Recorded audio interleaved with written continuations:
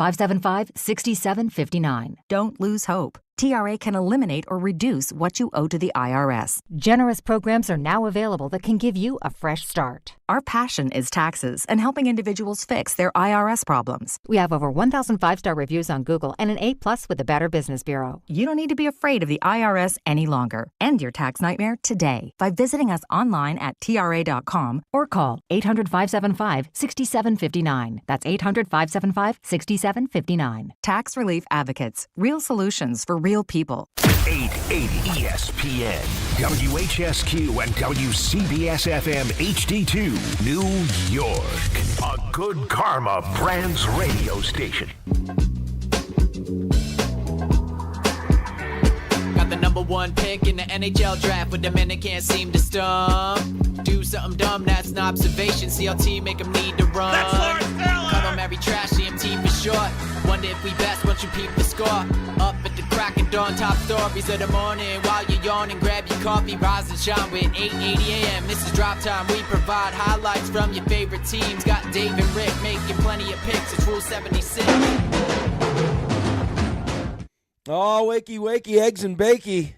Energy butt bolts. Oh, yeah. You're listening to DiPietro and Rothenberg on this John Harbaugh Thursday. I'm Rick DiPietro. My definition of bird watching is like when you go into the shower and you start looking at, at someone's genitals. Speaking of which, let me see that thing, Dave. Here he is, my co-host, Dave Rothenberg. I'm not a handful. I'm a delight. You're like a big, doughy backpack. I'm a pleasure. You are a pleasure. Our amazing producers, we love them. Best hair in the business, RJ Santillo. You know about the Ducks? The Ducks? Oh, tell us more. How about the very handsome, very tired since he did not sleep last night, the one and only Raymond Santiago? I have a lot of questions, but I don't want them answered. Okie dokie. Big shout out to the companies. Thank you for getting up with us. So you can listen every weekday morning, 6 a.m. to 10 a.m. right here on ESPN New York. And now you can see Dave's beautiful, very happy face on YouTube. Number to call, 1-800-919-3776. Are you wearing it right now, Jared? I'm not. I've got a few meetings this morning. That wouldn't be office appropriate for today. Are you naked? So, maybe. Also not an appropriate question. We have an unbelievable show planned for you today. Greetings from the Galapagos Islands in Ecuador, guys. Rick, you'd love this place. There's boobies flying everywhere. Oh. Everywhere! Oh, yeah, everywhere. Knicks didn't show up play late last night in Sacramento, and to make it even worse, they lost Jalen Brunson to a rolled ankle. Rangers, they just stink. Dante Moore is headed back to Oregon, but none of that matters today because it looks like Dave's New York Giants are on the verge of signing John Harbaugh to be their new head coach. I'm sure we'll talk about that all 4 hours. We got Tim Hasselbeck at 8:30. Very nice. And as always, on Thursday at 7:45, we have an observations. Did it happen in Florida? And RJ's world-famous stuff you missed around 9:15. But before we get to all of that, today is a day of celebration. I think if it was acceptable, Ray would make love to his Jeep. No, not that kind of celebration. You want energy? I'll open my butt cheeks and give you energy today. Oh, my God. That's not exactly where I was going, but better. I want to make sure that on this John Harbaugh Thursday, we're not doing any of this. You know what? You'd want the I same love for you. me. I consider you like closer than Don't no. sit there. You're a piece of crap. You know Don't that. sit there and act like you wouldn't do the same. Wow. Or this. Hey guys, how you doing? The show's gonna go on, and I've been here since 2:00 in the morning. 49ers. Maybe we should try and be helpful to each other. Would you like us to take the money for the next home you buy, Mr. DiPietro, out of the crypto account? See, French Dave, that was nice. You know what? We should go somewhere to celebrate. Yes, So where exactly are you? In the Galapagos Islands in Ecuador, off the coast You with the of Ecuador. turtles and the boobs? Tell me more. Turtles, boobies, sea lions, stingrays. It's awesome. It sounds Penguins. awesome. I like sea lions. Stop it. We all know exactly what you like. And I like boobs. Those are your favorite. They are his favorite. And here he is. He's everyone's favorite, the one and only Dave Rothenberg. Well, you know those days when I pop on and I say, you're not dead, and the Giants have lost a game that they led by like 37 points in the fourth quarter, and somehow they found a way to lose that game? Those days, hopefully, are a thing of the past, because the fact that you're not dead means that you can enjoy and revel in what should be a celebratory day. The Giants are on the verge. It's happening. Head coach to be very soon, John Harbaugh. Wow. Hello. Oh, he's back, baby. Oh, he's back. They better get pen to paper ASAP because I need this version of you all off season long, all of it. How could you not? I mean, really, how could you not? This is, I mean, if you go through the entire coaching roster in the NFL, this is one of the best coaches. It is. I'm not saying Sean McVay. Like I'm not saying he is number one, but he is an upper echelon coach. And you know what I love, Rick, is the Giants. If you want to say desperate, I think you could even go that far. They wanted it. They wanted it. They made it a focus. They made it a massive priority, and they got it done. Good on them. Yeah. So, I mean, is he the best coach in the NFL? Probably not. No. Is he the most sought-after coach in this coaching cycle? Yes. Because it looks like Mike Tomlin's going to go do TV. So, I mean, you're talking about a coach that the second he was fired had, pretty much every team that needed a coach and teams that still had a coach calling to see what his availability was going to be. And, throughout the process, it sounded like the Giants were at the top of his list. And I know you, like as excited as you were, didn't want to really fully believe it until it actually happened because, I mean, you heard, it depends on who you listen to, about, why Atlanta would be a good job, why, Tennessee would be a good job.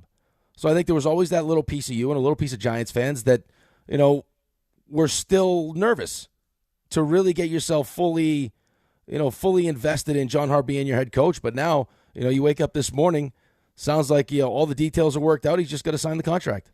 Yeah, I mean, it's unbelievable. Apparently, they handled themselves like professionals, and they flew him in here on the private jet, and he was here for hours and hours and hours. And then the reports that he left with no deal, and then the reports were, hang on, he actually didn't leave. But, I mean, I feel so good about being on the verge of getting a competent, capable, a winner. And you can call today, and I'm sure there will be people, he's only got one Super Bowl, and, he's underperformed. Please. I don't want to hear it. Every person I spoke with said this is an absolute slam dunk. He's an elite head coach, and this is exactly what the Giants have been pining for, desperate for, and finally got. So thank God today's a great day in Giants Nation. Well, think about what you've had, right? Like, I mean, recently what you've had and the amount of turnover. And now, I mean, going into year two of what we all believe is going to be a really good quarterback, right? He's going to be the face of your franchise. He's going to be your franchise quarterback. Like, I mean, you need stability. This kid needs to know that this is going to be my head coach. And then whoever they decide to bring in as the offensive coordinator, maybe it's Todd Monken, whoever it ends up being, is this guy's going to be here a while. I'm not going to have to go through this process again until hopefully John Harbaugh decides he's just going to be done, right? Like, this is the last job he's going to take. Yeah, I heard 8 to 10 years is realistic with John Harbaugh now. Because, I mean, the other names that we were talking about, and we'll put Stefanski and McCarthy to the side, like, you couldn't afford to take another chance on a coordinator that's never been a head coach before. Like, I don't think you were in the position to do that. Right? Like, I mean, it's just, it's what I'm dealing with now, right? I mean, we're still fingers crossed that Aaron Glenn can be a good head coach, but we don't know. You know that John Harbaugh is a good head coach. Oh, there's no doubt about it. Right. Like, and listen, Stefanski's a good head coach. Mike McCarthy's a good head coach. Like, those were the options for, offensive-minded guy that has coaching experience. Because there was maybe the thought, I guess, because we asked the question to Mel, and then people were talking about it, that maybe if Harbaugh, doesn't get into the playoffs, that, he could be let go. He decides to leave, whatever it was, he might be available. But, I mean, to think now that you got John Harbaugh as your coach after dealing with what you did with, Joe Judge and Ben McAdoo and Pat Shurmur and Brian Dable, to now have this. It's pretty remarkable. I mean, talk about stepping in it. Yeah, right. Well, you know what? But they recognized that they were a dysfunctional franchise and that they hadn't done right. But it properly. doesn't. I mean, I wouldn't give them that much credit for recognizing that they needed John Harbaugh. Well, I don't think it's that hard to recognize that you need John Harbaugh. Yeah, but just because you need him doesn't mean you're going to go all in and do everything. I mean, they spared no expense, right? They got I would paid hope him a not. fortune. I would hope not. You won. I mean, you won 2 games that anyone cared about. You won 2 that people were pissed off about. Well, just because you did the right thing doesn't mean you shouldn't be pleased you did the right thing. Well, like how many times have the Giants made a decision? You're like, oh, I can't believe they made that but decision. I'm not saying be pleased by it. You be pleased by it. Be happy. I don't want to sit here praising them. They spared no expense. It's the least you could do. I mean, there's 2 other teams that are in on John Harbaugh. But listen, if we crush them when they deserve to be crushed, I think you have to praise them when they deserve praise. I think it's kind of a low bar that you're setting here where you go, well, they sent the private jet. I would hope so. We can make him fly economy. Well, not going to make him fly economy, but he can find his own way here. Yeah, but what are you talking about? If you don't want to get the deal done, yeah, make him. Hey, John, they didn't have to. You to figure make out your probably flight the stuff. highest paid coach. I mean, there's a tweet from Connor Hughes that said he's told the Giants' budget will be non-existent. No expense spared for any assistant coach. They didn't need to go all in like that. But they did, though. But that's my point, is that's great, and you should praise them for doing that. Oh, okay. I mean, no? It seems like common sense, though. Like you'd have to be like, how many things seem like common sense for the Giants over the last decade that they didn't do? Right, but you keep telling me that they're the Giants. I would imagine at some point, like that ownership would come to the realization, like whatever we're doing right now isn't working. John Harbaugh has fallen into our lap. Like it's time to make some uncomfortable decisions, I would think. I'm going to sit here and praise them because they sent the private jet for him. They deserve praise for the way they handled this. Okay. I don't know how you could say otherwise. I don't see how else you could have handled it if you really wanted him. How many times have it's the most sought after meetings? We look at the Giants now and we're like, oh my God, the way they handle things, they're not even the Giants anymore. Well, they finally got back to being the Giants, and I think they deserve praise for that. There would be a real level of ineptitude if they did something to screw it up. Like if you find out the reason that it didn't happen is because he had to book his own flight, or they were going to put financial restrictions on him if he was to get the job. And that would have shocked you? Yeah, it would actually shock me. Last decade, they brought in Dave Gettleman. They haven't fired Joe Shane. That would shock you if the Giants did something that you looked at, you're like, I don't know about that. Yeah, but this doesn't feel this. You're the one that kept saying they're not really the Giants anymore. They're right, not but the same organization. Well, you clearly don't think they're the Giants anymore because you're sitting here praising them for sending the private jet to go pick the guy up. No, I think the way they handle themselves is great. Okay. RJ, I don't think there's another way to handle things. If you have the most they have been a poor franchise for the last decade. You're the one that said, "Oh, Tennessee, look at Atlanta." I mean, I didn't say any of that. I said the Giants were the best job. I said. Well, why would they be the best job? Because they're best set up. The only reason he doesn't take it is if you screw it up. And they didn't screw it up. Oh, great. Congratulations. You didn't screw it up. I'm surprised that you're having this bizarre tact. Are you? Is it jealousy? Yeah, but I'm surprised that you're sitting here like praising them for like doing things that just seem like naturally that you would do if you're trying to get a coach that has like every option available to him. This isn't like, I could understand if it's just like a coordinator that like would be happy to get your job, which is what you've hired. There's teams that won't open up the checkbook and say, you know what, you need a blank check for your assistant coaches. Have at it. You need to have final say. Was Atlanta going to do it? We've heard the Giants haven't given control to a coach since before George Young was hired. Which coach would you give control to that you've hired that's on the level of John Harbaugh? You haven't hired a coach. Tom Coughlin? He was not. Tom Coughlin wasn't Tom Coughlin until after he got done coaching the Giants. He still had a lot of tremendous success in college and the NFL. At the time, Tom Coughlin was nowhere close to being looked at like John Harbaugh is looked at right now. Not even close. Took a team to the AFC Championship game. I'm not saying he was what John does that Harbaugh, mean? But he wasn't far off. I don't want to get into this fight because it's not worth fighting. John Harbaugh is, at the time you're hiring him, probably the best coach you've ever hired. Now, that doesn't mean he's going to get the best results, but at the time you're hiring him, he's probably the best coach you've ever hired. Right. Yes. He's the most sought-after coach because it doesn't sound like Tomlin is coaching, and LaFleur is still not available. In this cycle, he is the most attractive coaching prospect.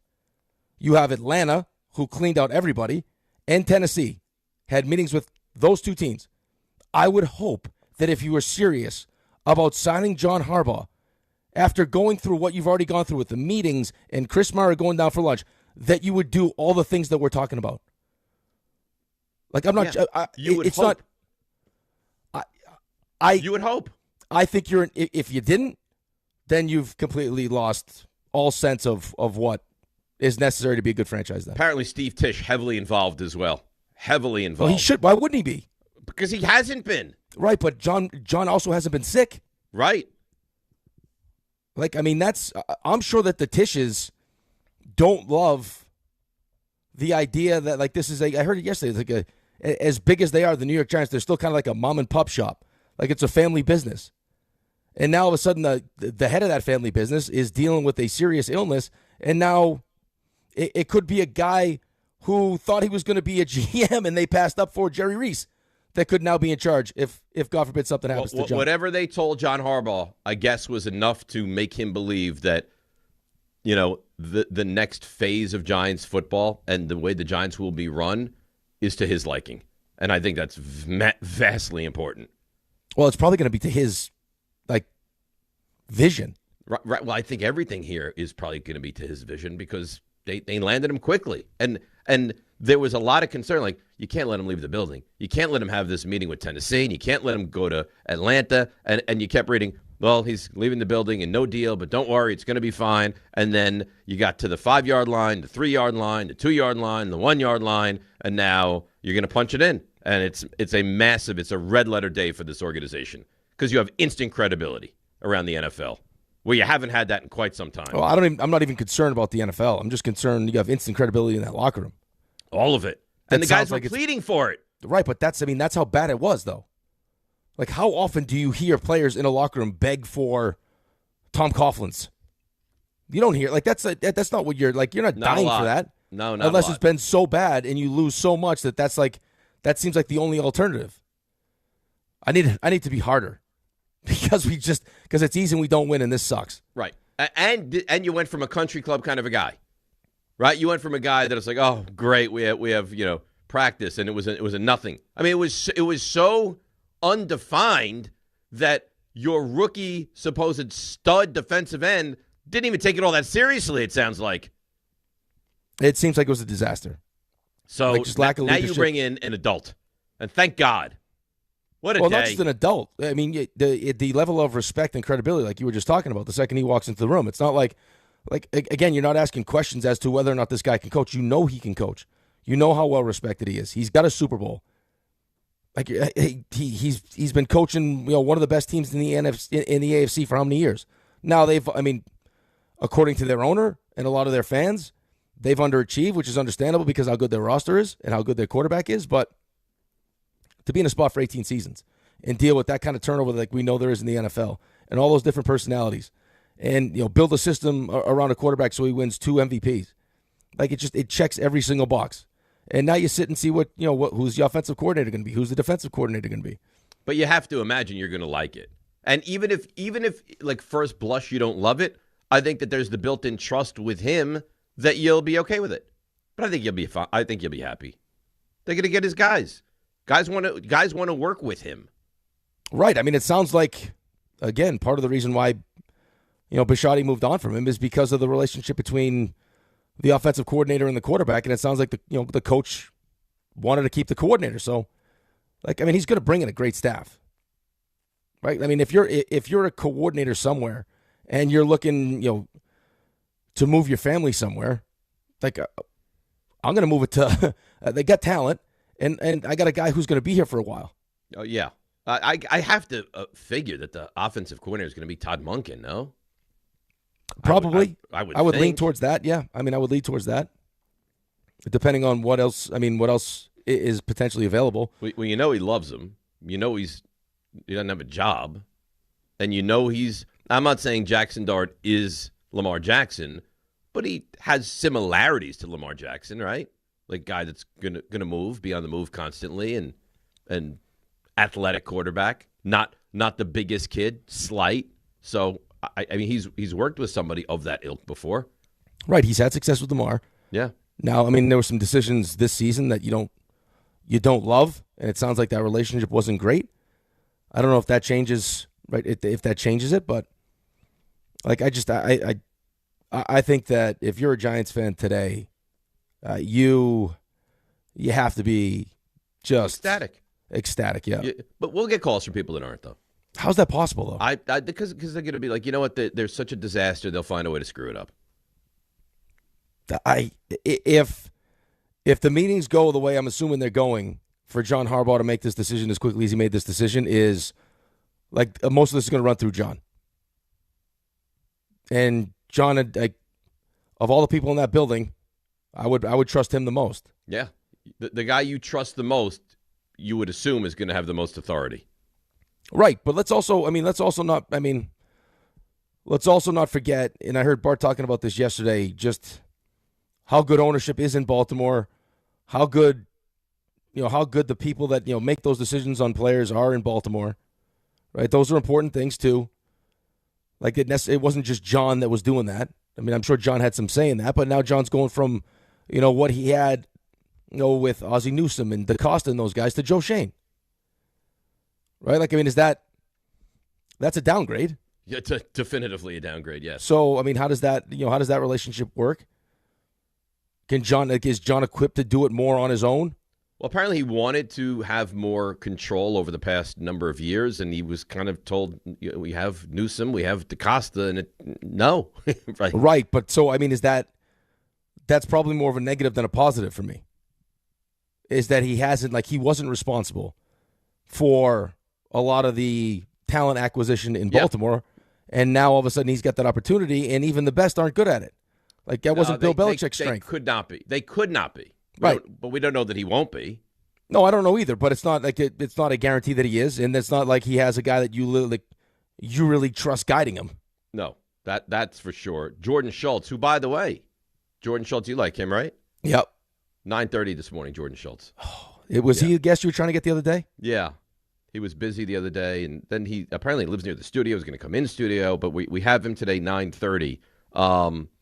He said he texted a high-level AFC executive, quote, Vrabel to New England last year is John Harbaugh to the Giants in 2026. Mark it down. This is an A-plus hire. Yeah, I'm not willing to say that yet. I think that Mike Vrabel is a huge piece of that, obviously.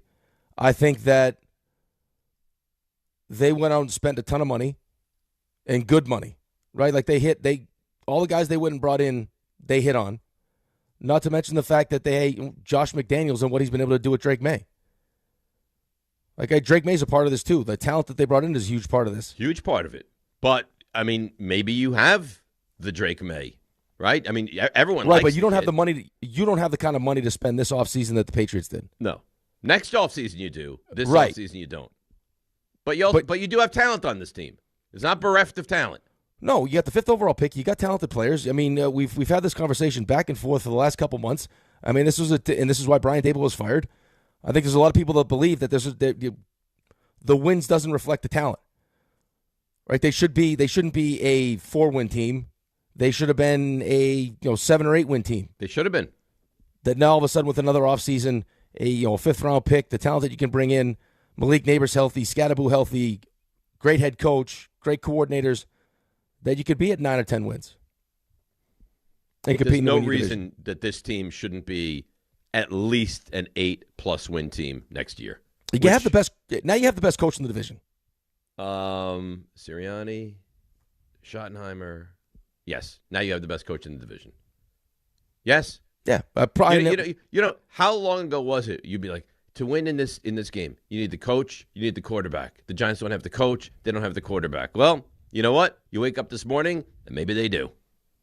Well, they definitely have the coach. Now we got to see what the ascension of the quarterback looks like. Yep. All right, let's break. We'll come back. I mean, it's a glorious day. As a Giants fan, you finally got to where you were hoping to get to. 800-919-3776. Tim Hasselbeck at 8:30. Jordan Schultz at 9:30. We're trying to get another Jordan RAANAN, as well at some point during the show to tell us. He texted me late last night. It's happening, and it is happening. DNR with you, ESPN New York. Hey, football fans, picture this. You bet on your favorite player to score the first touchdown in the game, but his teammate scores instead. If this happens, BetMGM wants to give you another chance at the end zone. With BetMGM's Second Chance promotion, you'll get your stake back if your first touchdown scorer scores second instead. Really? That's right. Bet on any pro football player to score the first touchdown of the game. If you're right, you win. If your player scores second, you get your stake back in cash. With BetMGM's Second Chance offer, you have a chance to keep the fun going after the first player crosses the goal line. Try a first TD scorer wager with confidence today. BetMGM. Make it legendary. BetMGM and GameSense remind you to play responsibly. See BetMGM.com for terms. 21 plus only. New Jersey only. Existing customer offer. Subject to eligibility requirements. Rewards paid back in unrestricted withdrawable funds. Gambling problem? Call 1-800-GAMBLER.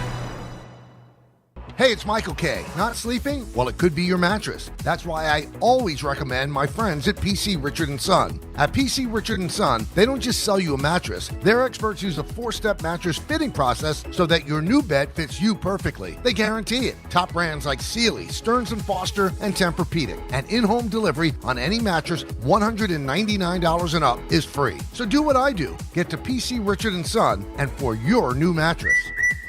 Free delivery excludes Manhattan. Not all F words are bad. Some are actually great, like fast, free fiber for 4 months. Yep, switch to Optimum Fiber for as low as $25 a month. Plus, for a limited time, you can get 4 months free, HBO Max included for 1 year, and a 5-year price lock. Don't wait, this free fiber deal won't last long, and the fastest, most reliable, most consistent internet speeds await you.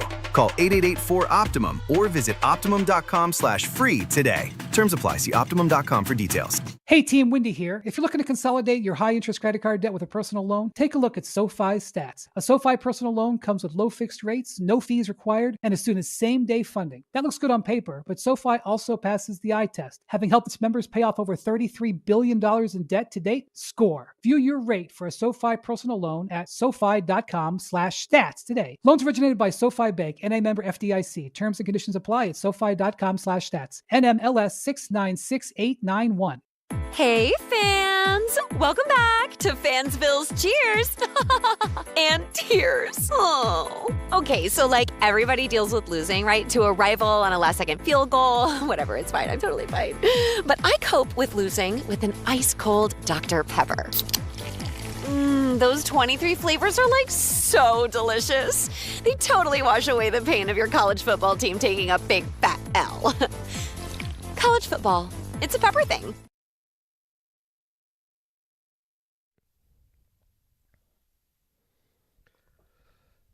Oh, yeah. We're getting lifted.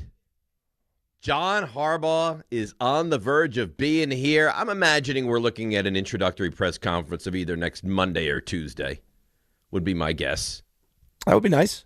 That would be delightful. Delightful. Do you see, it's funny, the original report was like he was there for John Harbaugh. Apparently you learn he's always there, but Jackson Dart was there yesterday to try to get this over the goal line. Listen, whatever it takes, man. Eli, Brian Dable. Like if I'm Jackson Dart, of course I'm trying to get this done. Are you kidding me? Whatever it takes. I still can't believe Brian Dable's making calls on the Giants' behalf. I give him credit, man. I give him credit. Would you? Oh, it could also be, hey, John, take that job because I can't. Let's keep those other jobs free. I got a couple interviews with these other places. I know, but I guess. I also think Cam Ward is good. It's a weird dynamic, though. Right, but I also think Cam Ward is good. You take the Giants job. I'll go try to get that Tennessee job. Yeah, apparently he's up there for Eagles offensive coordinator and Lions offensive coordinator. He's worked with Jalen Hurts. Yeah. Right, so he has a relationship with him. I heard Orlovsky sounds like he wants the Lions offensive coordinator job. Is that job. a realistic thing that Orlovsky could get an OC job? I know he wants, but like he's I guess he's had conversations in the past and just wasn't ready to make that move just with the time. Right, he's got young kids, so the amount of time that you have to spend away from home and everything else. But he played on the Lions, so I guess that would be the job. That's also a great place to. I mean, with the amount of talent they have on the offensive side of the ball. That could you imagine as your first OC job, the Lions? Well, right. I mean, if your thought was, I'd like to be a head coach at some point. Like, when's the right time to sacrifice my time away from my family? how could I fast track this process? Like taking that job would fast track that process. Yeah, I guess it would. So yeah, I would guess Monken with the Giants. I don't know what they'll do with defensive coordinator. John has a special teams background. That was his last job before being a head coach. He was a special teams coach. And by the way, I know we joke about with Aaron Glenn and the Jets special teams. The Giants can use help anywhere. The Giants special teams are terrible, awful. So I mean, to be buttoned up, to think that just everything is going to change and not have a country club atmosphere and guys are going to learn as they're at practice and show up on time and be held accountable and just an adult running the organization, it makes you feel so good about this team right now. Right. Well, you have the talent, and you feel like there's probably, there's probably a lot of untapped potential, right? I think you saw a glimpse as good as some of the underlying numbers with Abdul Carter looked. Right? The idea that he wasn't showing up on time to meetings and everything else. And then finally you saw, last 5 weeks, a different version of him. And that was like with the slightest bit of discipline. Right. With we're going to discipline him, we're going to call him out a little bit, we're going to punish him, and we're going to change what we expect from him. And you saw a very different version of him, right? Right. And I also think that for someone like Jackson Dart, who doesn't want to get accustomed to losing and feels like to me has that leadership quality where he's not afraid to hold people accountable. But like as a rookie or even someone going into his second year, is that something that you want him to have to worry about? Like I want him to worry about learning this new playbook and just and playing the game. I don't want to have to make it like him feel like he has to worry about making sure guys are doing certain things and holding guys accountable. Once in a while, that's great, right? All good leaders should do that, but that shouldn't be. There shouldn't be such a void in your locker room leadership-wise that you have. That was the thing. It felt like Cam Scatterbo and Jackson Dart, both rookies, completely changed the whole personality of that team. They were the leaders of the team. Which, that's not how it should be. And that's obviously. Shouldn't have guys that have made 3, 4, 5 starts in the NFL being the leaders of your team. Now, I think you're John Harbaugh and you see what those guys are capable of doing, and that's certainly an attractive reason that you would want the Giants job. But you should never have rookies. First, infancy stages of their rookie seasons. Remember, because Scatterbo wasn't healthy to start the year, and then Dart didn't start the year as the guys week 7 after making a couple of starts. It's their team. That's weird.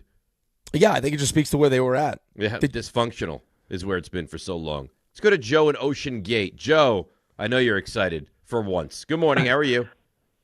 Good morning, guys. Yeah, I was on the phone with RJ and everything just before, and it was right when Rick was. He sounded like he's very jealous and he seems like he's pissed, which I would be too. You get this dysfunction, and thank God, I think it seems like we're pulling out of our dysfunction.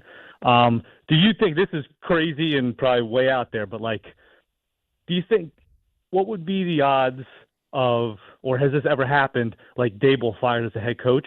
He loves Dart so much, and Dart looked like he did pretty good, even though Dable's not good at the head coaching part, but as the OC, I don't think and so. It would be the learning curve. He already knows, That would just I don't know. I'd like to call Joe. I would never say never to anything like that, but that would just be weird, wouldn't it? It's happening with the Rangers right now. I know it's not football, but it's happening. Your coaching staff with the Rangers. Quinney's working for Sully. Right. And listen, it took some time. Obviously, took some time. Quinney got another job, and now he's back. But still, could I see it happening? No. If there weren't better options, and I felt like with Jackson Dart, I could have a ton of success, which would get me back to where I wanted to be, which is as a head coach, then I would probably suck it up. I don't think it's a crazy, awful thought. I just think, does that really happen in the NFL? I can't tell. No. Gets demoted, fired, and then brought back in a different role? No, especially, won a playoff game here, was coach of the year, gets fired, and then the following year would come back as the offensive coordinator? No. Are you seeing RAANAN on SportsCenter right now? I am. He looks terrible. He must have been at the facility late, didn't shave. Right? He looks exhausted. Is this a live report or is this last night? I don't think this is live. There's no way that's live. It's got to be last night, right? There's no way. Considering the day Jordan had, and we were told he had to sleep, no way. Oh, that's what they told you? He can't because he got to sleep. You got to sleep sometime. Interesting. Do we really? You don't. You don't. I am half awake here. I mean, after the first half of the Knicks game, you could have shut it right down. I probably could have. You should have. You should have gone home at halftime. Precious Achiuwa just running amok. I mean, Precious Achiuwa is dominating. Brunson's out. You're getting run out of the building in Sacramento. I mean, you should have been like, you know what? I'm going to go home now. Bye. What, we won a 19 from 3 in the first half? They're terrible. I think they were over their first 10 from 3-point range. Brutal. So that's what you should have said, Ray. If you're not going to show up, I'm not going to show up. I'm out. That's right. I can't do that. I can't say such things. And then you could have went and slept in your beautiful Jeep. Plus, we had the big Thursday Open on deck. Dave, this is a big day for Dave. Big day for Dave, and I know it bothers you, which makes it even better. I don't know that it bothers me. Oh yeah, yesterday your hatred it flowed right through the show. How so? How did my you're hatred like, I don't want flow? it to happen. I want you to be. You're like, I want you to be miserable. I don't want this. Yeah, and I told you it would be good for us as a program to have that breakdown. RJ, would it be better for us as a program to get a competent, capable, really, really good head coach, or to have more misery and dysfunction? What's better? No, less misery and dysfunction. Yeah. Had enough of that. This is the biggest day since when for you, Dave? I mean, probably my wedding day. Oh boy, no. The biggest day since as a Giants fan. Since the let's get to qualifier as a Giants fan. Probably since they beat the Vikings. Yeah, the playoff win. Yeah, and it's not even on the field. Yeah, right. But even that win, I don't feel like you were that like. Well, I was excited by that win. Right, but you weren't that excited because you knew you were playing the Eagles next. It didn't feel like it was really going to lead to what this could lead to. And what you guys were arguing, I don't want to lead us back there, but I think it was just a simple breakdown of you guys saying the same thing, basically. Because, Rick, your perspective is correct in that how could you be so impressed that they got the jet and they did all this and they're willing to meet his demands? That's Dave's subtle admission of this could have gone either way. He didn't know if he had. I mean, Dave, you can correct me. He didn't know if he still had faith in his team to do all the right things. Well, I mean, Ian kept saying to us like the Giants are 7 under and the Titans are 6 under, and it's a very close race. And you read from all these people, don't discount the Falcons. And I'm thinking to myself, I'm telling you, I'm not even exaggerating. If the Giants lost out to Tennessee, which is apparently the hot team that you heard thrown out there, I would have been apoplectic. If the Giants lost out with what you look at as a legitimate quarterback to the Tennessee Titans, there would have been no coming back from that. That would have been like in the business world. You're on the verge of like Chapter 11 now. Like you're going so far downhill that it's going to take years to recover. That's what the league thinks of you, but you don't have to think that way. You would have been, what was that Ben Affleck movie, like Jiggly or whatever it was? That's what you would have been. You would have been Jiggly? You would have been Jiggly. Yeah. You would have been Jiggly. You don't want to be Jiggly. You don't want to be Jiggly. Never saw that movie. You've heard of it, right? I've heard of it. But think of, I mean, the swing of one decision goes from we could win the East next, we could win the East next year to we are the Browns. That it felt like that's what was at stake. All right, so but here, just quickly before we go to break here, my point was, and I didn't want to try to get into a fight because I want you to be happy. I want everyone to be happy. Was like what you just said was like Ian O'Connor's been. I mean, for me, felt like the most dialed into what's going on. So good this entire way. Right. So we're doing the golf analogy. You're 6 under. Tennessee's 5 under. The Falcons are 5 under. Like it's that close. So we all know it's that close. Like this could swing either way. So if you're the Giants and you want to get it done, of course you handle it the way that you handle it. So, like, if anything, I would praise them for recognizing that, guess what, we just can't rest on our laurels that we're the Giants anymore because we're not the Giants anymore. Like, we got to prove to people that we're still capable of being the Giants. And by getting this done, that starts to bring us back to that. That's right. That's right. Maybe today, January 15th, 2026, they're the New York Giants again. Just maybe. Boxing back at the Garden, Saturday, January 31st for the Ring 6 Teofimo Lopez against Shakur Stevenson. ESPN New York has your chance to score tickets on the ESPN New York app.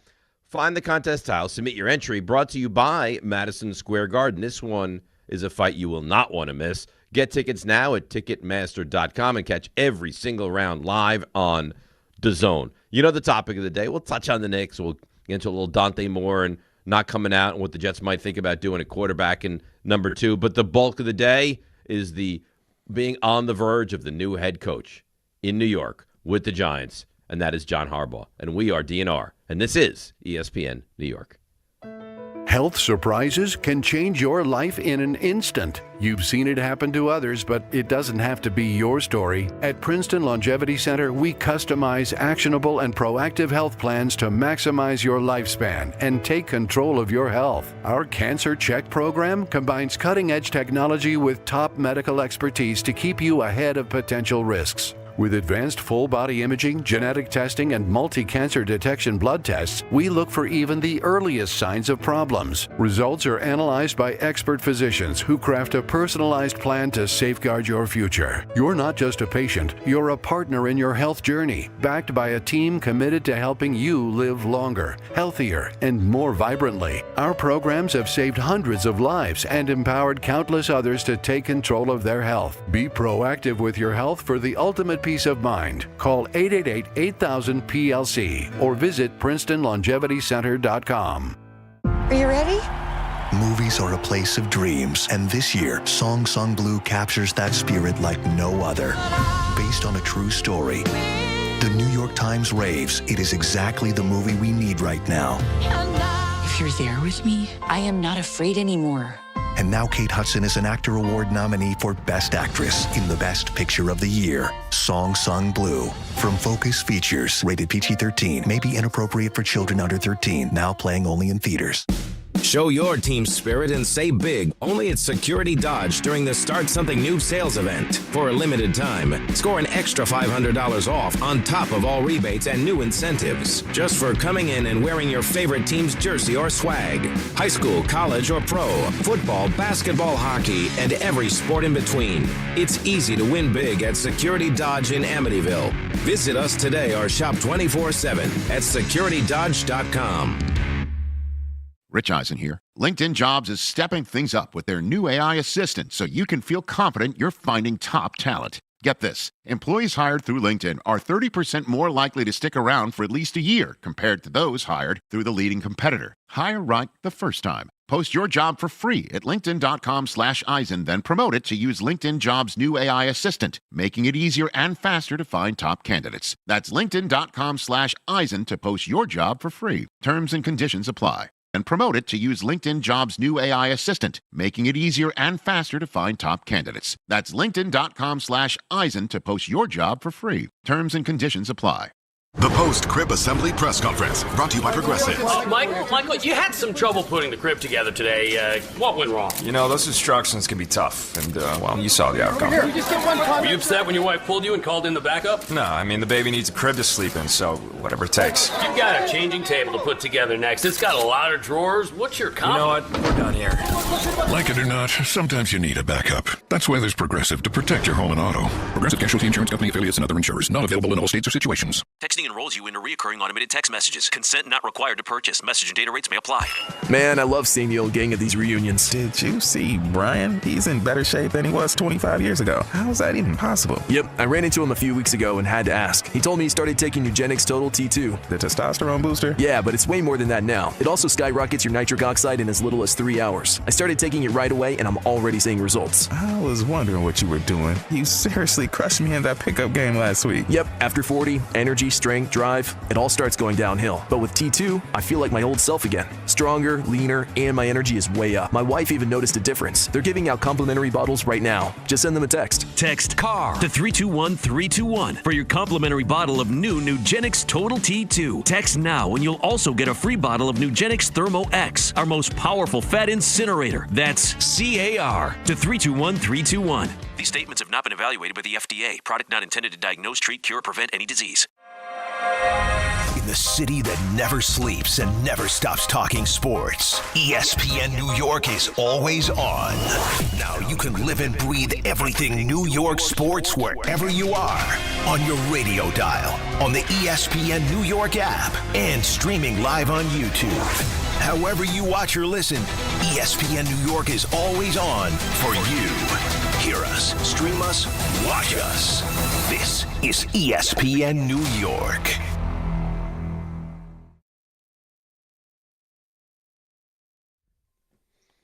Oh, yeah, butt bolt energy, baby. DNR with you, ESPN New York. Harbaugh is on the verge of being here, and it feels like the worm has turned. I didn't set you up for a FanDuel read last segment, and for that, I apologize, but I got stuff going on. But I do want to hear what's happening at FanDuel. I do. Well, we got some playoff mode happening. FanDuel's turning on playoff mode. All customers get a profit boost pack every NFL playoff game day. Each game day during the divisional round, you'll find a pack loaded with multiple profit boosts waiting for you in the app. More boost means more ways to level up your playoff bets. You pick the matchups you believe in, take your shot on an upset, or you can build a parlay that fits the moment. Whatever you like, bet it only on FanDuel. Then apply your profit boosts and go after even bigger payouts while the playoffs keep rolling. So visit FanDuel.com/local and grab your profit boost pack every NFL playoff game day. Must be 21 and older and physically present in New York. Opt-in required. Bonus issued as non-withdrawable profit boost tokens. Restrictions do apply, including any token expiration and max wager amount. See terms at sportsbook.fanduel.com. For help with a gambling problem, call 1-877-8-HOPE-NY or text HOPE-NY at 467-369. Jordan Raanan was on ESPN. A weary Jordan Raanan was on ESPN last night. He said the Giants went all in, put on the complete full-court press to get this head coach. They made it pretty clear throughout this process that John Harbaugh was their number one option, their number one choice, and they went after him. They had him there almost all day on Wednesday from about 9 a.m. until almost 9 p.m. So the Giants have pledged the kind of commitment that John Harbaugh wants in regards to building out his staff and building out an operation that he thinks can be successful. That must have been an exhausting day. No? I wonder at what point could that go the opposite direction? Like, okay, guys, enough. I can't. I don't want to look at your face anymore. Right, it's dinner time. I've been here since 9 a.m. I just want to go home. Let's wrap this thing up. It's just too much. 9 a.m. to 9 p.m. That's a long. And it's not like stress-free. I know it's not like confrontational, certainly, but it's high leverage stuff. Right, high leverage stuff, but I think for him in particular, it's different because it's them, right? He's interviewing them more than they're interviewing him. Yes. Like he already knows if he wants the job, it's his. He was in a position of tremendous power. Right, which is, again, why, I'm not shocked that they handle it the way that they handle it. Because I think the Giants are at a point now, and I think you recognize this, why I think you're so happy and so quick to give them credit for using the jet and all these different things is that they have to prove to someone like John Harbaugh that this still is the Giants. You can't rest on your laurels. It's not Tennessee and Atlanta. Come on. Right. Why would he take those jobs? In 1963, we're in the NFL championship game. We're here since 1925. We're a family-run business. Who cares? I want to see who you are now, what you are now, and what the future of this franchise is going to be. Right, because the results haven't been there. By name, yes, right? This is an attractive job by name, but once you look under the hood and get a chance to see what's really going on, why did you win 4 games this season? Why did you have 2 seasons ago one of the most embarrassing seasons in the history of your franchise? What the hell happened with what's this Joe Shane all about? What happened with Saquon? There's a lot of stuff that's happened over the last couple of years that that you're is this the Giants or the Jets? Because I can't tell. Right. And how many times have we joked they are the Jets? They move over Jets. There's new company in town for the most dysfunctional team. Right. And then, that's going to stop. Now that's going to stop because you got the guy that you want, and it just so happens that, the timing works out perfectly for you. That you find that coach is gone, and then of all the years where, everyone had them picked to be in the Super Bowl, they don't make the playoffs, and Baltimore's looking for a new head coach, and John Harbaugh becomes available. Yeah. It's Well, you know what? And I know that you feel the same way about your organization, and you're probably more due for luck or whatever than I am. But it's about time. I mean, how many times are you going to be on the verge of the number one pick and then you win meaningless games? Or you hire a guy who comes in and you're like, that suit doesn't fit. Or a guy who comes in and he's taking, quarterback knees on third down at the goal line. Like, it's about time that the Giants actually had a bit of good fortune. Well, I think part of the good fortune, though, is that you have the quarterback. Yes. And I also think you have, I think that the ownership, the ownership's. Recognizes? No, not recognizes. They're, why am I struggling with this word right now? What? How people feel about ownership. Reputation. The reputation. Yeah, right. I think that also helps, but I think that what helps the most is they have some talented players, and more specifically, they have a talented quarterback. Yeah. You have a talented quarterback. You have a stud left tackle. You have a running back you like. You have a quarterback you might love, right? You have a receiver that when he gets himself healthy should be one of the better receivers in the NFL. You have what we've, not this year, but over the last 5-7 years, one of the best defensive tackles in all of football. You have a guy who's expected to be a stud defensive end. So there are some pieces. They need a lot more. They need a lot more. You got you got a fifth overall pick now where you could take a right tackle if he's available. You could take the best receiver available. You're going to have options to go out and add to the offense and add to Jackson Dart.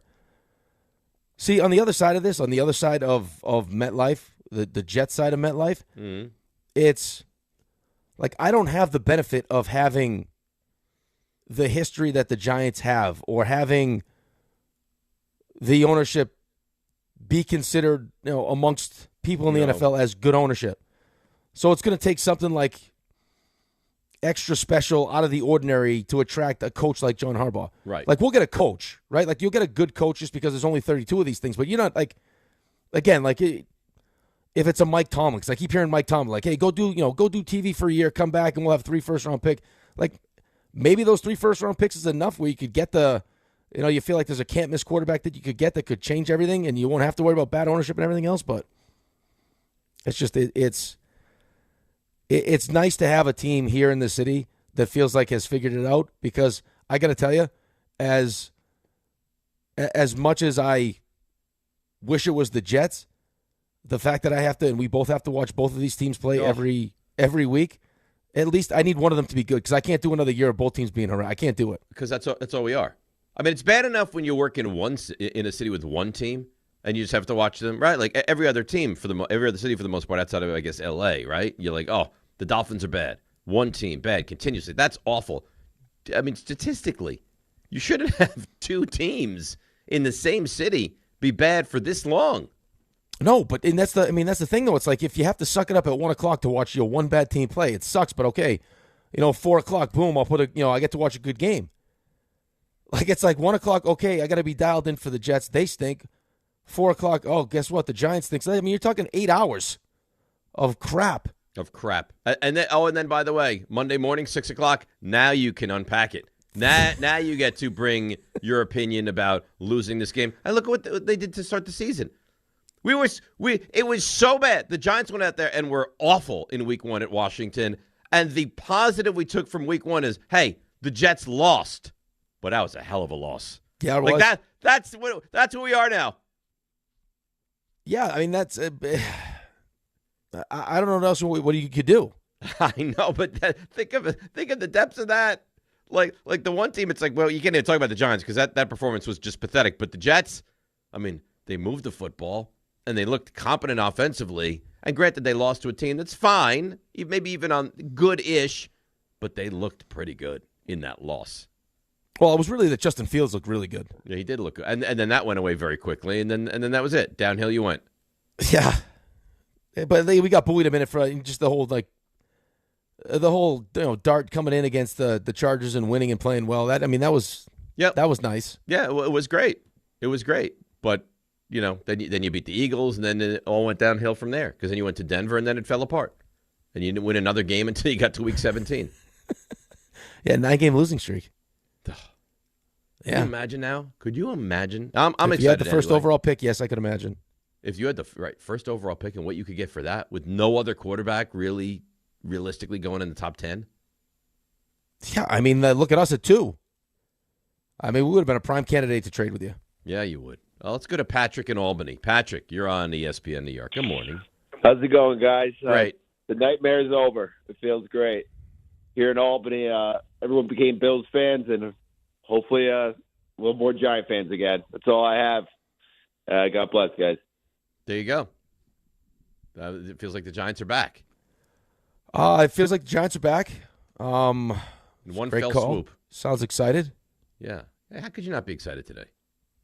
Well, I think you have to be excited. There'll be some people. I will say, though, and again, I don't think this is an issue because of how bad it's been, and we can cross this bridge when we get to this bridge, but there hasn't been a coach that's won a Super Bowl with one team that's won a Super Bowl with the second team. Right. So I've heard that as a negative also. Right. Close, right?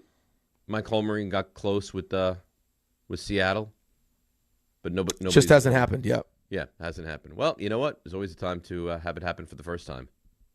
Right. Like, I mean, listen. Yeah, let's said about. And is that really like realistically? Should we be talking about the Giants winning the Super Bowl, or just get back to being functional and capable and enjoyable to watch? Right. Like, I mean, let's get to the playoffs consistently, and then we can have these conversations. I said to RJ at the last break, and I was thinking to myself, like, is this a crazy thing to say? I said, this is a top 5 moment for the organization in the last decade. And he's like, absolutely. Yeah, I mean, what moments are better? Minnesota. Okay.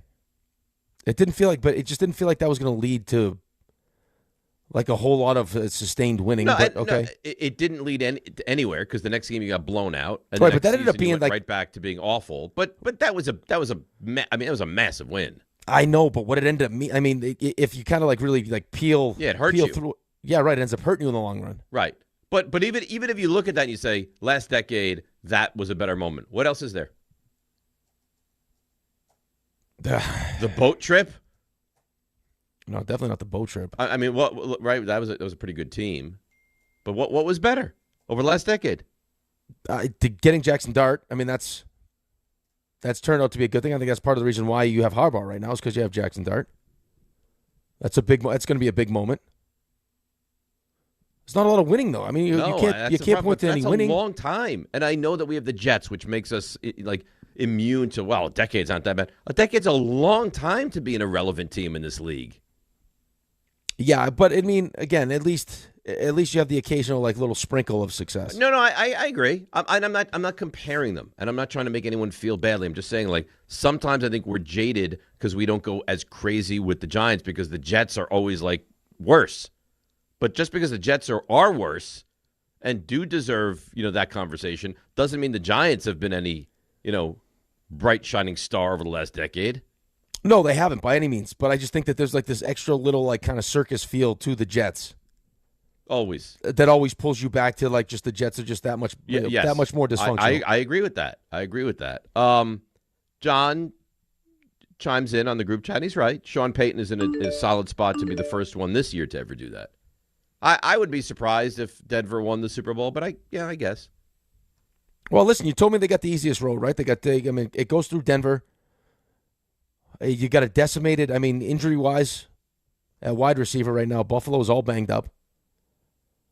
Josh Allen's banged up. You got a really good defense. You're rested. It's going to come down to, whether or not you trust Bo Nix or not. To win 3 games, I would say no. To win this one game? Yeah, I think Denver has a good chance to win this one game. To win 3. Right, but you also said, too, and I think I agree with you, like Denver's defense is good. I don't think Denver's defense is Houston's defense. No, it's not. Right. I'm sorry. That defense is overrated. Okay, so, they should. So, in theory, Buffalo should be able to get their running game going. Jacksonville, that was one of their strengths, is slowing down the run. Yep. They should be able to run it. And now, can they pass against it? I think if anyone could do it, Josh Allen can do it. And I also think that when you get this version of Josh Allen, playoff Josh Allen, where he's willing to just do whatever it takes, that's the tush push. That was supposed to be just it went almost scored a touchdown. It was unbelievable. It really was unbelievable. All right, before John sends another text saying, respect the top of the hour, let's take a break. 800-919-3776. You know what's happening today. The Giants and Harbaugh. That's what's happening. DNR with you, ESPN New York. Oh, you know what? Harbaugh's here. And you know who else is here? Debbie Duhame. Hi, Dave. Hi, Rick. Hey, just want to give a shout out to Pete and Maddie. Met them at the Rangers game Monday night. Great meeting you guys. Thanks for listening to DNR in the morning. Watch for delays right now in the Southern State, guys, as you head westbound right past the Meadowbrook. It's an accident with all lanes subject to closure.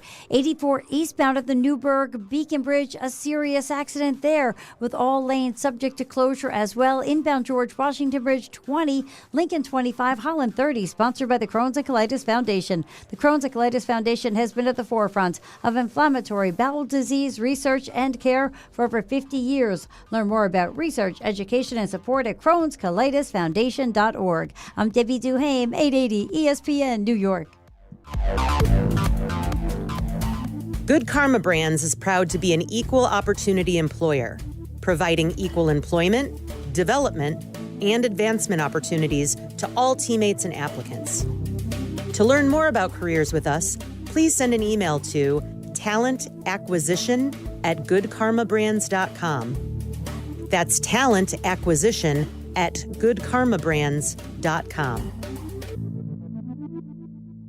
Welcome to Jake's 58 Casino Hotel, where excitement never stops. Unleash the fun with 2 floors of gaming action, featuring 1,000 cutting-edge video and electronic machines. Enjoy exceptional service at a prime location that places you right in the heart of Long Island's excitement. Stay and play in style with over 200 hotel rooms and treat yourself to a full range of dining options at Jake's 58 Casino Hotel.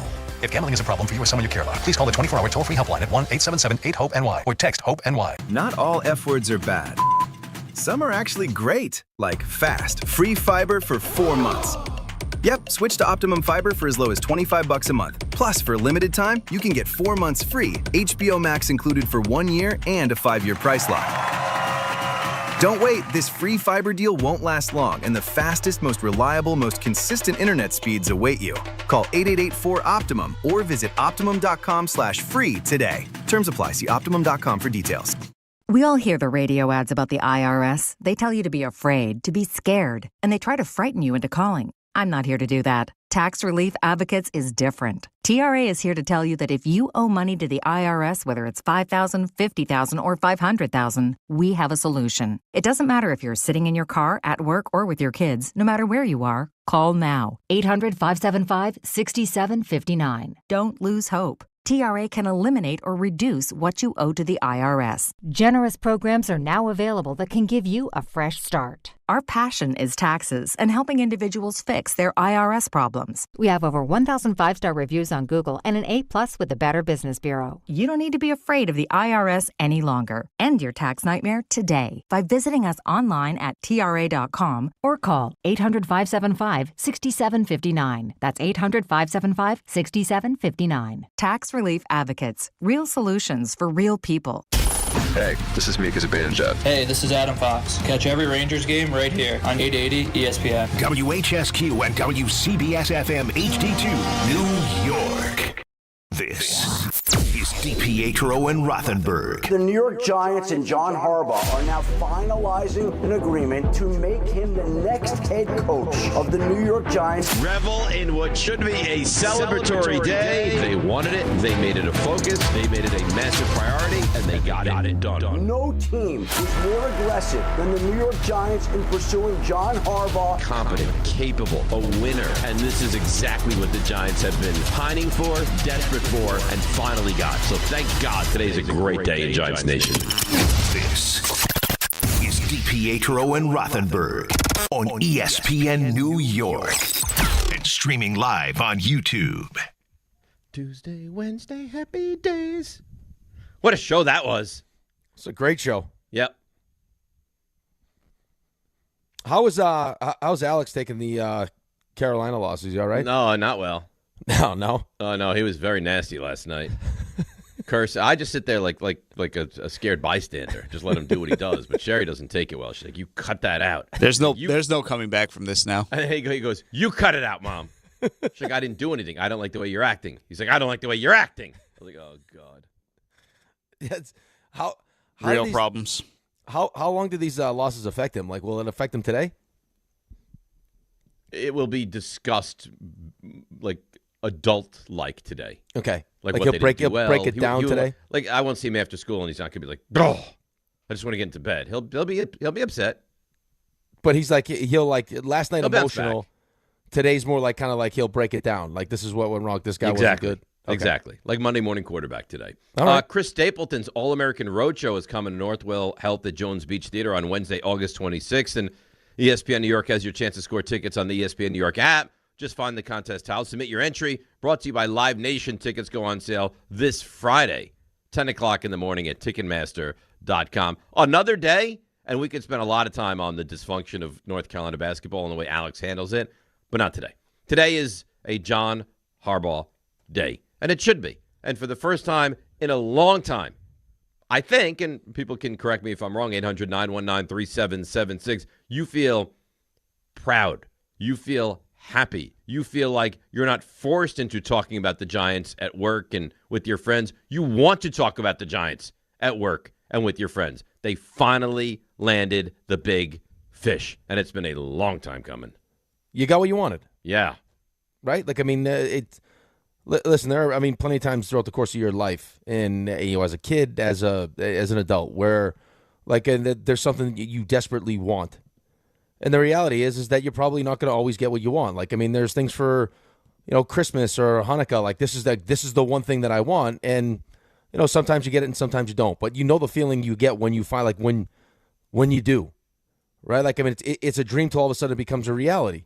And I don't think at the beginning, I know for a fact at the beginning of this, it wasn't John Harbaugh. It was, I don't know, I think I like Stefanski better than I like McCarthy, but still, I got questions about both because, they both, Stefanski, I know he's got 2 coaches of the year, but you've seen what that looks like over the last couple of years, and how responsible was he for the Deshaun Watson deal?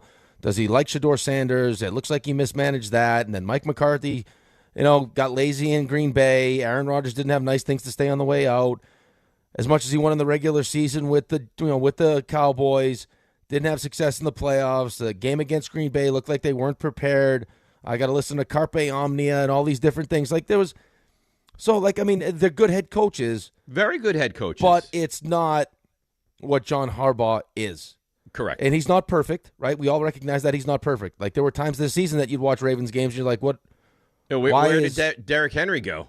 Right. How do you blow week 1 the way that you blew week 1? Like, why does your defense stink so bad? Like, there are things that happen during the course, but he's been there for 18 years. He's won a Super Bowl. He's had success over what seems like which is a tremendous amount of time for a head coach. Usually they said, like, by year 10, the message goes cold and people stop listening. This is 18 years. Right. This guy's done. And you know what? If I would say to you, you're right. He doesn't come without flaws. He's not the perfect head coach, and I don't know if that really truly exists. But if I said to you, functional, capable, adult in the room, CEO, like, he checks the boxes for all of those things. Right. It feels like if anything, if something goes wrong with Jackson Dart, it's not going to be because the Giants didn't give him the best opportunity to or won't give him the best opportunity to have success. Right? Like, they've now put a coach in place who's going to put a staff in place that's going to give Jackson Dart the very best opportunity to not just succeed, to get to whatever Jackson Dart is going to be. How good do you think, and again, just you ask it now because we don't know, how good do you think Jackson Dart can be? I think that Jackson Dart can be... Can he be great? Yeah, I believe just like, and that's skill set, but that's also attitude. It seems like unless he gets, because he's a good-looking kid, unless he gets a little bit swallowed up by New York, which doesn't feel like that's going to be the case, the kid loves ball, man. That seems just like that's who he is. That's what he loves to do. He loves to win. I think injury could be, probably at the top of my list as the only thing that could potentially derail him.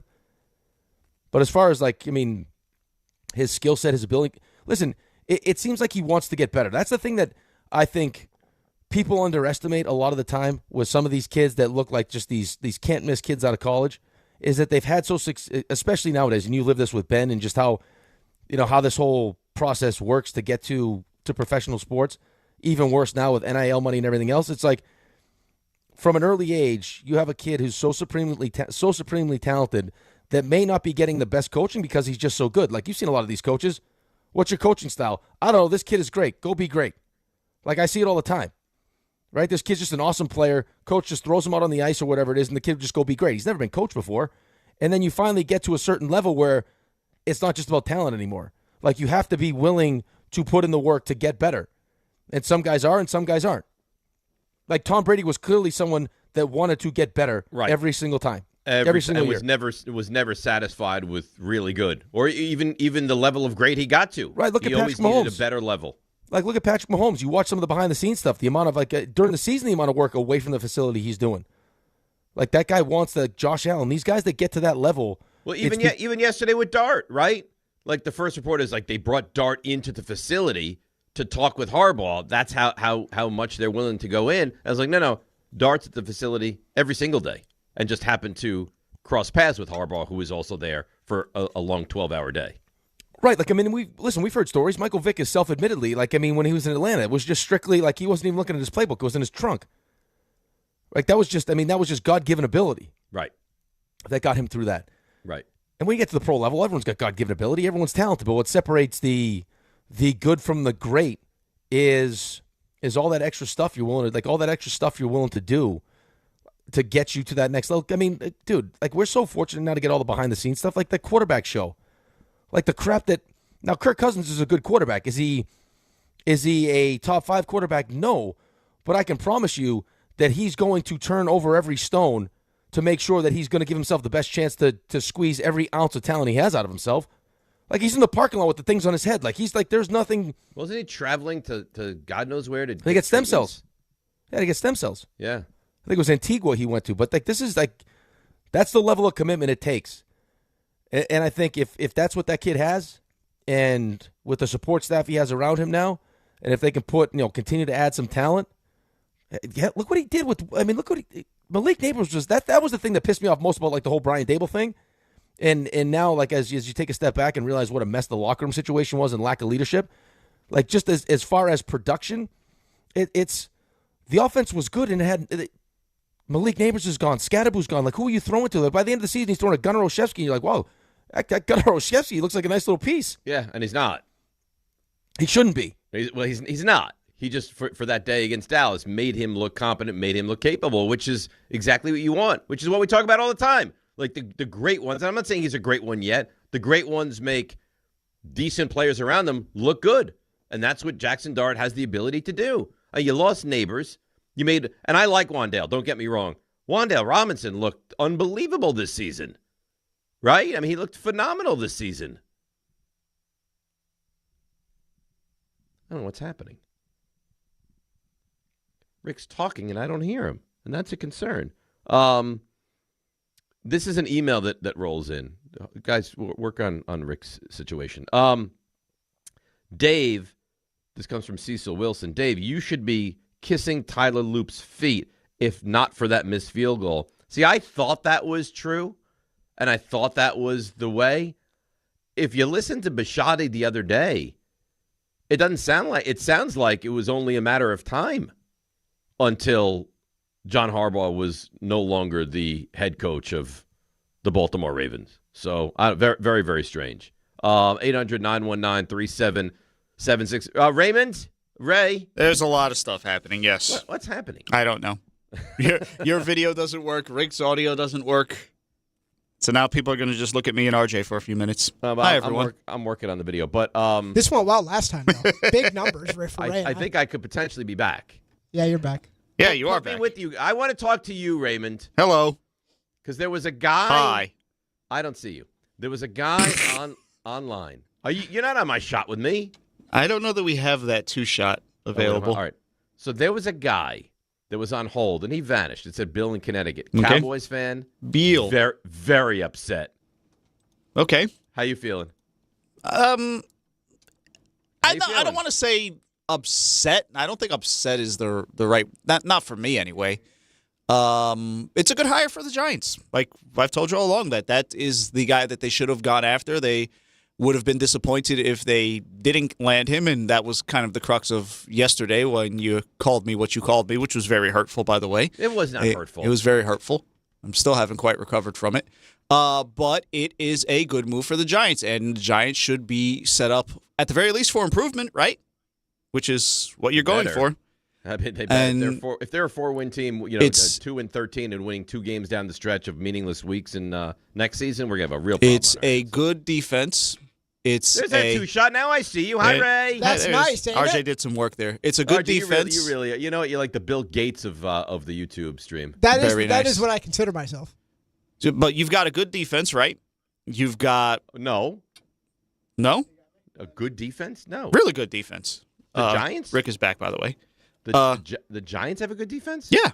What? Well, the pieces. Let me take that. Let me take that back. The Giants have the pieces for a good defense. They want to have a good defense. Yeah. Well, I'd like to have a good defense too. I wouldn't look at the Giants. Yeah.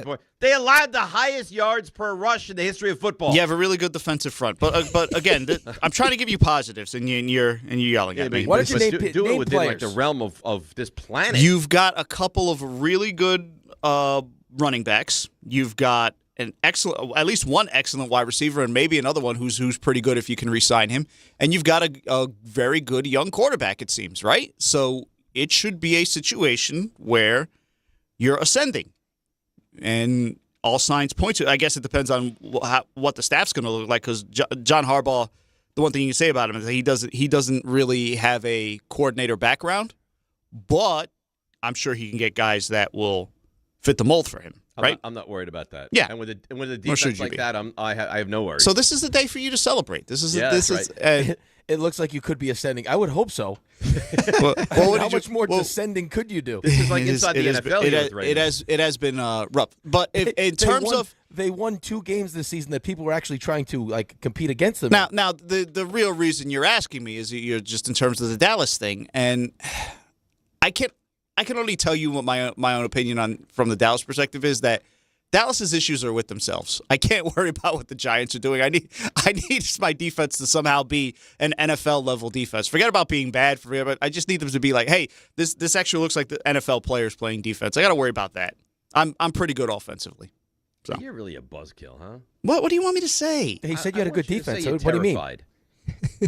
I'm not going to say I'm terrified. Be terrified. I'm not going to do that. This terrified. This was a season where you had a man celebrating a 5-yard rush downfield. This was John Harbaugh is from an outsider, like a non-Giants fan, this is a franchise-saving move. Really.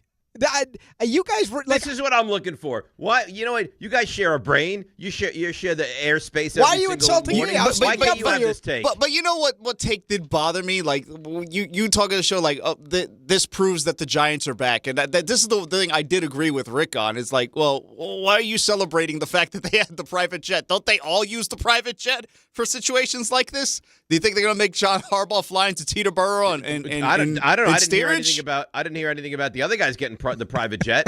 Captain Stefanski was on my flight. He sat right next to me. Stefanski had to go through Newark Airport. Yeah, but they didn't. Stefanski's not Harbaugh. I understand that. They wanted Harbaugh. I should have never talked to Ray. Don't ever let your microphone go out again. Why? He said you got a great defense. Yeah, and you're ascending. And you're ascending. Well, you got to. At one point, I was trying to be polite. I was trying to be polite to you, and I was like, "Wait a minute, what is he talking about?" He got 2 terrific running backs. I mean, he's just he likes your team a lot. You want to switch teams, Ray? No. I know you wouldn't. You'd never trade Dak. Nope. Your team is like this, Dave. Just like this, right up. Yep. Just ascending. Bullish. It's like a trampoline, Rick. In order to bounce higher, you got to sink lower. We may get so high the stock might split. Oh, how about that? Yeah. Buy now. If you're buying Giant stock, buy now. Buy now is right. But you do know that when we get to August, they're going to be one of the teams of like, who's going to go from 4 wins or 5 wins to 10 or 11? Okay. The Giants. So can I ask how many times in the past 5 years has that happened? Where they say, oh, the Giants could be that team that takes that step this year. That's happened a few times. It has? Coming into the year, where people say, oh, I think the Giants are a team that can take a step. When? Well, for instance, this year. For instance. Nobody thought that this year. But that's take a step from being maybe one of the worst teams in the NFL to actually being... The over-under was 5.5 this season. I was seeing people that predicted the Giants to take a step. G people. They were probably G people. Probably G people. The Ducks. Quack, quack. The point here is, like, you're going to enjoy this. You're going to have a great offseason. You're going to win. You already won the winter. You're going to win the spring, the summer. I'm going to get naked. You could do that. Please do not get naked. I mean, you could get naked. That's not ascending. But it would ascend. But by the time we Talking actually about me. we get to the games being played, we will be having a different discussion. It will no longer be about winning on paper. Well, obviously. No, but I mean, until we get there, though, from now all the way until there's pads on, you win. You win. Like, this is the biggest win you could have. But I don't want to win the offseason, RJ. Yeah, but there's no games until September. So you, from now until then, have done the biggest thing that you need to do. That's right. The only difference now is because I think this the second his name gets signed on that contract, you'll be one of those teams that everyone points to, is to make the biggest jump from 4 wins to whatever that ends up being, playing meaningful games, 9, 10, whatever it ends up being. Patriots, yeah, like all of a sudden win your division, do what the Patriots are doing. I don't know if that's realistic just because you don't have the money to spend that the Patriots spend. I agree with that. And I don't think realistically, as exciting as that would be, that the Giants fan needs that. Like, can you be 5-5? It's New York, Dave. It's New York. Okay, but you don't think if the Giants win 9 games and narrowly miss out on the playoffs, that people and you see promise and they play meaningful games deep into the season, that people would feel differently next offseason? Yeah, different offseason. I'm just saying, like, by the time, what is it? It's January 15th. Right. Just think the amount of time that we have to have people work themselves into a frenzy leading up to the season. That's what I'm saying. I'm not saying, like, once you get into the season, but I'm saying, like, as we start, as the weeks go by and we keep talking about this, and then we get to the draft and you're excited about the 5th overall pick and the pieces that they're adding, it'll get, like, you're going to get yourself worked up to, I don't know. Could we win this division? I mean, like, I don't know. The Eagles look like they're a bit of a mess. You know what I want? Slap me across the face if I'm this person. I will. Keep me in check. Okay. I can do that. I'm sure there are going to be times over the summer as we get to August and Labor Day, and the season's late this year, by the way. You know who needed this the most? John Mara needed this the most. He did. Because, I mean, we've talked about it a couple different times. I don't think we've talked about it enough, in fairness, but I think that's just because we have so much respect for him and now the situation that he's in. But, like, he hasn't made a lot of great decisions as the primary decision maker. Right? And you saw how the whole Coughlin thing ended. That wasn't terribly. a great. That was not a great look. No, with the no handshake as he walked by, and by the way, he inherited Coughlin. That's what I mean. Right. So he inherited Coughlin. They won with Coughlin twice. Then they move on. It doesn't end well, and then from that moment on, look at all the hires he's made. McAdoo, Shermer, Judge. It's just Gettleman. Gettleman. Oh, Gettleman, awful. I mean, comical. And now Brian Dable, who might even be the best of the bunch. But you know what's wild though? Seriously, like, I'm sitting here looking at their Football Reference. So you had obviously the Super Bowl in 11, and then 9-7, 7-9. It starts to go the wrong way, and Coughlin's out. You go out and spend a ton of money in free agency, and you win 11. You pop, right? 11 games. You lose the wild card. That was the boat trip, right? Yep. Right. And then it's like, okay, we won 11 games. How do we keep this momentum? You go 3-11, 5-11, 4-12, 6-10, 4-13, and then you get the pop again where it's, oh, hey, surprise everybody, 9-7, 9-7-1, win a playoff game. Like, okay, right? Looks like Daniel Jones is our guy. And how do you follow that up? 6-11, 3-14, 4-13. It's like you just can't get any traction. Right. Every time you take a step forward, you take 10 steps back. Right, and you're starting from scratch again. Right, coach is gone, and we got to figure it out now. Well, a common theme has also been you don't have the quarterback. You don't have the quarterback. You never have the quarterback to actually. And again, if you think he's going to be great, if you think he's going to be good, whatever. I think you're silly if you don't think he's going to be something. I think that would be a silly take. But you finally had, because I don't think anybody really thought this with Daniel Jones. Even when he was doing well, you're like, he's just not the guy. I think that, but it also, I mean, remember the lack of excitement when they drafted him, right? I mean, that was Who thought they were going to take Daniel Jones with the 6th overall pick? Well, they overdrafted him, and I mean 6. You should be a stud. And listen, I think he was fine. There were times he was good. He had good moments. He's shown that he's a pretty good quarterback in Indianapolis this year. But at the end of the day, I mean he's fine. He's fine. And he gets hurt. That's the other thing is he dealt with injuries. He gets hurt a lot. Yeah. Did we break yet? Nope.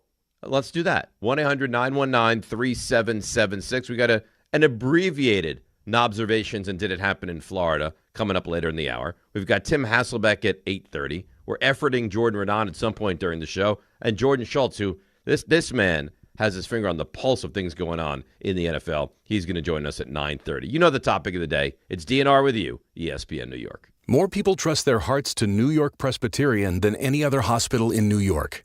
It's because New York Presbyterian has the most experienced cardiovascular doctors, treating a full range of heart conditions, from heart failure to valve repair, with the most advanced treatments. Find a doctor at nyp.org/heart. New York Presbyterian. New York Presbyterian Hospital, based on U.S. News & World Report 2025 to 2026 cardiology, heart, and vascular surgery rankings. Are you ready? Movies are a place of dreams, and this year, Song Sung Blue captures that spirit like no other. Based on a true story, the New York Times raves it is exactly the movie we need right now. If you're there with me, I am not afraid anymore. And now Kate Hudson is an Actor Award nominee for Best Actress in the Best Picture of the Year, Song Sung Blue. From Focus Features, rated PG-13, may be inappropriate for children under 13, now playing only in theaters. At Uline, the prevailing opinion is, if you don't live it, you don't believe it. The people at Uline believe in hard work, and they live it by being there 24/7 to answer your call, having 41,000 items in stock, and offering same-day shipping from 12 locations across North America. Business owners, sellers, buyers, shippers, and packers believe it. Uline is the hard-working, dependable source for your shipping and industrial supplies. Visit uline.com. Show your team spirit and say big only at Security Dodge during the Start Something New sales event. For a limited time, score an extra $500 off on top of all rebates and new incentives, just for coming in and wearing your favorite team's jersey or swag. High school, college, or pro, football, basketball, hockey, and every sport in between. It's easy to win big at Security Dodge in Amityville. Visit us today or shop 24/7 at securitydodge.com. Smalls here. Life is full of choices, some big, some small. And when you choose an H&R Block Tax Pro, you're choosing the largest network of tax expertise to be in your corner. For when your big ambitions need help with the small details. For when your 6 figures come from 6 different places. For when your gaming stream becomes your revenue stream. For when your business's year 1 needs 70 years of tax know-how. At H&R Block, they've seen it all. And they're here to help you make the most out of your money for life outside the box. This college football moment is brought to you by ServPro. College football teams have moments they recovered from and made it like it never even happened. Like on October 2nd, 1993, when the University of California faced a 30-0 halftime deficit to Oregon. Cal went on a remarkable 42-11 run in the second half to capture a 42-41 victory, one of the largest comebacks in college football history. ServPro, like it never even happened. My name is Whitney Allen. I am a widow. My husband, Ryan, died. We never thought in a million years we'd have to use life insurance. The unexpected happened. With Ethos, it is so fast and easy. It's 100% online. You can get a quote in seconds, apply in minutes, and get same-day coverage, no medical exams, and you can get up to $3 million worth of coverage through Ethos. Get your free quote at ethos.com/game. That's ETHOS.com/game. Time spent on application may vary. Online health questions required. This is the story of the one. As the purchasing manager at a manufacturing plant, she knows the only thing more important than having the right safety gear is having it there when you need it.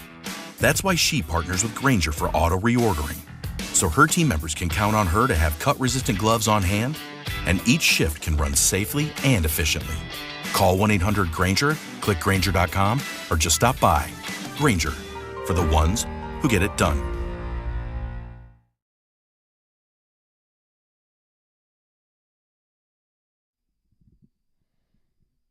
And here we are, DNR with you, ESPN New York. Ian Rappaport, NFL Network, with a tweet.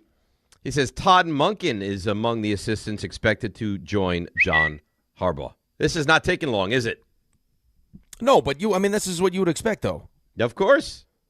From a coach like that. And especially with, some of the stuff we heard coming out of Baltimore. That was part of the reason why they made the decision to move off of John Harbaugh, is that, Monken and Lamar didn't see eye to eye. Harbaugh wanted to keep Monken. It's been 18 years. Mm-hmm. You're trying to get a new deal done with the quarterback. Let's make sure we keep him happy. You don't make the playoffs, so it kind of ends up being the perfect time. They had a lot of success with Lamar Jackson. I know they didn't have the ultimate success, and I know that's what the naysayers will say, right? Well, they never went to the Super Bowl, and they didn't win anything, and fine. They had a lot of success with Lamar Jackson in Baltimore. And Lamar's had a ton of success. Tons of success. And a right, multiple-time MVP. Right, but here's the thing. I don't know at what point that we've gone so far the opposite direction where it's like everything's the coach's fault. I guess because it's easier to move off of the coach, and guys are getting paid so much money that you can't replace the guys, so we'll just replace the coach. But it's like, okay, but should Mark Andrews have caught the 2-point conversion? Yeah. Has Lamar Jackson played great? Has he been MVP version of Lamar Jackson in the postseason? No. Is that John Harbaugh's fault? The players still have to go out and right. Make is plays. It his fault that Mark Andrews dropped that pass? Right. How many teams in the AFC are getting the Super Bowls? Sean McDermott hasn't done it. The only one that's done it. There's rumblings that Sean McDermott should be out. Right, but the only one that's done it is Zach Taylor, and that's because of Joe Burrow. It's not because Zach Taylor's a better coach than John Harbaugh or Sean McDermott. Unfortunately for good coaches in the AFC, you got Patrick Mahomes and Andy Reid standing in your way. Right. That's the unfortunate thing. Now, I love it. I love the people that have all these negative things to say. I love it. He's not as good as you think he is. Do you understand how bad? Yeah, I know you do. How bad the Giants have been, and how functional this guy is. It's wild to me that people have a negative spin. Right, but being better than you think he isn't my main focus right now. He is 1,000 times better than what we've had. Right? This is, like RJ said it, and I don't think he's wrong. This is a organizational game changer for them. Yeah. It changes the conversation around them. It adds stability. This was headed down a very scary path if you were a Giants fan. Awful. You have been, and I've said this, and this is not hyperbole, you have been one of the laughingstock franchises in the NFL for years. With the occasional, oh, look, the Giants got in. And the Giants won a game. Then they got humbled. Right? Oh, the Giants got in. Then they take their shirts off and wear their jeans on a boat. Then they get humbled. Right? So even when they got in, they've been in the playoffs twice in the last decade. Both times ended terribly. Right? The first time it's you get in and your first thought is, let's go take a boat. And that stuck with them. And then the next time, you beat Minnesota, and it was a terrific win. And then you got mauled by Philadelphia. So even those good seasons ended very poorly. Right, but there's only so much losing you can take as a franchise before you just become a losing franchise. You are walking that line. Right, you know what I mean? As much as you wanted to hold on to, hey, it's still the Giants, it's still a great job. We're getting RJ might not be wrong. If Harbaugh, if they pull out all the stops, right? It's the Jets, the bells and whistles, and everything else, and he still chooses Tennessee for whatever reason. What does that do to the reputation of the Giants? You're not the Giants anymore, right? But that's the road they were headed down. You're 100% right, and a lot of people said, well, they have Cam Ward, who at best I would think is a little better than Jackson Dart at best, right? And they have so much money under the salary cap, but it's Tennessee. You can't. You're the Giants. You can't lose out to Tennessee for the head coach you want. Right, but they haven't. They really haven't been that version of the Giants for a long time. I know, and that's what scares you. Is the more you get into this is just how it is, the more easy it is to just kind of accept it and deal with it. Right, like you can only do so many bad movies before you're just known for being a guy who does bad movies. Like, you know what I mean? Right. Like you need to get back to you need that. Okay, he's back. Right. Even if you'd done great movies back in your earlier days of when you were an actor, if you're doing just all these Jiggly, for example, right? Well, I mean that's a good example. Affleck. Right. Right. Like, I mean, after what you saw him do early in his Good career, Will Hunting, first movie, the guy was a heroic star, Academy Award winner, and then it fell off. Yeah, the Giants were getting close to that. I mean, the Giants and the Jets were getting real similar, real fast. And good for you. I mean, you got it done. You did all the things you needed to do. You were set up the right way with a quarterback and everything else. So the timing worked out, and now you should be excited. I am excited. And you know what? You remember how apoplectic I was over not getting the first pick, which still upsets me. You were done with sports. Yeah, I was watching knitting shows. I was watching the guy with the hair. What's his name? The guy that paints with the hair. Bob Ross. Bob Ross. I was gonna start to go through my Bob Ross collection.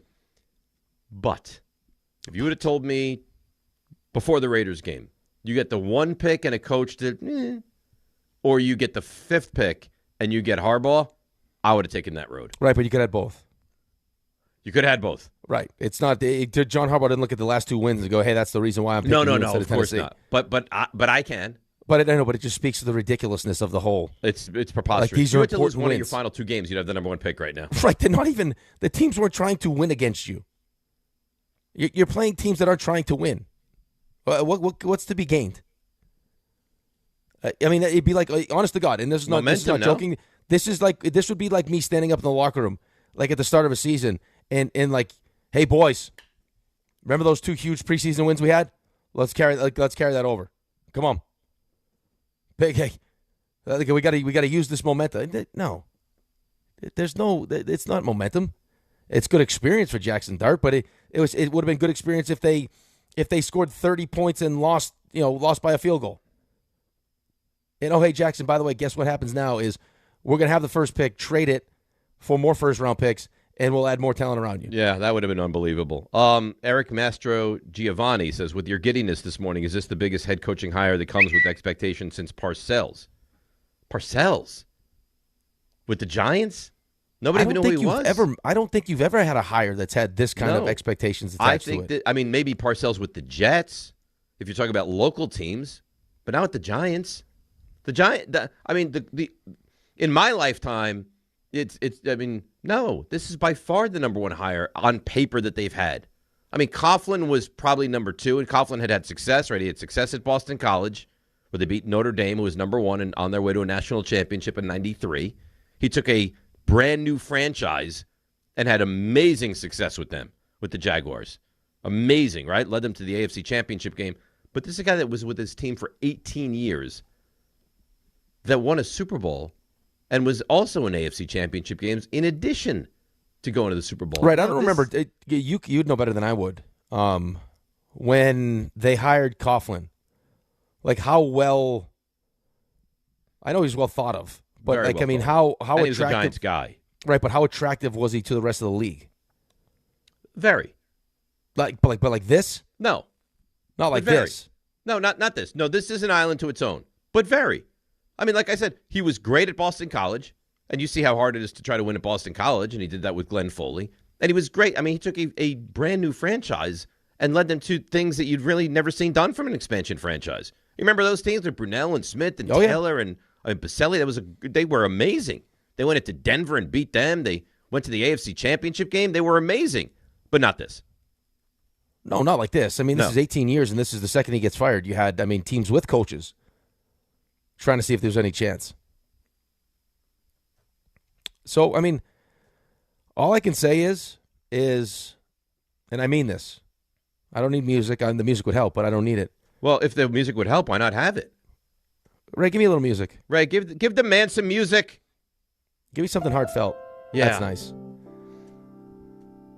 I want to say congratulations from the bottom of my heart. I don't like to see you in pain. I don't like to see you, turn on a microphone and say you've just given up on sports. Mm-hmm. I want to see you full of life. I want to see you full of excitement and joy. And that's what I see from you today. I love you. Mm-hmm. I'm happy for you. And I wish you the best of luck. Thank you. Go get them. Thank you. I appreciate that. It's very kind. I meant all of it. And the music helps. I know you might think it doesn't help, but the music does help a little bit. You deserve this today. Because you are the Giants. And there was some questions as to whether or not you still wanted to be the Giants, but you're back, baby. I'm back. You are back and bubbling. And here's the thing. I never wanted to leave. No. I never wanted to have to root against them. Like, people are like, how could you root against your team in Week 17? What kind of fan are you? I'm the kind of fan that looks at the big picture and thinks, is it better to fail in the moment but succeed in the future? That's the kind of fan I am. And today, for the first time in a long time, I'm a fan that has real hope because I think I have the quarterback and I know I have the head coach. And what do we talk about all the time in this league? You can't win without a quarterback, and you probably can't win without a head coach. Well, now I think I have both for the first time in a long time. So now you give yourself a chance. Yeah. So now at least you can play the game. Yeah, it gives you a legitimate opportunity now. And as long as you put the right pieces around the quarterback, you should have a shot. I already said to you, I think you got the best coach in the division now. Right. And now we'll just see how. And that's with Nick Sirianni, right? And that's with Dan Quinn, and that's with Brian Schottenheimer. And you look at it, you're like, yeah, it's probably not even that much of a debate, is it? Like, you clearly have the best coach in the division.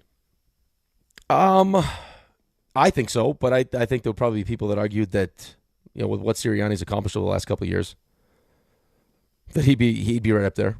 By the way, Coughlin, I brought up his coaching record. So he was 4-12 in year one in Jacksonville. The next year, they were 9-7 and went to the AFC Championship game. Wow. In year two of an expansion franchise. That's great. And then after that, they got better. 11-5, 11-5, and 14-2. Wow. Yeah. That's nice. Yeah. So he did a great job there. I didn't love how it ended here at all. It didn't end well here. No, I didn't love it. No. Well, you weren't supposed to love it. But it ended very poorly here. Well, I know, but I mean, listen, you had it end with Brian Daboll like in the middle of a season, and the guy had such a good experience, he's making phone calls to get the next head coach in here. And then you got a guy who won you multiple Super Bowls that won't shake your hand on the way out. Yeah, from a guy that everyone loved. Like, maybe it was time, but still was beloved by the fan base, right? Listen, it could be time, but you could still not love how it ended. Like, I mean, he clearly didn't like how it ended.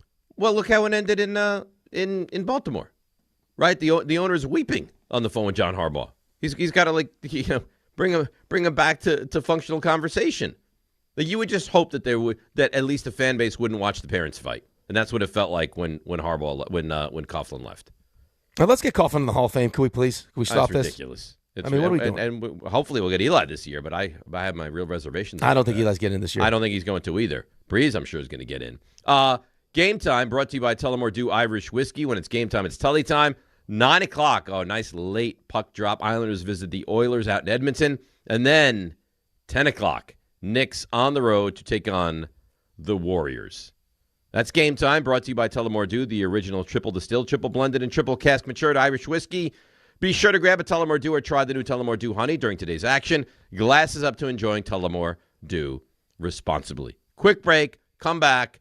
I think you know where the conversation will lead. To the Giants and the new coach. It's DNR with you, ESPN New York. Why do you go to Princeton Longevity Center? We go to Princeton Longevity Center because my husband's cardiologist told him having this exam saved his life. Because somehow 20 turned into 40, and now I need to take my health more seriously. The Princeton Longevity Center designed a program to keep me healthy and active, so 50 and 60 will be no sweat. Because even though my cholesterol is high, it turned out my arteries are clear. That's a big relief. Whether you want to make the most of your future years or just want peace of mind, you need the Princeton Longevity Center. Their comprehensive preventive exam combines the latest technology with caring experts to create your personal plan for staying well. Because I shouldn't have to wait an hour for a 10-minute physical. I go to Princeton Longevity Center because I get everything done in one day and take my results home with me. Find out why you need Princeton Longevity. Call 888-8000-PLC or go to PrincetonLongevityCenter.com. Call 888-8000-PLC. That's 888-8000-PLC. It's Chuck Devine with SnowCountry.com. Find out what you need and get projects done from the brands you trust at prices you'll love. Lowe's, we help, you save. Much colder, snowier weather moving in for Thursday. Not a whole lot of snow, so our conditions are flipping over to groomed, loose end, frozen granular.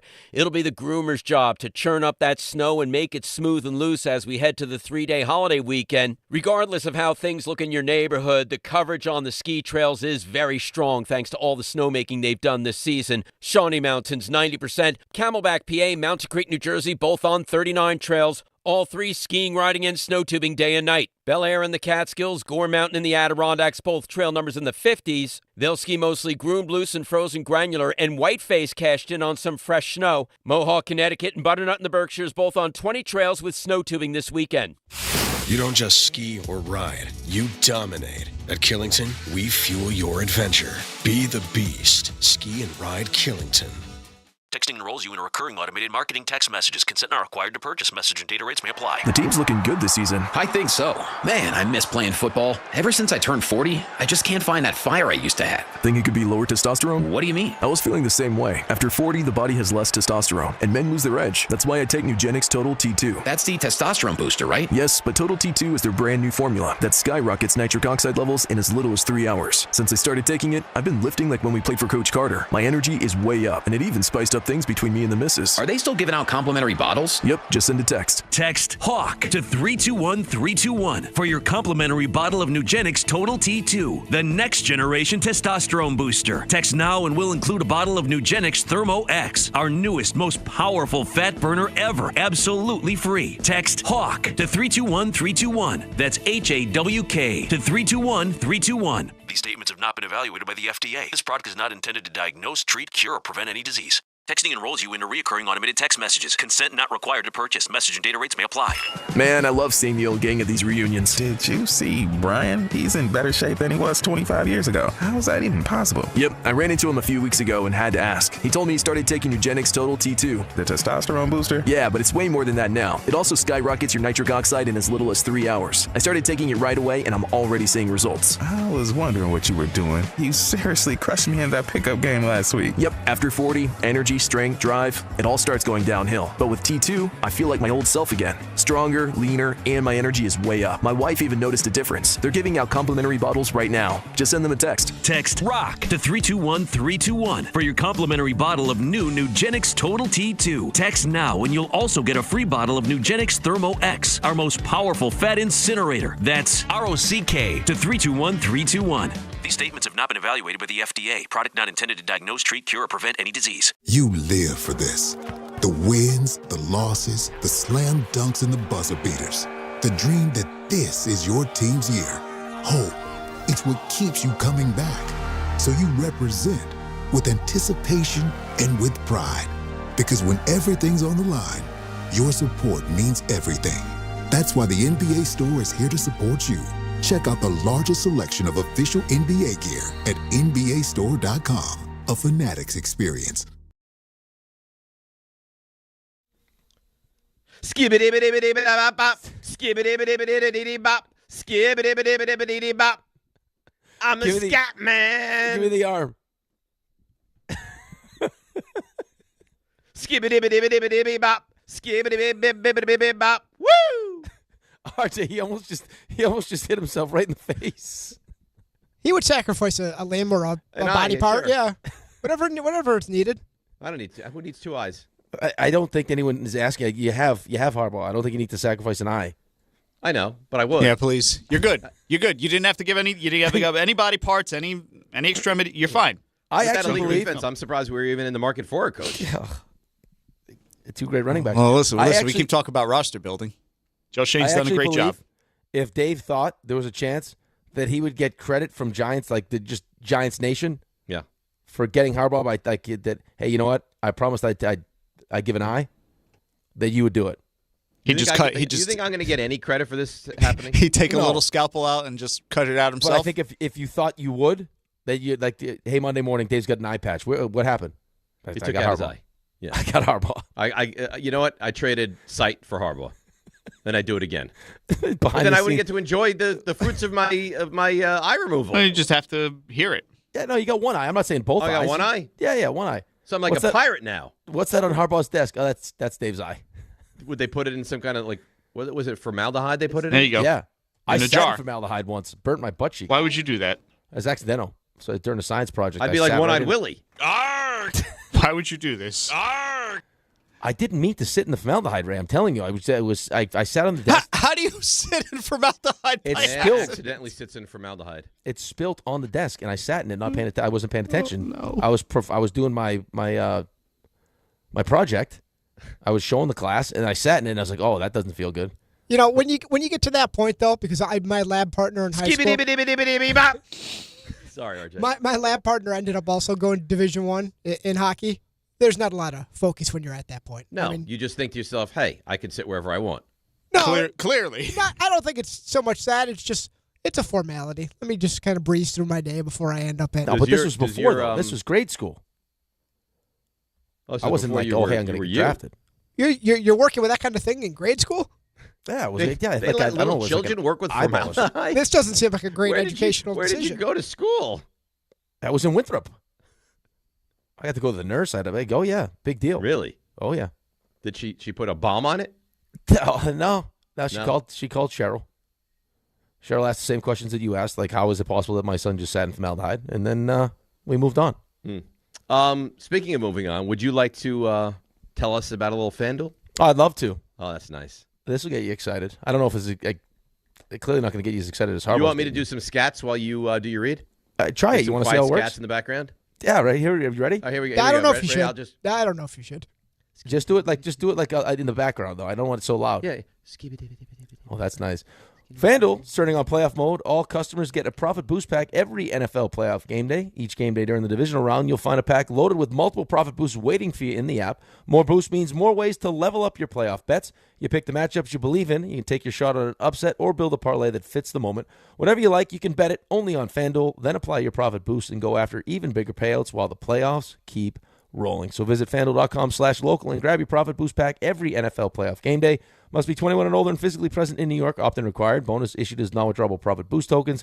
Restrictions do apply, including any token expiration and max wager amount. See terms at sportsbook.fanduel.com. For help with a gambling problem, call 1-877-8-HOPE-NY or text HOPE-NY at 467369. That's nice. Oh, yeah. That makes me want to scat. Scat again. Scat. That's RJ, good scat stuff. with me. No, this is not my celebration. RJ, you know what? Your team's still in the playoffs. Scat. Your team just beat the Eagles. This is your scat day. You go right ahead. RJ, No. RJ You didn't starts scat scatting on Monday. Give me one scat. Come on, RJ. RJ will start scatting if they declare Fred Warner is active. And Fred Warner's whatever you want. practicing. I'm saying. RJ, come on. In the hopes of Fred Warner coming back There will be and no to beat scatting. the Seahawks on the road, give me a scat. I'm not giving you giant celebratory scats. I can't Skeet do it. then. You know what, RJ? You can't say that. No. See what you did? What did I do? You led to that. Soon I don't have a sponsor, but for the right dumb now, button is sponsored by. I think that's legal. I think what I just said was I'm not sure, legal. I'm not sure that it is. No. Well, it's your fault, RJ. All you have to do is give me a scat. That's it. That's all you needed. See? He's not afraid to do it. Yeah, it's on my day. I'll Is the scat. scat too much for you? Is it too big for you?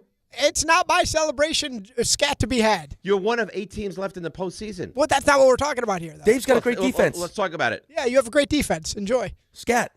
Scat, come on. Raymond can't scat with that defense. You can scat with your team. There will be no scatting. Oh, you really suck. Both of you guys are buzz kills. Ugh. This is not our day. This is your day. It's the show's my day. Face off. All I want to do is scat with a friend. That doesn't seem clean. Listen, whatever you're into. That does not seem appropriate. Yeah, when the Who show cleans ends, that up? Yeah, you do whatever you want. Yeah, that's. I'll scat. You won't give me. How about a baby scat? You know, interestingly enough, I just completed all the HR courses that you have to do every year. I just did all those. I don't. RJ, in your personality assessment, does it say unfun as number one? No, Buzzkill.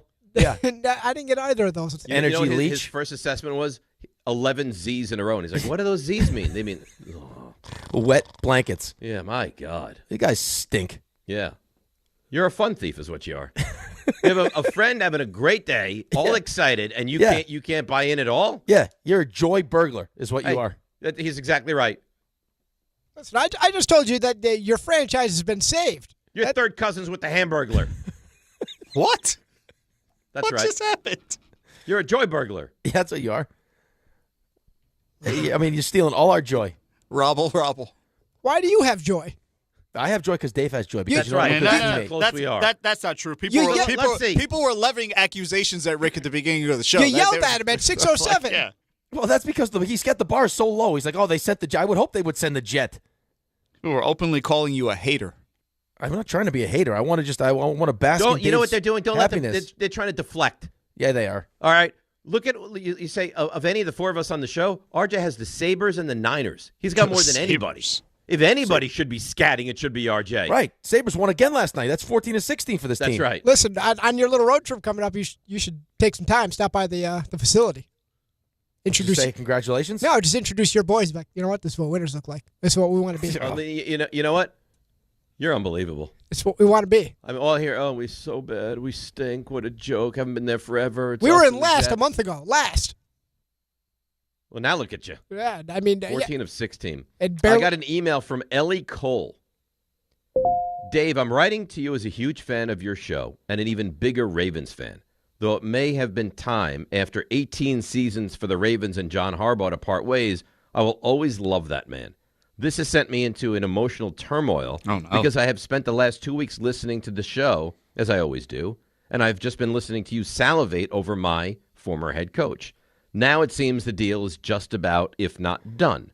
I'm feeling so torn because I love you guys, and yes, I'm very happy for you, but it's like watching your ex with someone else. I feel completely overwhelmed by possessiveness, and I feel very distressed. I'm trying to be the bigger person and wish you guys all the best together, but I'd be lying if I didn't admit that somewhere deep down I'm hoping it doesn't work out for you and the Giants.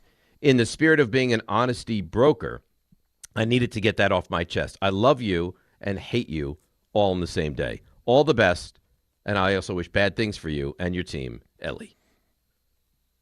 Okay. Well, that's nice, Ellie. I mean, it was nice and not nice at the same time. That's fine. Listen, I understand being torn, but it's not like it's not like there's not a really, really good football team waiting for Ellie in Baltimore. Yeah, right. Maybe she hires a new coach that she can get excited about. I mean, you still got Lamar. Yeah. Sounds like you get a deal done with him. You got a good owner. You got a good GM. You're fine. You get every year. It's got to be a strange feeling, though. This is almost a 2 decades long marriage, we'll call it. They break up, and 5.5, 6 days later, you're already in a new relationship. I mean, they kicked him out, so he's they broke up with him. But maybe they did not expect him to bounce back this quickly into this situation. Then they weren't reading. I think the owner knew the second he fired him that he would bounce back this quickly. Yeah. This quickly? Hey, he told them what job he would take. Less than a week later? Are you surprised a little bit that he didn't push to have a second interview somewhere, just for some perspective? No. And I'll tell you why. And you learn it even after the fact. This is a job he wanted. Yeah, seems that way. So if the job you want, with the quarterback that you look at with the biggest upside, with an ownership group that you like, why would you go for? Well, especially if they gave you everything you wanted. Right. You're gonna get you're gonna get paid. Ian Rappaport, by the way, reporting and others as well. 5-year deal. So it's gonna be something like 5 years, $100 million.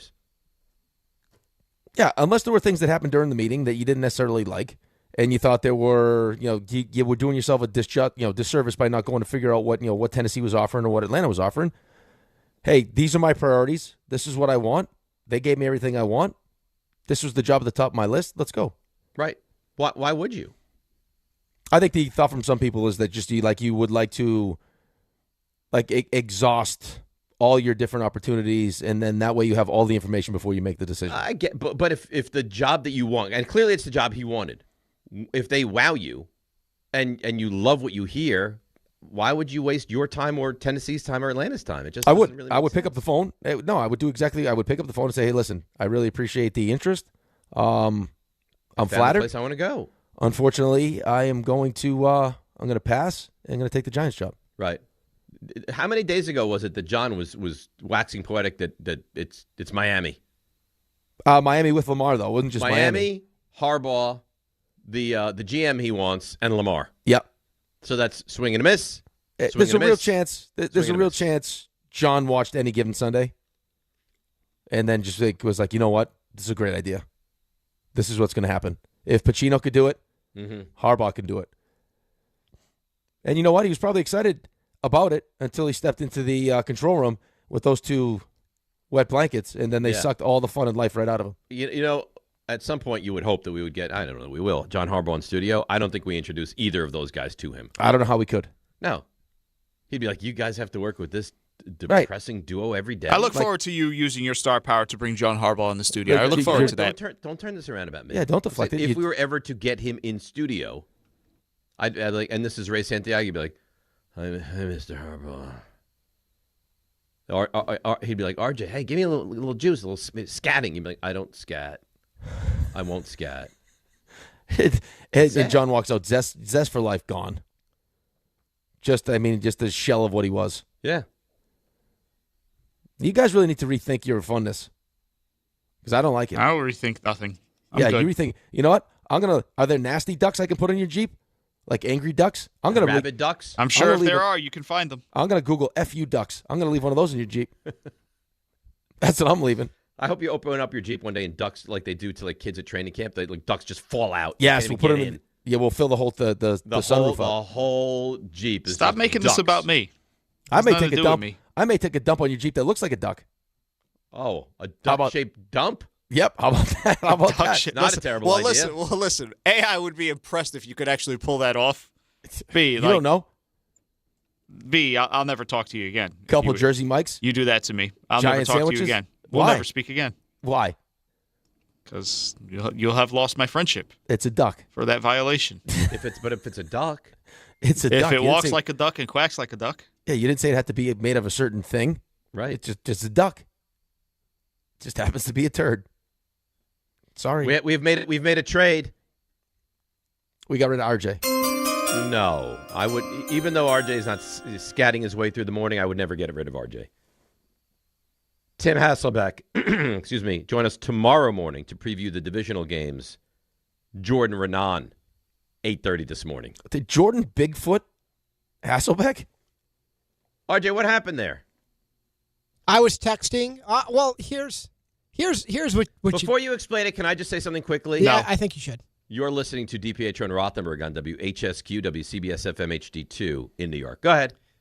So I've been texting with both of them. Jordan very willing to come on. And I was, of course, Jordan loves the airtime. He does. And I was talking with Tim, who we love, and it felt like his insight into the NFL would be better spent tomorrow previewing some of these games. Because right now we're just kind of in fact gathering mode. Right, but did you tell Tim that he wasn't going to get me tomorrow? I did not break that news. Right. Okay, so now you know what's going to happen now. He's going to be like, I'm not doing this.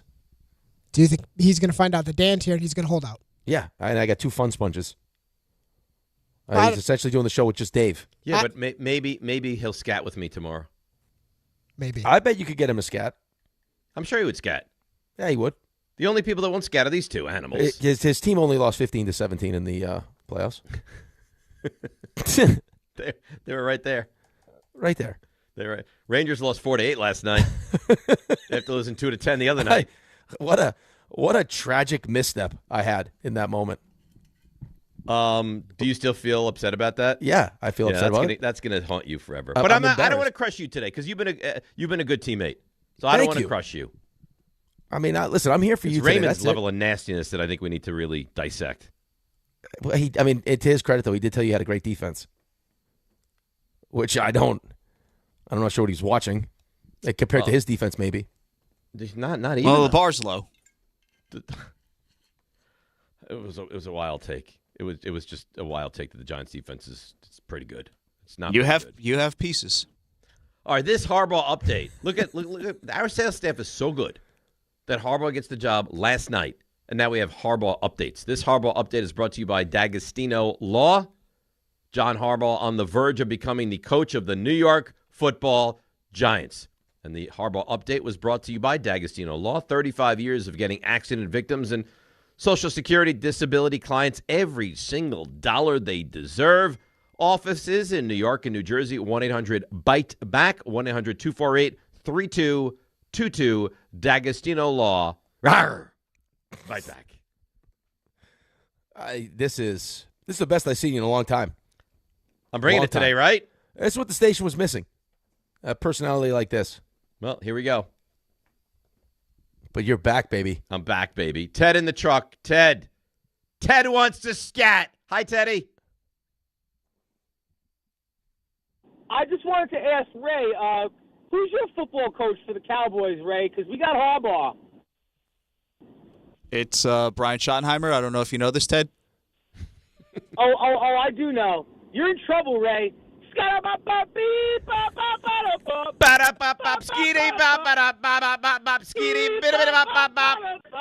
Yeah. And this will be saved. And this will be saved for later. Why? You know why. No, I don't know why. Yeah, you know exactly Because why. we're excited? Because we have life injected into us? Why?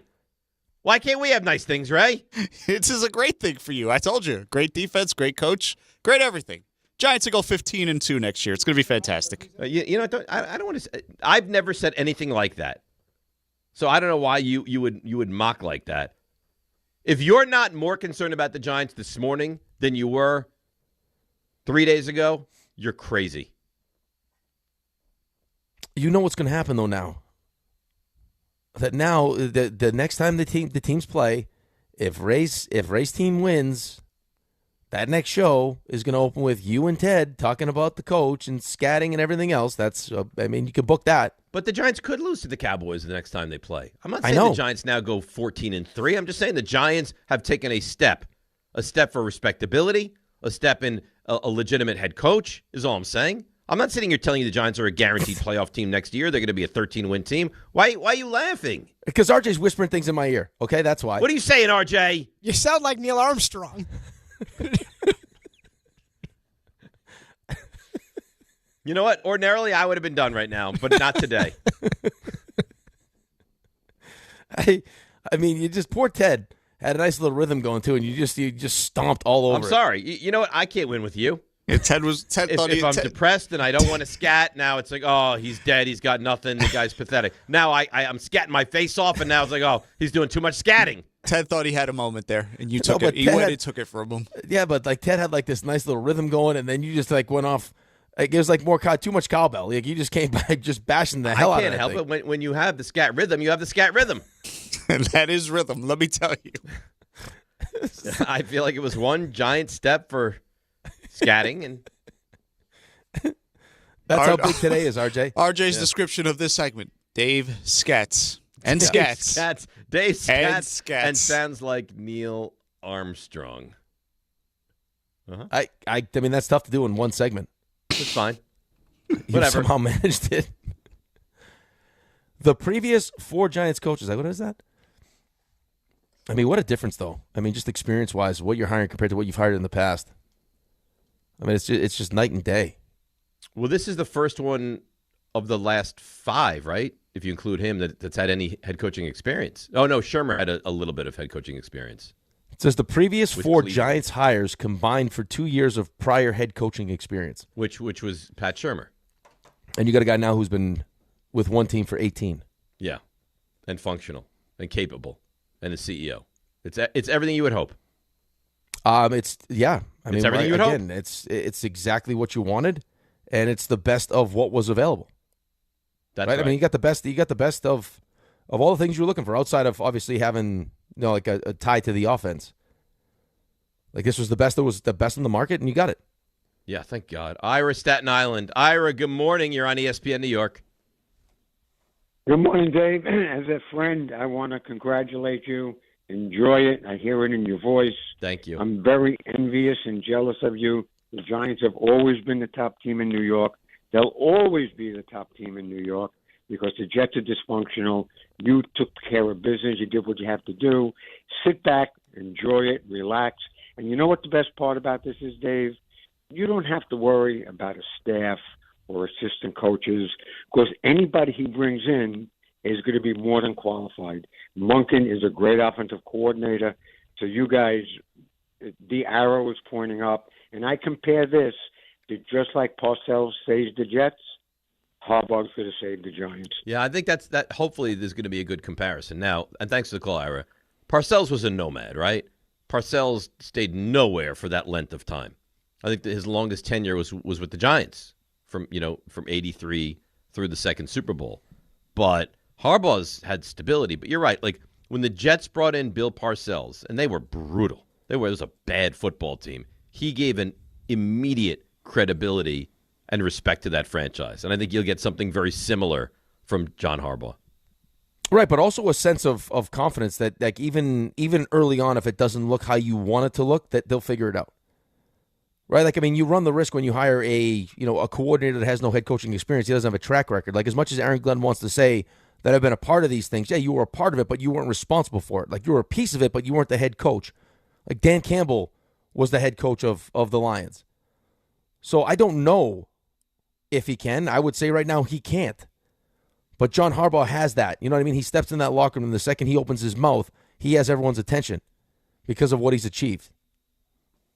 And that's huge because things, again, like it may not be as seamless as you hope. Maybe it is, but I mean, there's a better chance that it's not. That it's not going to be what the Patriots did, right? It's going to be a slower burn than that, which is fine. Again, and you'll feel good about it because you know that you have a coach that's had the ultimate success, right? Continued success, right? Consistent success. I mean, that's sustainable success, which is something like we just talked about earlier that you haven't had. No. You'll have a pop, and then you'll stink. You'll pop again, then you'll stink. Right. And it's not only like you pop and then you stink. You pop and you stink for a long period of time. Right. And then you had a quick pop, and then you stink for another right. long The period wheels of time. fall off, though. It's like the wheels fall completely off. Right? I mean, we went from 9-7 to now, I mean, 3 wins and 4 wins. Right. Like, how could it get worse? Oh, well, there it is. That's how it gets worse. We talk about Tomlin all the time, and what he's done never being below 500 is amazing. But Harbaugh was there for 18 years and was below 500 3 times, and 2 of the 3 were 8-9. So I mean, and the thing, too, is that especially in this sport with all the injuries and everything else, like how often you lose pieces and still being able to, look at the start they got off to. Everyone thought they were done. And they still, by week 18, put themselves in a position to win a game and win the division. It is remarkable. Let's go to Dave in Westchester. Dave, you're on ESPN New York. Hey, I just want to say congratulations there, Dave. And I do really believe, it's silly, but I believe you did have something to do with this. I mean, I only listen to you guys' radio station, so I don't know what's going on in these other radio stations, but you talking about this day in and day out, I'm sure Mara got an earful of that stuff. You'd have to figure, right? You. I really believe. I'm not saying that to make you feel good. I'm ecstatic. I'm not going to say that he's better than Gibbs and Walsh and Lombardi and blah, blah, blah, but we got a coach that really knows what the heck he's doing. And I'm the only one who really thinks they have a good team. It's not just, Jackson Dark's not there. We're not talking about him. He's the main piece. But I really believe they have a good team. They could have won it with a nobody coach. I'm looking for something like 8-9 wins next year. Who knows? Maybe 10. And then the following year, they're in the playoffs. And the following year, we're battling for a Super Bowl. If it happens quicker than that, that'd be great. But congratulations. I'm ecstatic. I don't know how you couldn't. It's monumental. It's monumental to me. That's the way I look at it. Dave, thanks for the call and all the kind words. Rick, honestly, and I'm sure there are some people out there that feel like this, I don't know how you couldn't be ecstatic. I think that, listen, we haven't got one phone call that would tell you otherwise. I'm sure there's some people on the line before. I didn't get to him quickly enough, and his was a negative connotation. RJ, when you talked to that guy and you put him on hold and we didn't get to him and now he's gone, what was his take? I think he had some concerns that Baltimore got rid of him for a reason. Like maybe this is the guy that's, you throw this kind of money at somebody and you start throwing around 100 M's for 5 years, and is he taking the job? I don't want to say for the right reason. This is more his take than mine. No, I don't agree with this at all. I think he just had concerns. Why? But if there was any thought that once he was let go by Baltimore, that he was going to take a year off, right? Even if it wasn't TV, it was, I want to spend time with my family. I'd like to relax, live my life a little bit. And then you got a Phil Jackson situation where it's like, I don't want to do it, but well, what if we offer you, $100 million? Well, I guess for $100 million, like that wasn't the case. He wanted a coach. Like he went through the process, came up with the 3 teams that he felt best about. The Giants were the top of that list. And now this is the job that he wanted, and this is the job that he got. Yeah, I think that, and listen, they're not the same age. He's 10 years older, or 11, I guess. But the name Pete Carroll was brought up. Like, are we sure that we're still going to get the best years? Are we paying for past success? When was the last time Pete Carroll was good? 5 years ago. Yeah, okay. So it feels like maybe I don't want to say the game has passed him by, but it doesn't feel like this version of Pete Carroll was the prior version. John Harbaugh's team was done this year and fought their way back and were a field goal away from winning the division again in a down season. I'm with you. It's not that's not my opinion, but yeah, I'm with you. Yeah, no, I get it. I think you find negatives with anything, though, if you choose to be negative about anything. Like, you can nitpick at anything. Right? I'm having a hard time today finding any negatives with you because you've been great. Me? Yeah, but those guys. Yeah, I'm sure those guys are. I'm sure those guys, when they shut the microphones off, are saying nasty things about you because that's just who they are as people. Listen, I'm not the one. I don't appreciate your tone. I'm not the one. I just got an email from Neil in Manhattan. Armstrong? Well, I don't know. The actual Neil Armstrong. But he said Raymond is trying to suffocate fun today. How so? RJ is attempting to murder it. I gave you the song that inspired your scatting. How am I suffocating fun? You didn't do that to inspire scatting. You're like, hey, this is a nice song. I'll give it to them.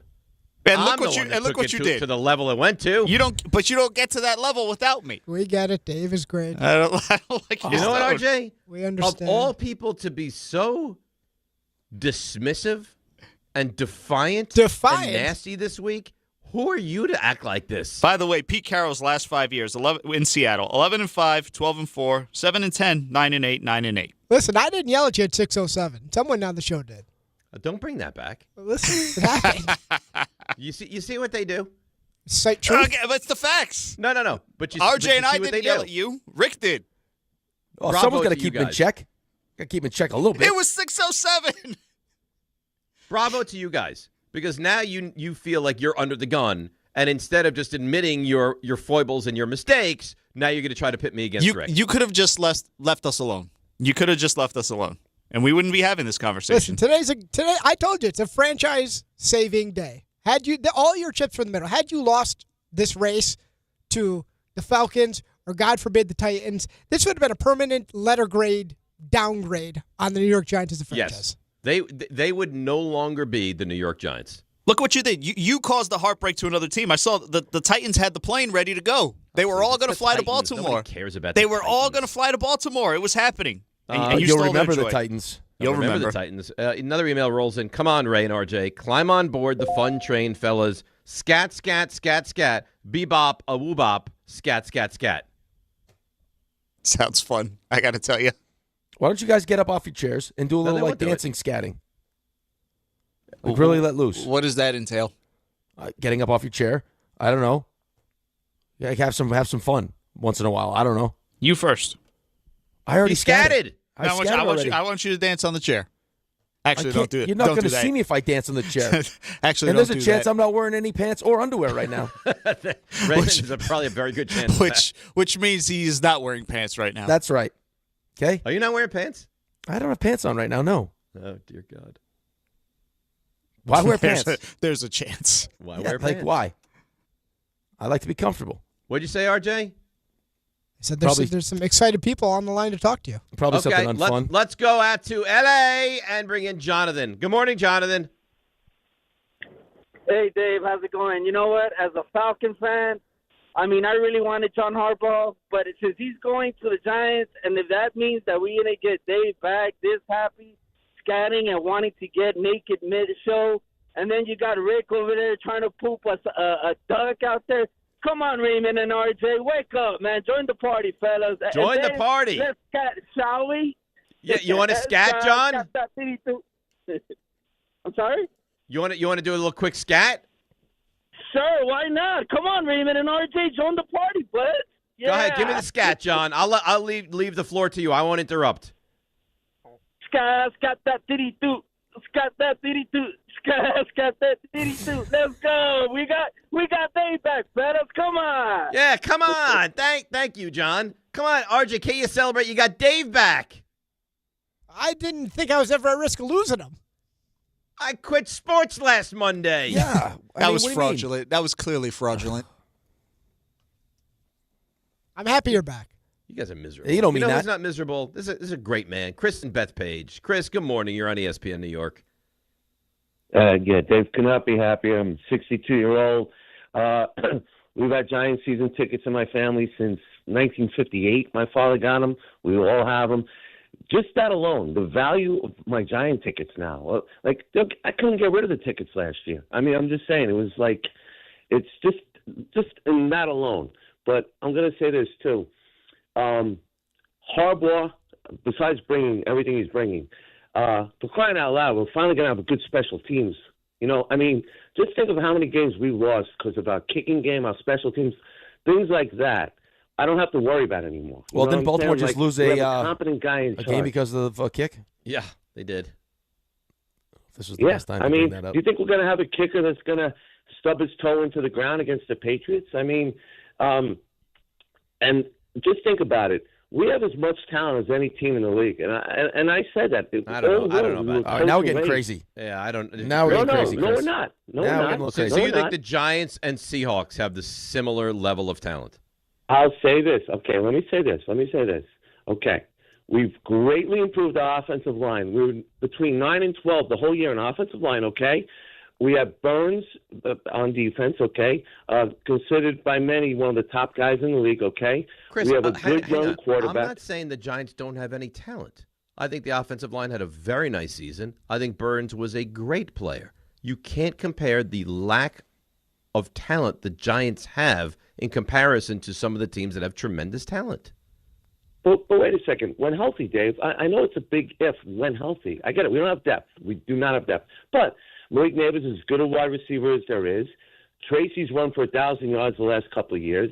I mean, we got Scatterboo, got a good young quarterback. I'm just saying, I don't like this thing. You know, every game we played last year, we were competitive. Have you seen, Chris, I appreciate that you're excited and everything else. I mean, you mentioned Tracy and Scatterboo, and I just off the top of my head, the Detroit Lions, Gibbs and Montgomery. I mean, come on, man. St. Brown.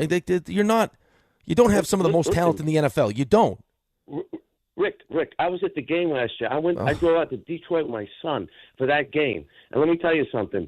We were every bit as good as them, and I was sitting around Detroit. All right, Lions that's fans. it. I can't do it. Chris, we love you. I can't do it.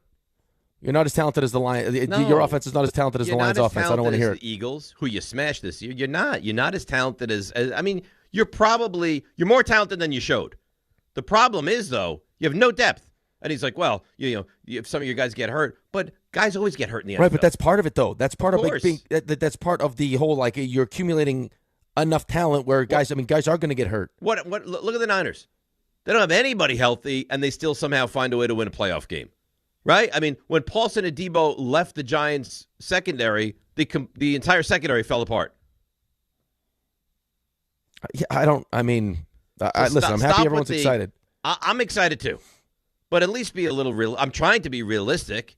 I'm not going to sit here and tell you 13 wins. I'm not going to sit here and tell you the Giants are as talented as any team in the NFL. I think if you're a Giants fan, you should be tremendously excited because you have the head coach, and you don't have to worry about that anymore. But to sit here and say the Giants are now on par with the elite teams in the NFL is just premature. They're not yet. I thought it would take a couple more months before we started getting phone calls like that, but hey, good for Giants fans for being excited. They're excited. And again, when you get excited, you kind of lose your composure a little bit, right? You just go nuts. But that feels a little premature for that. Mike in Baltimore. Interesting. Mike, good morning. You're on ESPN New York. Excited about what, Dave? About John Harbaugh, that he just got escorted out. I'm a lifelong Giants fan. Mm-hmm. Born and raised. One of the greatest moments of my entire life was obviously the Eli Manning Super Bowl, beating the undefeated Patriots team. But what are you excited about, Dave? About John Harbaugh? That's so confusing because we couldn't usher him out of it. The amount of talent that he had, the amount of talent. Like you guys, I know Rick. I know you guys both agree. Like these Raven teams were stacked, loaded with talent, and he wasn't even able to get to a Super Bowl. And Mike Tomlin this owned current him. incarnation, but it's amazing. Mike Tomlin owns him. Do you put any of the blame on the players, or you just put the entirety of the blame on the coach? No, because I'm just saying that he's in Baltimore. I'm telling you the narrative. He's a fraud because of the level of talent that he had, that he couldn't even reach the pinnacle. Like literally, like this guy. Yeah, had but how Lamar many Jackson. coaches? That was But how Ozzie many Newsome. coaches? But Mike, how many coaches in the AFC have reached the pinnacle that you think are good coaches? Like, I mean, recently, how many coaches? It's been one coach. It's been Andy Reid. Andy Reid won almost exclusively. Cincinnati got by them one time, and now we're gonna sit here and we're gonna crush him. He went 10-6, 14-2, 11-5, 10-7, 13-4, 12-5. Did they underperform in the postseason? Maybe. You know what? Let's fast forward 7 years down the road. I want to have the conversation of, oh my God, the Giants lost again in the NFC Championship game. How disappointing that is. Right, like let's get to that point. But I mean, then he brings up Mike Tomlin owns him. But well, how is Mike Tomlin doing in the postseason then? I mean, recently John Harbaugh has more postseason wins than Mike Tomlin does. Yeah. Like what's Tomlin's 0 for his last 7 in the playoffs? He's 13-11 in the postseason. I mean, was it his fault that what's-his-face, Mark Andrews dropped a ball that was in his chest? Or the other side of that, it wasn't a very good throw. Is that his fault? No, it's not his fault. Is it his fault that Zay Flowers couldn't? Is his fault that sometimes in the big games you don't get the best version of Lamar Jackson? No, listen, it's all of it, though. It's not just the coach. It's not just the players. It's everybody. I'm sure there are things during the course of those playoff games that John Harbaugh wishes he did differently. Right? I mean, he's a kicker. I mean, should he have taken a knee? Should he have run a play? He had a timeout. I'm not saying he's perfect. Right, but the numbers would tell you in that situation, do I want to – I mean, the kicker had missed the kick. So do I want to risk taking a penalty, moving us back? No, so you try the kick. Kicker doesn't execute it, you lose.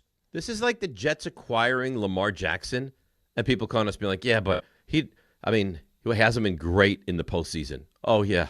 You know what? Right, let me get there, please. Right, this is no joke. This is when I was on vacation with my buddies and my brother was on the vacation, and we went from New York to Vancouver to fish, and then from Vancouver... Bluefish? No, salmon fishing. Then to Vegas, and the entire time we're staying at like all the nicest places. We're flying first class. We're leaving from Vegas. I think we're leaving from Vegas, and this is like a full week in Vegas, back to New York for first class, and he wasn't sitting in the same row as us. Like it was like me and Pete, Such and whatever. And he legitimately had a nervous breakdown as we're checking in and said to the lady, I always get the worst of the best. And I almost punched him in the face. Seriously, like I was like, you just got John Harbaugh. Like if you're the Jets, you would have just gotten Lamar Jackson. Like you have the best available, and it is a million times better than what. Right, then you had eating like pita chips and said like, oh man, I can't believe that I have to sit in a bad row in first class. Right, it's like I mean you're walking through the desert and someone offers you water and you're like, I only drink sparkling. I mean it's a million times better than what you've just recently had. You've won 7 games in 2 years, and 3 of those 7 games you didn't want to win anyway. This guy has one season. So the Giants the last 2 years have won, what, 3 and 4 games, respectively? Yeah. His worst season in 18 was 5. Worst season. And after that was 8. Yeah, I don't know what to tell you I don't know what to tell you if you're not happy about this. Whatever. You can be unhappy. But I just know that most Giants fans are excited and happy. And there's a guy from Baltimore. You know what? Because he's probably been poisoned by what they say in Baltimore. Time to move on.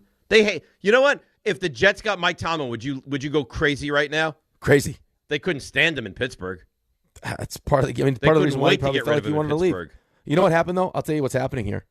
I bet Mike called, excited, got on the phone with RJ. And RJ wouldn't scat.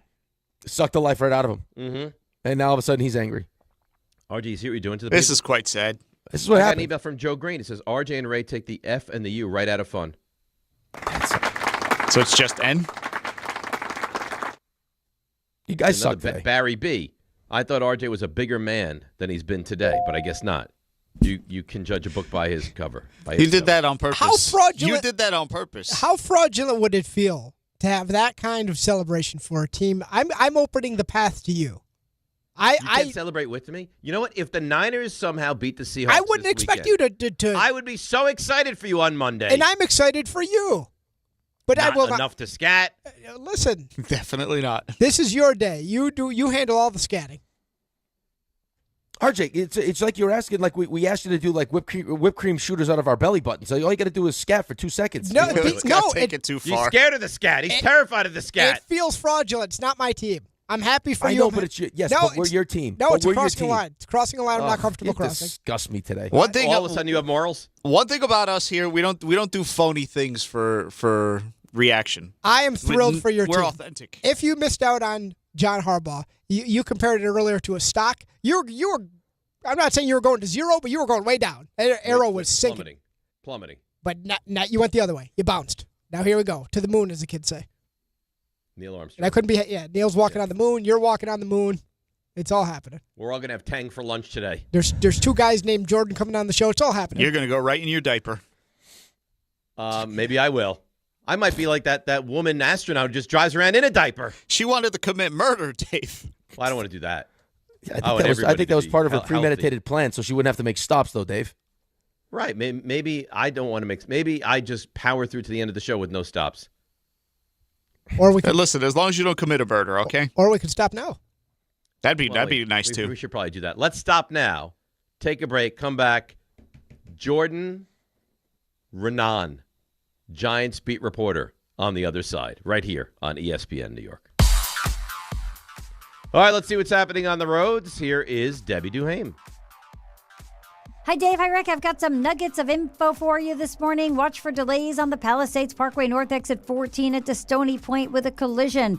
Traffic slowing down Newburgh, Beacon Bridge into Beacon. Accident being cleared. FDR Drive southbound heavy through the 100s with a collision. Delays back by the RFK Bridge. And watch for slowdowns this morning. Inbound George 20, Lincoln 20, Holland 30. Sponsored by Mothers Against Drunk Driving. For victims of drunk and drug driving, your grief is unique, but you're not alone. You always have a place at MAD. Call the 24-hour victim helpline, 877-MAD-HELP, or visit mad.org.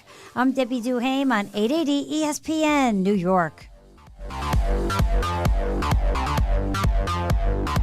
It's Chuck Devine with snowcountry.com. Find out what you need and get projects done from the brands you trust at prices you'll love. Lowe's, we help, you save. Much colder, snowier weather moving in for Thursday. Not a whole lot of snow, so our conditions are flipping over to groomed, loose, and frozen granular. It'll be the groomer's job to churn up that snow and make it smooth and loose as we head to the 3-day holiday weekend. Regardless of how things look in your neighborhood, the coverage on the ski trails is very strong thanks to all the snowmaking they've done this season. Shawnee Mountains, 90%. Camelback, PA, Mountain Creek, New Jersey, both on 39 trails. All 3 skiing, riding, and snow tubing day and night. Bel Air in the Catskills, Gore Mountain in the Adirondacks, both trail numbers in the 50s. They'll ski mostly groomed, loose, and frozen granular, and Whiteface cashed in on some fresh snow. Mohawk, Connecticut, and Butternut in the Berkshires, both on 20 trails with snow tubing this weekend. You don't just ski or ride, you dominate. At Killington, we fuel your adventure. Be the beast. Ski and ride Killington. What if your instincts could pay off? With Robinhood Prediction Markets, you can put your sports IQ to work on the games you know best. It's not you against the house. It's you participating in a live market.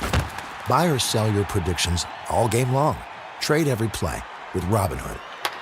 Visit Robinhood.com/predict. That's Robinhood.com/predict. Futures and cleared swaps trading involves significant risk and is not appropriate for everyone. Event contracts are offered by Robinhood Derivatives LLC, a registered futures commission merchant and swap firm.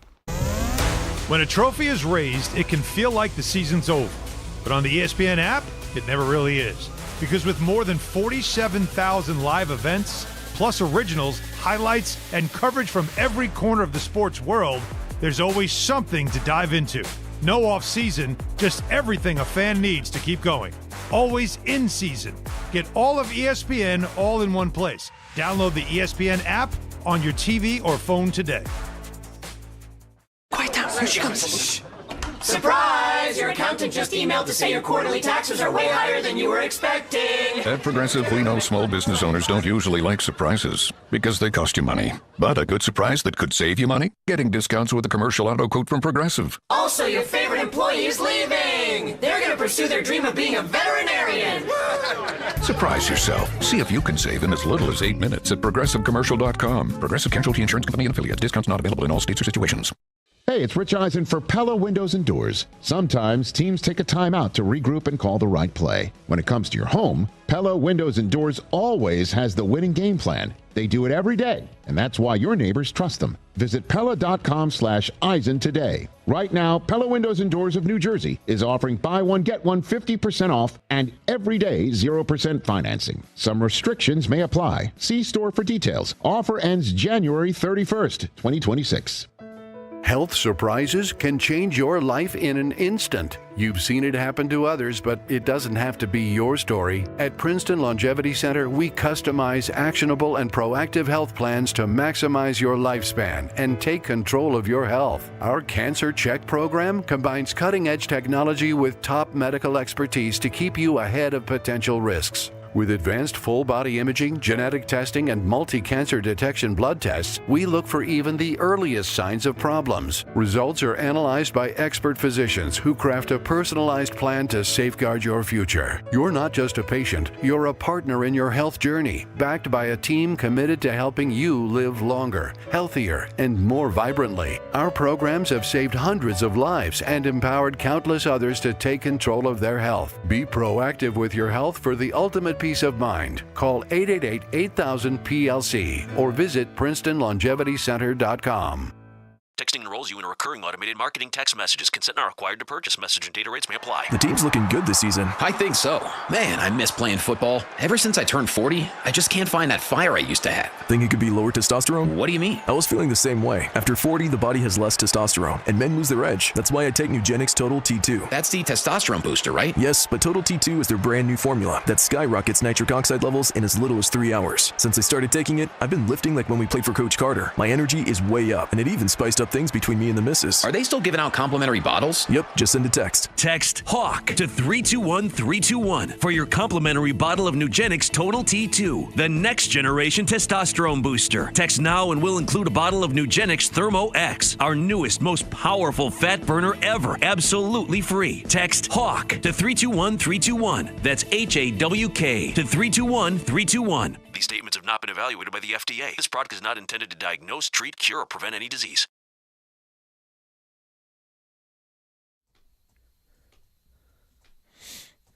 All right, DNR with you, ESPN New York, and we continue with the Harbaugh updates brought to you by Wild Fork. John Harbaugh on the verge of becoming the next head coach of the New York Football Giants.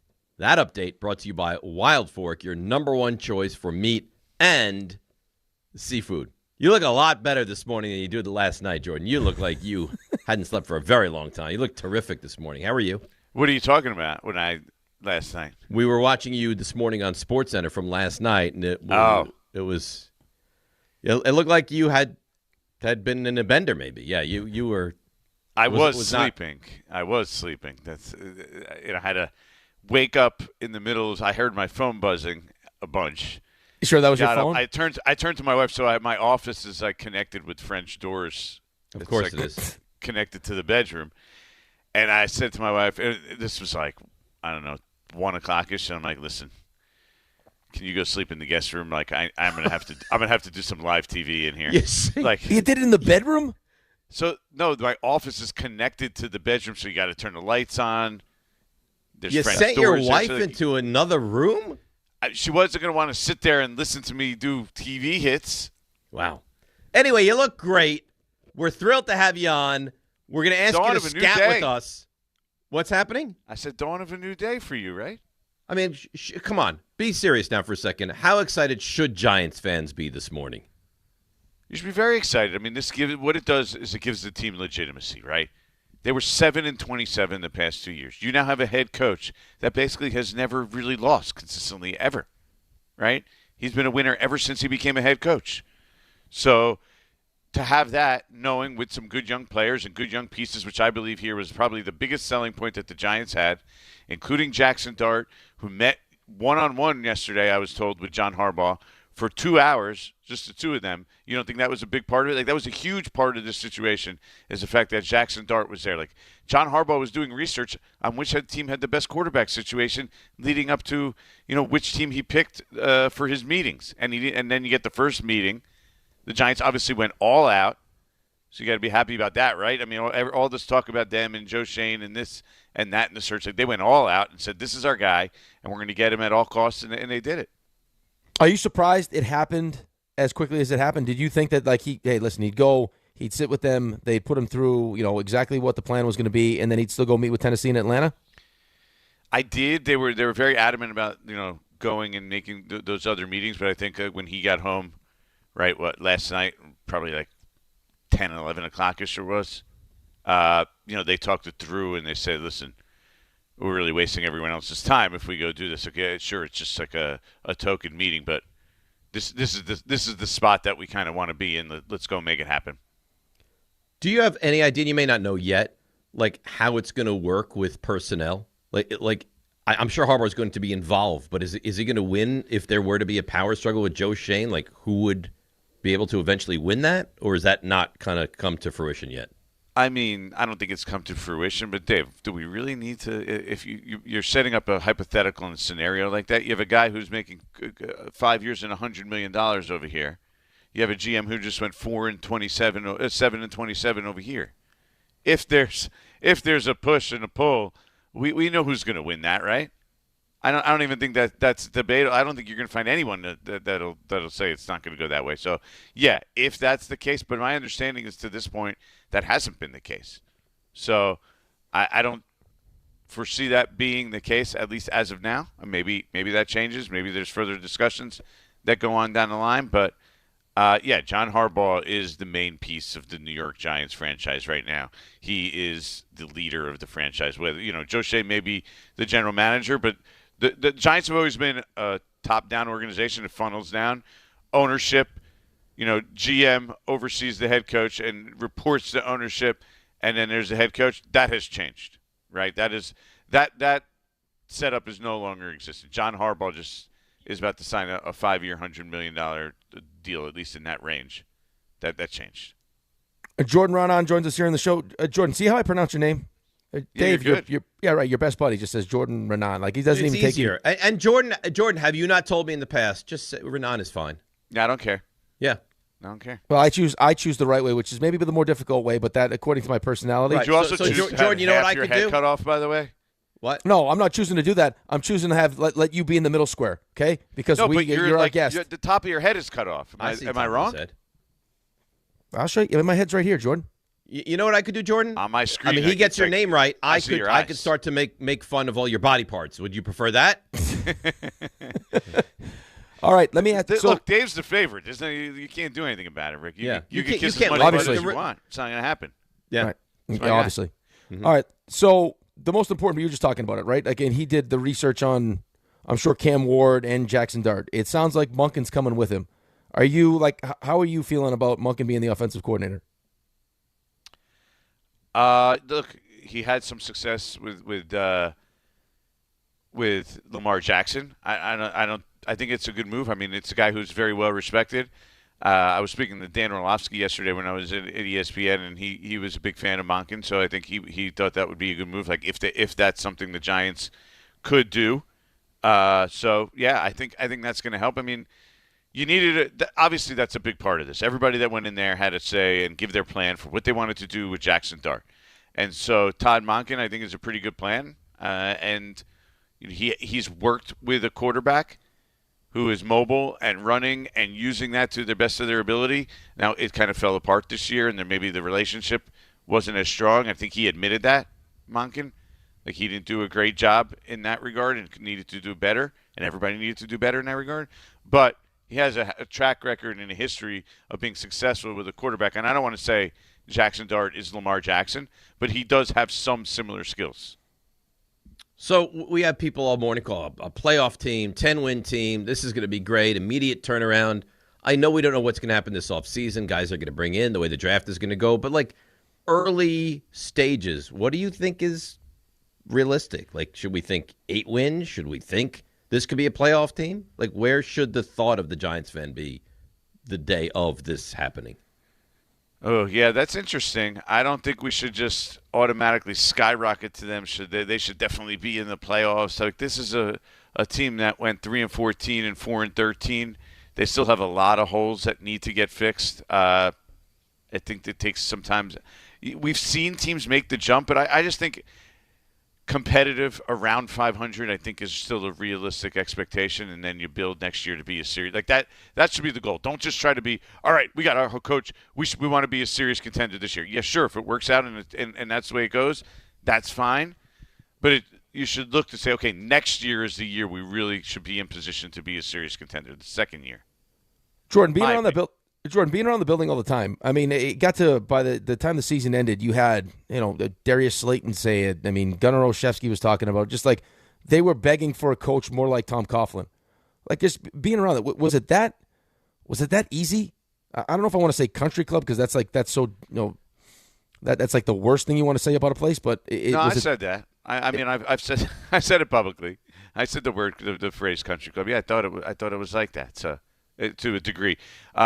Even practices, they practice less than most teams. Like John Harbaugh, by the way, and Andy Reid's like this, and he's an Andy Reid, should I say disciple again? Or disciple? You actually said the word disciple on the air, didn't you? Oh, yeah. Yeah, he did.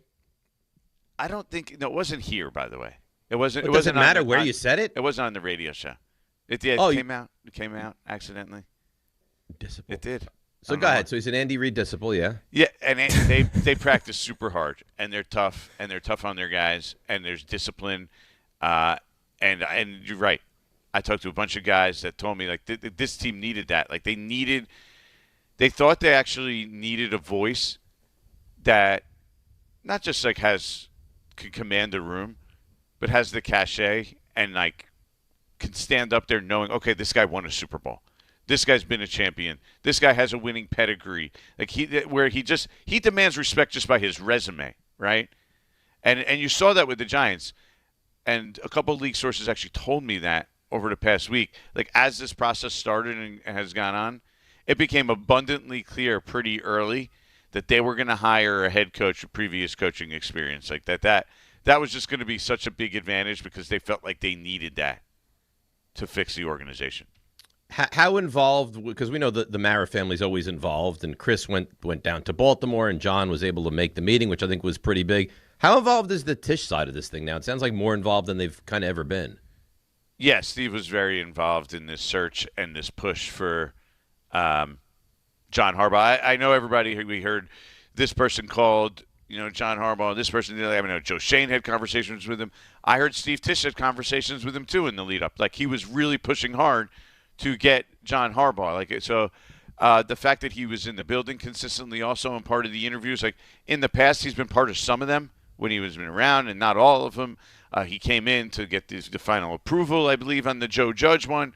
So, yeah, the fact that he's been around more, and also I think it was kind of unanimous. And that's why you saw the second it opened. John Harbaugh was clearly their number one choice. They all agreed, all right, this is the guy. We need to go get this guy.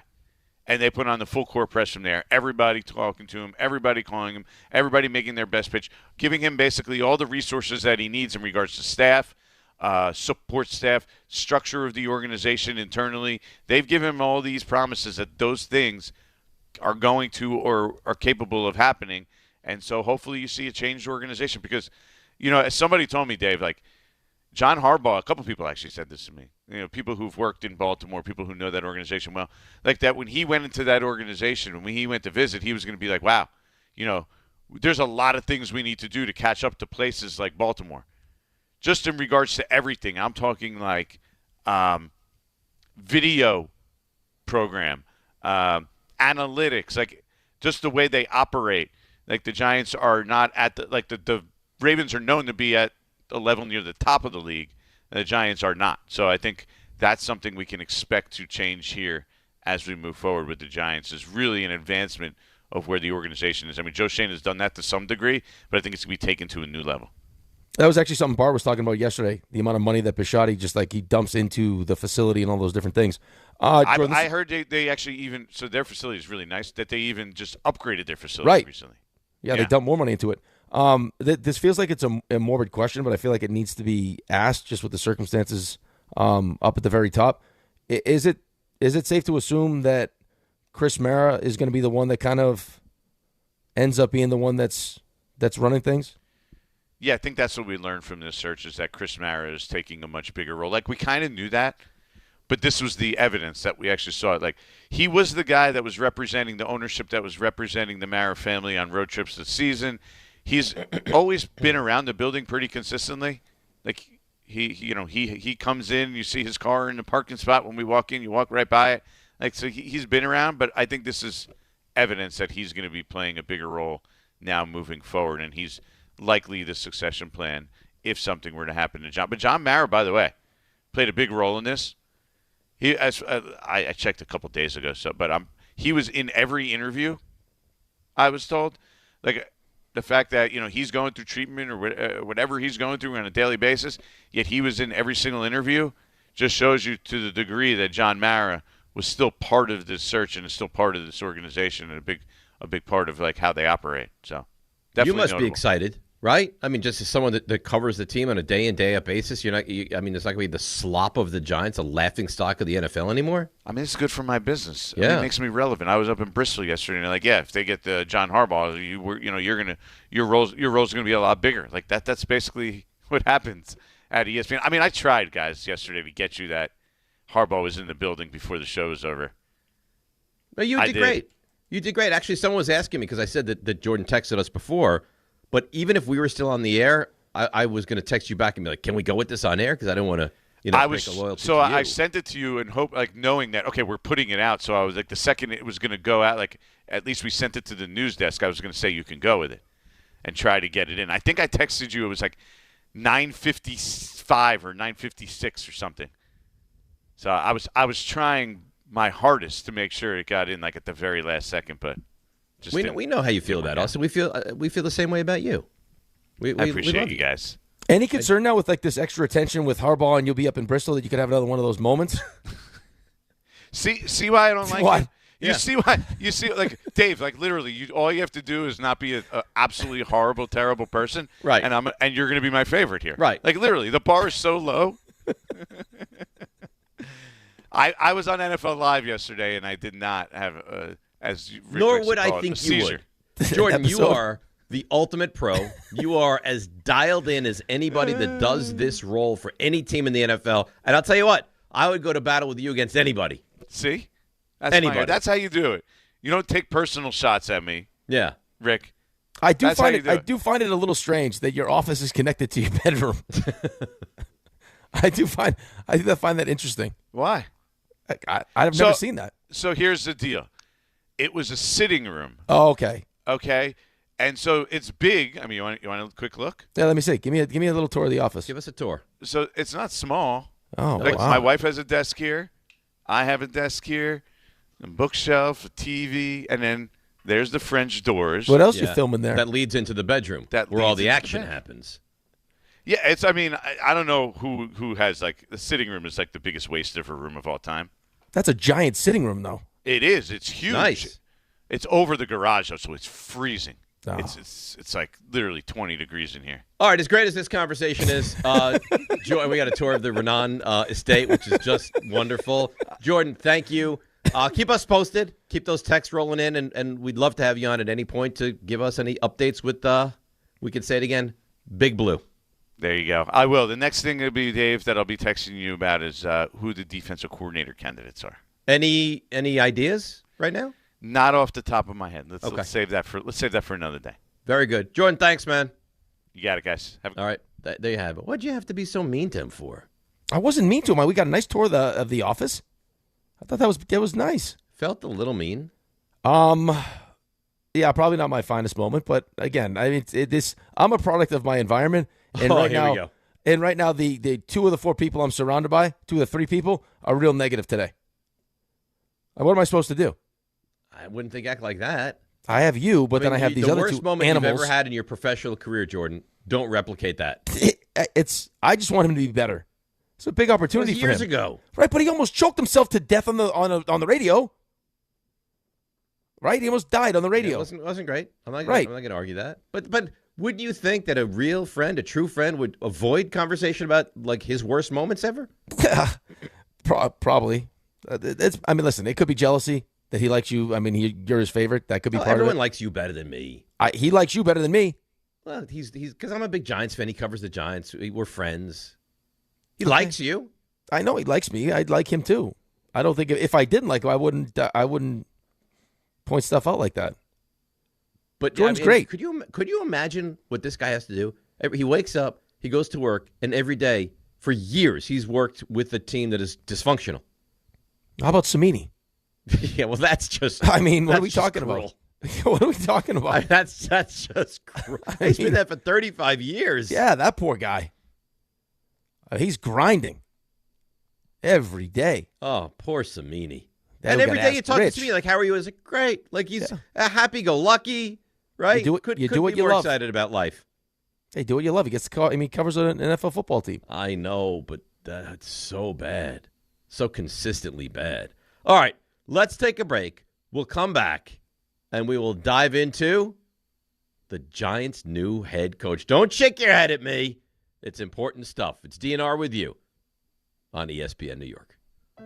Health surprises can change your life in an instant. You've seen it happen to others, but it doesn't have to be your story. At Princeton Longevity Center, we customize actionable and proactive health plans to maximize your lifespan and take control of your health. Our Cancer Check program combines cutting-edge technology with top medical expertise to keep you ahead of potential risks. With advanced full-body imaging, genetic testing, and multi-cancer detection blood tests, we look for even the earliest signs of problems. Results are analyzed by expert physicians who craft a personalized plan to safeguard your future. You're not just a patient, you're a partner in your health journey, backed by a team committed to helping you live longer, healthier, and more vibrantly. Our programs have saved hundreds of lives and empowered countless others to take control of their health. Be proactive with your health for the ultimate peace of mind. Call 888-8000-PLC or visit PrincetonLongevityCenter.com.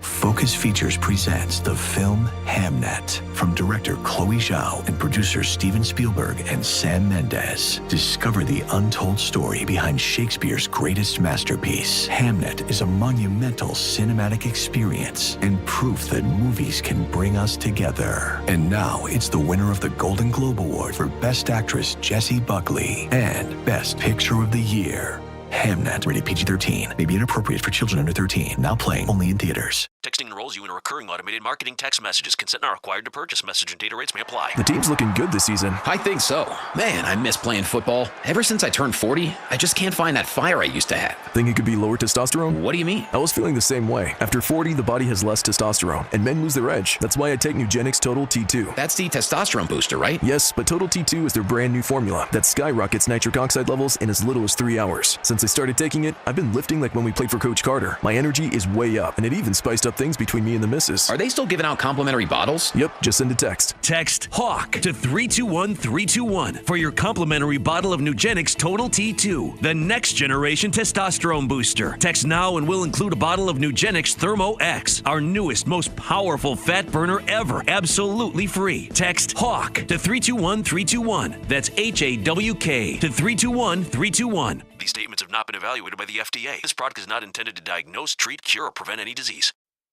The College Football Playoff National Championship. Let's go! The magical run by the 10th-ranked Miami Hurricanes continues. There's no bad play, no bad call, no injury that we can't overcome. When they faced a top-ranked and undefeated Indiana Hoosiers. All I can say is go IU and Number 10 Miami versus number 1 Indiana. Coverage begins Monday night at 6:30 on 1050 ESPN and the ESPN New York app. What if your instincts could pay off? With Robinhood Prediction Markets, you could put your knowledge to work on the events that matter to you. Prediction Markets isn't just sports. It's the Fed rate decision, your favorite award show, and so much more beyond the playing field. Trade events with Robinhood. Visit Robinhood.com/predict. That's Robinhood.com/predict. Futures and cleared swaps trading involves significant risk and is not appropriate for everyone. Event contracts are offered by Robinhood Derivatives LLC, a registered futures commission merchant and swap firm. Hey, football fans, picture this. You bet on your favorite player to score the first touchdown in the game, but his teammate scores instead. If this happens, BetMGM wants to give you another chance at the end zone. With BetMGM's second chance promotion, you'll get your stake back if your first touchdown scorer scores second instead. Really? That's right. Bet on any pro football player to score the first touchdown of the game. If you're right, you win. If your player scores second, you get your stake back in cash. With BetMGM's second chance offer, you have a chance to keep the fun going after the first player crosses the goal line. Try a first TD scorer wager with confidence today. BetMGM. Make it legendary. BetMGM and GameSense remind you to play responsibly. See BetMGM.com for terms. 21 plus only. New Jersey only. Existing customer offer. Subject to eligibility requirements. Rewards paid back in unrestricted withdrawable funds. Gambling problem? Call 1-800-GAMBLER. Some people just know you can save money on car insurance by checking Allstate first. Like you know to check Kirk Herbstreit's pregame analysis first, before talking to your brother-in-law. In this game, the key thing to watch will be the offensive line versus their front seven. If they can get pressure without blitzing, this could be a long night. Okay, Kirk. I know stuff. Ooh, checking first is smart. So check Allstate first and see what you could save. You're in good hands with Allstate. Potential savings vary, including based on how you buy, subject to terms, conditions, and availability. Allstate North American Insurance Company and affiliates, Northbrook, Illinois. Hey, fans! Welcome back to Fansville's Cheers and Tears. Oh. Okay, so like everybody deals with losing, right? To a rival on a last-second field goal. Whatever, it's fine. I'm totally fine. But I cope with losing with an ice-cold Dr. Pepper. Those 23 flavors are like so delicious. They totally wash away the pain of your college football team taking a big fat L. College football, it's a pepper thing. 880 ESPN, WHSQ, and WCBS-FM HD2, New York. A Good Karma Brands radio station. This is DiPietro and Rothenberg. The New York Giants and John Harbaugh are now finalizing an agreement to make him the next head coach of the New York Giants. Revel in what should be a celebratory day. They wanted it. They made it a focus. They made it a massive priority, and they got it done. No team was more aggressive than the New York Giants in pursuing John Harbaugh. Competent, capable, a winner. And this is exactly what the Giants have been pining for, desperate for, and finally got. So thank God today's a great day in Giants Nation. This is DiPietro and Rothenberg on ESPN New York and streaming live on YouTube. 5, 6, 7 o'clock, 8 o'clock, rock. Oh, yeah. The clock tonight. So how about this one? Yeah, what do you got? So New York Giants last 5 seasons. Okay, there's 32 teams in the NFL. Win percentage, 31st. Yards per game, 29th. Points per game, 30th. Opponents' points per game, 27th. They've been a bad football team. That's one of the worst. They've been, why do you think all these Mondays I show up and I'm despondent? They've been a bad football team. And I didn't grow up like that. Like, when I was a little kid, I was bad when I was little in like the late 70s. 81 playoff team. 82, now you get Lawrence Taylor. 83 was bad, but then it was good from 84 on. It was good for years and years and years. Right? That was like the golden era of Giants football. 85, they make the playoffs, they lose to the Bears. 86, they win the whole thing. 87 is the strike season. 88, they miss out on the playoffs, they lose to the Jets. 89, they get in. 90, they win again. I mean, they were even a bad season, even after 90. Parcells leaves, they hire Ray Hanley in the 11th hour, and a bad season, a disappointing bad season. They go 8-8. So, I mean, and then they hand it over to Coughlin. They have Eli. I mean, they're functional until they let Coughlin go. And from that moment on, outside of a blip here and a blip there, they have been one of the laughing stocks of the NFL. It feels like you graduate from that to being functional and capable moving forward. And that's why I have such a pep in my step today. Well, you should have a pep in your step. I'm interested to get your take on this, though. Why do you think, because you said like when you were a kid, even when they weren't very good, like, I mean, you've seen them bad, right? Like, I mean, I've seen them bad. Right, but I mean, would you get like this emotionally? Like where you were just like you were done or you were dead inside? Well, because I didn't have years of heartache or pain or excitement, or it was brand new to me. So even like every Giants game mattered. Watch it, like every game was like a holiday, and they'd be 2-9. You'd be like, oh, I can't wait to watch the Giants. And today, like, no. And also, when you're a kid, you have this kind of wide-eyed like love affair with your team. Now I'm a grizzled old man who you're not going to get excited about winning a game against the Raiders. 5-year-old me would have been like, great. Dart looked great. That's the win. I don't know that I would have understood the intricacies of, well, now you don't get the number one pick, and now you're going to affect the franchise and like all that stuff that when you become older, maybe wiser and maybe more jaded as a fan. Right. I think that when you really sit down and look at what just happened, right, and we've had a couple phone calls that were negative phone calls. For the most part, they've been positive phone calls. And I think this is the point that, RJ's made throughout the show as he sucks the fun right out of it, is, you were a real crossroads here. It's like talent-wise, you felt like you're in a good spot. You got the quarterback, you got the receiver, you got a couple running backs you like, you got Burns, you got Abdul Carter, you got Dex Lawrence. Like, you got pieces. Offensive line was better. You got Andrew Thomas. There were pieces. But then there was Tennessee, who also has a quarterback. They got a ton of cap space. They're going to have a new stadium. It's Nashville. And you got Atlanta with Matt Ryan and Bijan Robinson, all these different things. But when push comes to shove, you're the Giants. Mm-hmm. But are you still the Giants? This was kind of that litmus test. How much does that still mean? Right. And luckily for you, and I think part of the reason why you're so excited is that you are still the Giants. You're still the Giants, right. And you know what? You brought him in, you wined him, you dined him, you wooed him. I'm a big woo guy also. I'm a big woo guy. You wooed him. Yep. And then he didn't even go anywhere else. Nope. He's not going to Tennessee. He's not going to Atlanta. Everyone had this 11th hour. Oh, Miami's going to. No, none of those things, because you have something that other teams can't offer. A, you have the quarterback, which, Tennessee can say that. B, you have cap space, and next year they have a boatload of cap space, by the way. And you are the Giants. And I think at the end of the day, that still does mean something. And like Ian O'Connor tweeted late night, early morning, whenever, this is what John Harbaugh wanted from the start.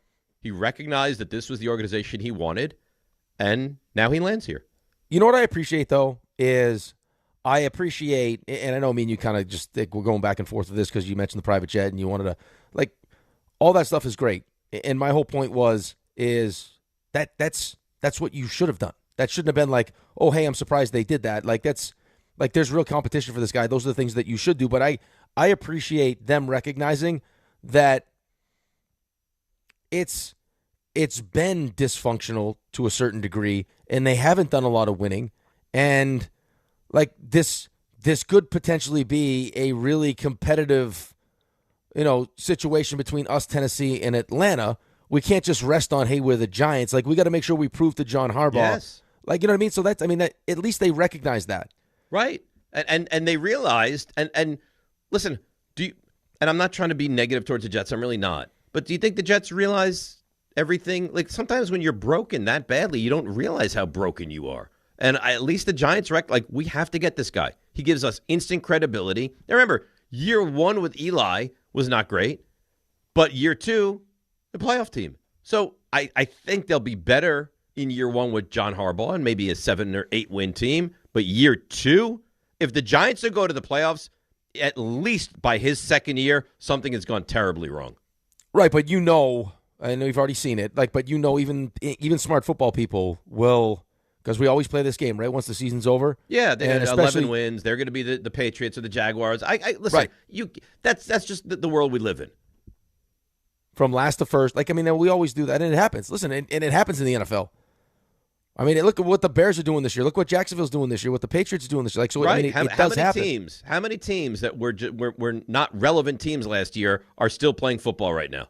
A lot. Right. And how many games did you have 5 fourth quarter leads that you blew? Yeah. Packers you led. Bears you led. Denver. Lions you led.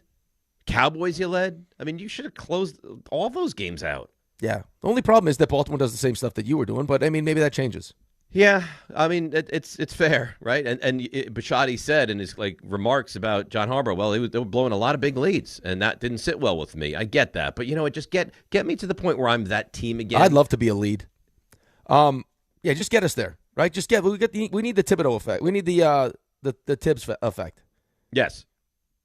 No, right? I don't know that it won't be more than that. Well, no, listen, it could be. That's the expectation. The problem is that no one's done it yet. right? Like no coach has done it. Right. So Holmgren got close. Obviously, Sean Payton is 3 wins away from doing it now. It can happen, but it hasn't happened yet. Right. There's always going to be a first. It's just, is this going to be that case? Yeah, someone's going to do it. I mean, Andy Reid got to a Super Bowl and then won lots of Super Bowls, so it's not like guys are miles away from succeeding there. But nobody has won 2 Super Bowls or won Super Bowls with 2 different teams. That'll change.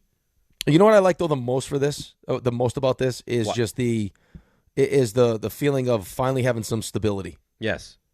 Especially for a young quarterback. Like this guy, Jackson Dart knows, especially I'm sure even now after talking to him for 2 hours, that this guy's going to be here for a while. So, message is going to be the same. Culture is going to be the same. I actually got, someone that knows what he's doing with the leadership that we need. Mm-hmm. And it's not going to be, me trying to get guys. Because it sounds like, dude, for Jordan to, just openly say there was a guy on our team that said to a reporter that the reason why we stunk was because it was like a country club. Didn't put his name to it. And the thought that someone would say that sent Milbury into a tizzy. Now because someone said it, which was probably true, but someone actually verbalized it and put it out there, it turned into a complete nightmare for us where it's now it's 2 days and you got to do all this stuff. But that's for most coaching staffs, the idea that you're running a country club is not a good thing by any means. No, it's not a good thing. And it'd be one thing if you were a country club and you were winning, right? Then nobody would care. Right. Abdul Carter's got 11 and a half sacks. You let him sleep through meetings, but the guy's going to win Rookie of the Year. He's dominant. But when you're allowing these things to happen and it's moving in a direction that you're scared about and you think we're not the same franchise anymore, we can't win games anymore, we're the laughing stock now, well, now it becomes unacceptable. But here's the thing. Do you know how many days I've been angry and thought about, what's happened to this franchise? I don't have to worry about that anymore. They're going to get back to being functional. Again, I don't know if it means 11 wins or 9 wins or 7 wins. I know this. The Giants are going to be a functional football team. And they're not going to make the same stupid mistakes they've made for a decade now. And right, but matters. I also think you need to, I also think the other benefit of this thing too is that, and this is not by any means, defending Joe Shane, but once Joe Shane makes that pick, and, as they collaborate on what should happen, we want this guy or this guy, it's then on the coaching staff to make sure that they develop that player the right way. In those first couple of years, if you're taking a player, I don't care. I'm not saying that Deonte Banks, in a different situation would be better. But if you put somebody that you think is good, and in year one, Deonte Banks was good, but then you throw him into the situation where he's they're not practicing hard. They're they get away with whatever they want. That's not the proper way to get the best out of that player, because they don't know. And maybe guys are not being groomed the right way or coached the right way or any of those things, and then they're just not reaching their potential. Guys in Baltimore have reached their potential. Lamar Jackson is what you hoped he would be. Now, does he struggle in some moments? Sure. He's won 2 MVPs. But again, special teams in Baltimore, and I know they missed the field goal. I get that, and that stunk, and I didn't like the way Harbaugh handled the play calling at the end of that. I'm not saying he's not going to be, held accountable, but he's a good NFL head coach, a really good NFL head coach. Yeah, he's a really good NFL coach. Otherwise, he wouldn't have been around for 18 years. Right? That's, again, I can't begin to explain to people how hard that is, and I know there's a lot of turnover, but still. Because you still have your main, it's still going to have, your best players are going to be with you for a while. And to be able to manage those relationships for 18 years and deal with the injuries and all those different things they have to deal with during the course of the season, all we hear from head coaches all the time is all the other crap that they have to deal with. You imagine doing that for 18 years with the same team? Right. And then you're dealing with coaches' personalities, you're replacing coaches, all the different things you got to deal with, all the families. That's, and the fact that you have 2 in the same division doing it. And still to be respected after 18 years? Right, but can you imagine that, though? In the same division, you got 2 guys, 119, 118? No. And Zach Taylor's the last one standing. That to me is the big punchline of the early offseason so far. Is that you had Stefanski, who everyone is clamoring for now, right? Yep. It's probably the next hot commodity on the coaching circuit. You have Mike Tomlin, who teams would give up draft picks to get. John Harbaugh, who they're pulling out all the stops to be able to land. And the last guy standing in that division is Zach Taylor. Hey, good thing Joe Burrow likes him. Yeah, you're not wrong. The right people like you, and that certainly helps. Dan in Jersey. Dan's got to be in a good mood. Good morning, Danny. How you doing, bud? Good morning, Dave. Good morning, Rick. How are you guys today? We're doing really well. Dan, here's the thing that confuses me about you a little bit is I'm outside of not paying attention to you one single time because I was trying to do work for the show. I'm always nice to you. Dave, completely disrespected you and your steak of Florentina. And yeah, hey Dave, how you doing? That's not right. It isn't right, but I get what I compartmentalized it. I'm still not happy about it, and I would have loved an apology, but I don't think I'm going to get one. You're not. I think that what's it called? He was in a really bad way, and I shouldn't have brought that beefsteak a la Florentina onto the air that day. Right. You know what? That's summer conversation. Hey, guys, did I ever tell you about my beefsteak of Florentina back when I went to Italy during football season for some reason? No, Dan, you didn't. Tell us about the beefsteak Florentina. And I saw photos of it, Dan, and it looked sensational. But when the Giants had the number 1 draft pick this close, and you're calling the show to talk about a beautiful meal you had, Florence got a it nice felt beefsteak inappropriate. a la Florentina. Best steak I've ever had in my life. Nobody cares. Just felt inappropriate. Felt kind of out of whack, Dan. But it doesn't mean I don't love you. See, but I will say, my whole family thought that whole bit was hilarious. My cousin was listening to it live in the car, and he had to pull over because he was crying laughing. So it was good radio. This is what I do for you, Dan. I turn you into a star. All right, what's your point, Dan? I will say, letting Robin go on about the Galapagos Islands felt a little unfair when I was. Listen, don't be that guy. You said steak. She said boobies. You said steak. Right. The floor is yours now. How do you feel about? I know you love the Giants. How do you feel about the Giants landing John Harbaugh? I tell you what, I feel pretty good. But I think that they are going to be maybe a playoff team next year. And I know it sounds crazy, but if you look at the games that they blew, that they probably don't blow with John Harbaugh. If he can bring in the right coordinators, that's the one thing I'm still a little skeptical about. I want to see who he brings in. He's going to bring in Monken. There's already reports that's almost a done deal now. So I don't know how you feel about Monken, but I'm a little skeptical about him. I know Lamar had some good years, but Lamar was also some good years. Some bad good years. He won an MVP. He had some really good years. Look at the year. Look at the numbers from last season. He should have won MVP last year. I don't know how he didn't. So let's think about that. Come on, man. Thanks for the call, Dan. Some good years. He turned Lamar, and I'm not saying Lamar wouldn't have been great on his own with another coordinator, but he was the guy that took Lamar from being the last pick in the first round, a very raw quarterback, and turned him into one of the great quarterbacks in the NFL.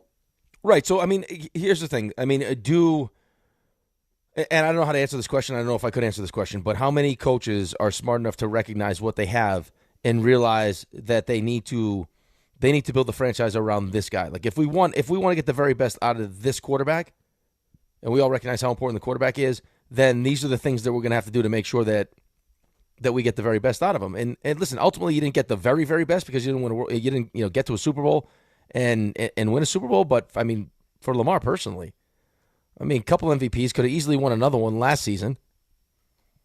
But he's also got to wear some of the blame too. He's got to play better in the postseason. Yeah, but that's the weird thing. For some reason, all of the missteps from the Ravens all go on the shoulders of John Harbaugh and none of the players. Well, because Lamar's coming back, right? So they're not going to move off Lamar. No. I'm not saying that you should blame Lamar, but it's not all Harbaugh. Like Andrews takes blame, Flowers takes blame. Like when guys don't succeed. Lamar Jackson in the postseason. I'm sorry, he's had moments in the postseason, but he's not the same quarterback in the postseason that he's been in the regular season. No. Why doesn't he take blame for that? I think he does. I think that when you're talking about like who are the best quarterbacks, I think people will still point to playoffs for him, and then he's got to take that. Like he's got to take that next step. They said the same thing about Josh Allen. Now listen, Josh Allen in the postseason's a beast. Yeah. Oh, you saw the stats they started the game with the other day. He's like first in every category in the postseason history. Yeah, and listen, he's going to have his hands full in Denver. By the way, can we veer off quickly from Harbaugh talk, or are we just strictly Harbaugh? You can veer. I want you back on the road soon, but you can veer. Yeah, this is like a 2-minute little rest stop. That's like a NASCAR kind of pit stop here for us. Dante Moore going back. In your opinion, good thing, bad thing for the Jets? I'm really torn because I don't know what you do at quarterback now, right? Okay. But you just told me earlier, and you took your personality test. You're a 30,000-foot guy, right? You're a big picture guy. Mm-hmm. Knowing what you know about Aaron Glenn, right? And what I think in the long term, this is probably beneficial for the Jets. I think in the micro, it's like, ugh, because you know and they wouldn't have been able to do this because there would have been such pressure to take the quarterback, but you could have traded out of that pick. That pick has no value now. Not that you won't get a great player or two. You might get an awesome player or two, but a forward-thinking organization might have said, hey, we don't want Moore. He's not ready. We're not ready for him, but someone's going to want him, and now we get more picks.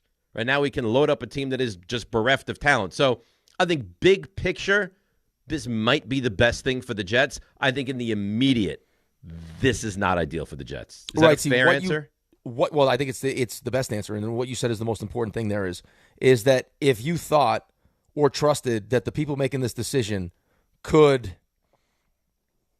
not be pressured into just taking Dante Moore because you need a quarterback and he's the second quarterback and you just felt the pressure you had to do it, it could have taken a step back and said what you just said, where it's, hey, listen, the whole 20 starts thing concerns us, the fact that we don't have the infrastructure around them concerns us, and now you trade the pick because we need talent. Like, yes, him going back affects your ability. You can't do that now. But I also think that now, because I do think they would have felt pressure to do it, and they probably would have taken him with the second overall pick. They would have definitely taken him. Right, and I don't think that I don't know if that was going to be the right choice. Not to mention the fact that we said this yesterday. You could see it. They take Dante Moore. It doesn't look good. They don't win enough games. Aaron Glenn gets fired, right? So it's a new coach. Hopefully that coach likes Dante Moore. But what happens if he doesn't? Now you got 3 first-round picks in 27, where it's supposed to be. I mean, you got Arch and everyone else. It's a loaded class. So it's just. I mean, you're probably, outside of not being able to leverage the pick to trade back and get more picks, you're probably better off, right? Because if things don't go good with Aaron Glenn, at least now have the opportunity in 2027 to start fresh. But maybe that's how your job becomes attractive enough to get. Maybe if you say to a new coach, hey, Arch Manning is there for the taking. Dante Moore with another year of cooking is there for the taking. Absolutely. Now, the one thing I will say, though, is I've heard a lot of people, the Jets have so much draft equity. They'll just go up and they'll get Arch. No. If a team that needs a quarterback picks one, you could offer them the sun and the moon. You're not getting that quarterback. So you need to be either bad enough that you have that pick or the right team is bad enough. Like, I mean, if the Titans, right? No, I can't even imagine that, because if the Titans have an awful year, they might even wind up taking a quarterback. Like, I don't even know. But a team that has a quarterback that has an awful year, that's what you need to have happen. Right, or this draft. I mean, you decide that, hey, we'll take the best player available at 2. We have the 16th pick. If it's Chambliss who doesn't win his suit against the NCAA and he's in the draft, or we have the first pick in the second round, we want to come back up into the first round. Right, I have no issue with that. If you take, I don't love Simpson, but if you take Simpson or you take Chambliss and you work with that guy for a year and you notice, you know what, now we have the number 1 pick, now we can take Arch. Fine, you know what, I would absolutely do that. I'm not going to play this game where it's like, well, I have a quarterback I think could be good. I need to answer the question in the next 2 drafts. Right, but now I have the quarterback. Right, but that's much easier to do with the 16th overall pick or later in the first round than with the second overall pick after 1 year. This is what annoys me about people. Why? Tom Quinn tweets in, so now your brilliant opinion is Lamar Jackson sucks. No, Lamar Jackson's awesome. When did anybody ever say anything about him sucking? All I'm saying is all the responsibility for the lack of ultimate success for Baltimore shouldn't fall on the shoulders of John Harbaugh. Some of it could fall on Lamar Jackson. Right, which I think is fair. I mean, it's like you still have to go out there and play, and for whatever reason, Lamar Jackson doesn't play consistently enough at that MVP level in the postseason. And that's not saying that he sucks. I think he's great. I think he's awesome, but I mean, I think that now when you start talking about like some of the injury stuff that he's dealing with, like what does that do for your season when the guy's not practicing? Like he missed a lot of time. He missed a lot of practices. He dealt with 4 different injuries.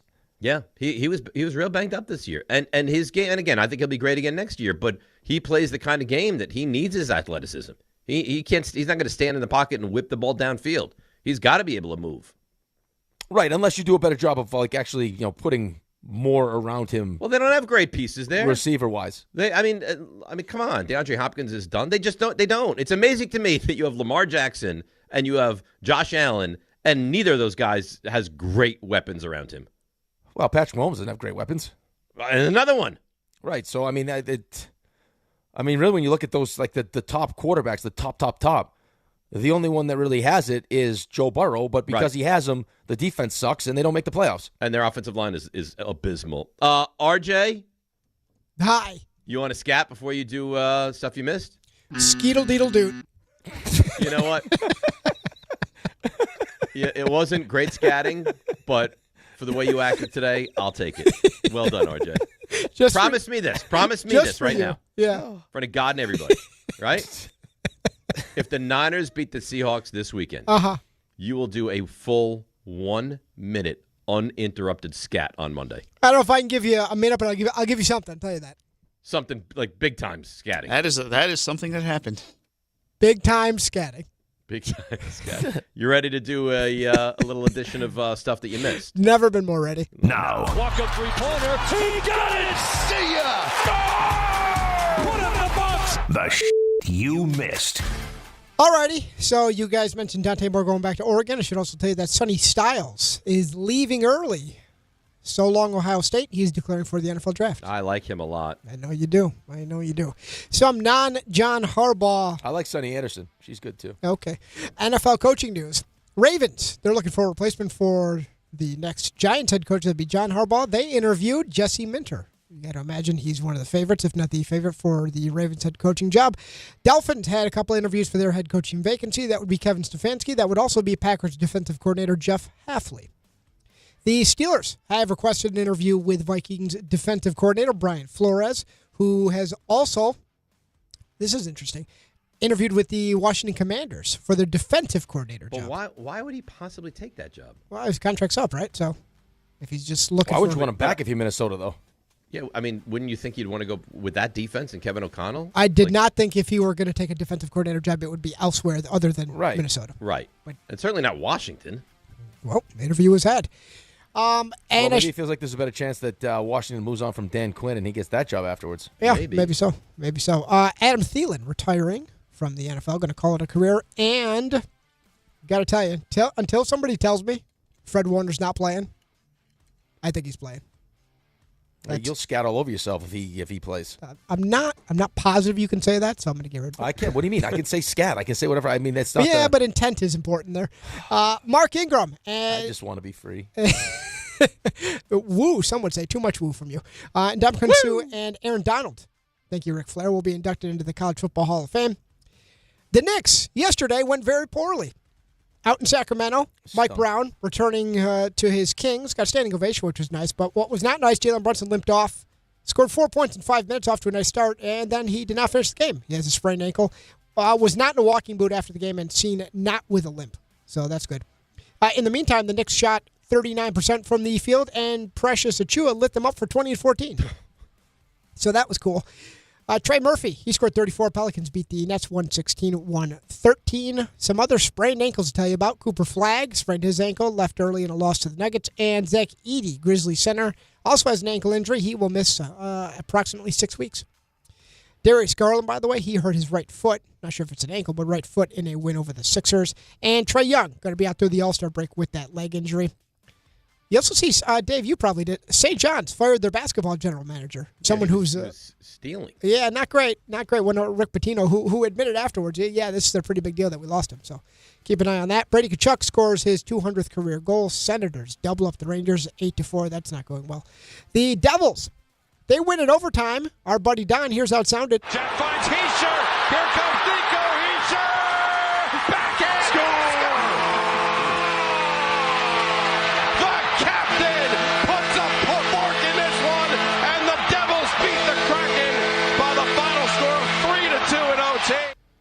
Was that Ken Danico that jumped in there? That's Dano. That's Dano. K is not going to stand. I was going to say that was that might be the K show today. That's got to We'll get to John Harbaugh in a moment. You got to hear the steppage. That's got to. I mean, steppage doesn't even describe it. It's got to be the first time that he stole the call. Yeah, he's the one that said it was a goal. Exactly. Right. Listen, strong is all I can say. It feels like the color analyst gets a little too comfortable with Don. He's inviting. That's the problem. Because there's a real chance if you did that to Mike, if that happened, you if get thrown out of the O'Neal booth. did that to Michael out of the booth, squeeze your head until it exploded. He'd punch you right in the face. Or even worse, headbutt you. Yeah, oh my goodness. You would think it'd be the Royal Rumble. You would see O'Neal flying out of the booth over the top rope. Yeah. Ranger Suarez, this was a big deal. 5 years. I don't know. $130 million with the Red Sox. I don't understand. I don't understand why you would let Bregman go away and How's that bring in rotation Ranger look? Suarez for almost the same money. I think a lot of Red Sox fans have a problem with how I think you share the same opinion of most Red Sox fans. Currently. It's bizarre. I do not think that most Boston fans believe they've handled the offseason properly. And I guess Bregman was great in the clubhouse, too. And momentum going the other way from the PGA. Dustin Johnson signs a multi-year extension to remain with Live Golf. I don't He need him back. He kind of stinks anyway. But yeah, I don't need him back. He was good once upon a time. I do appreciate the pictures of Paulina, though.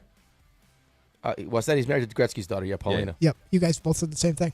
Yeah, it's no secret why you guys got shared adjectives with your personality quiz. So good for you guys. That's stuff you his missed. was creep, though. I don't think that's in there. Mine was not creep. I don't think it's mine was humanitarian. I don't think no way. Did it say you lead with generosity? Is any of those?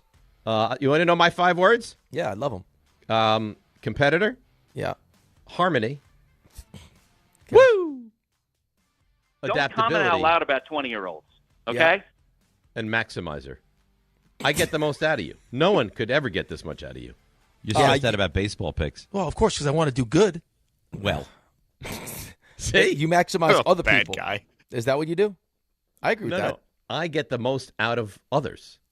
Right. So I'm saying you maximize other people. That's what I said. All right. I would agree with that. Those are my 5 words. That's nice. That stuff you missed. Jordan Schultz next. What happened to D-Hiff in observations, by the way? They took a breather today. So I was told originally they're going to be very short, very brief. And then I was told they're not happening. They're dead.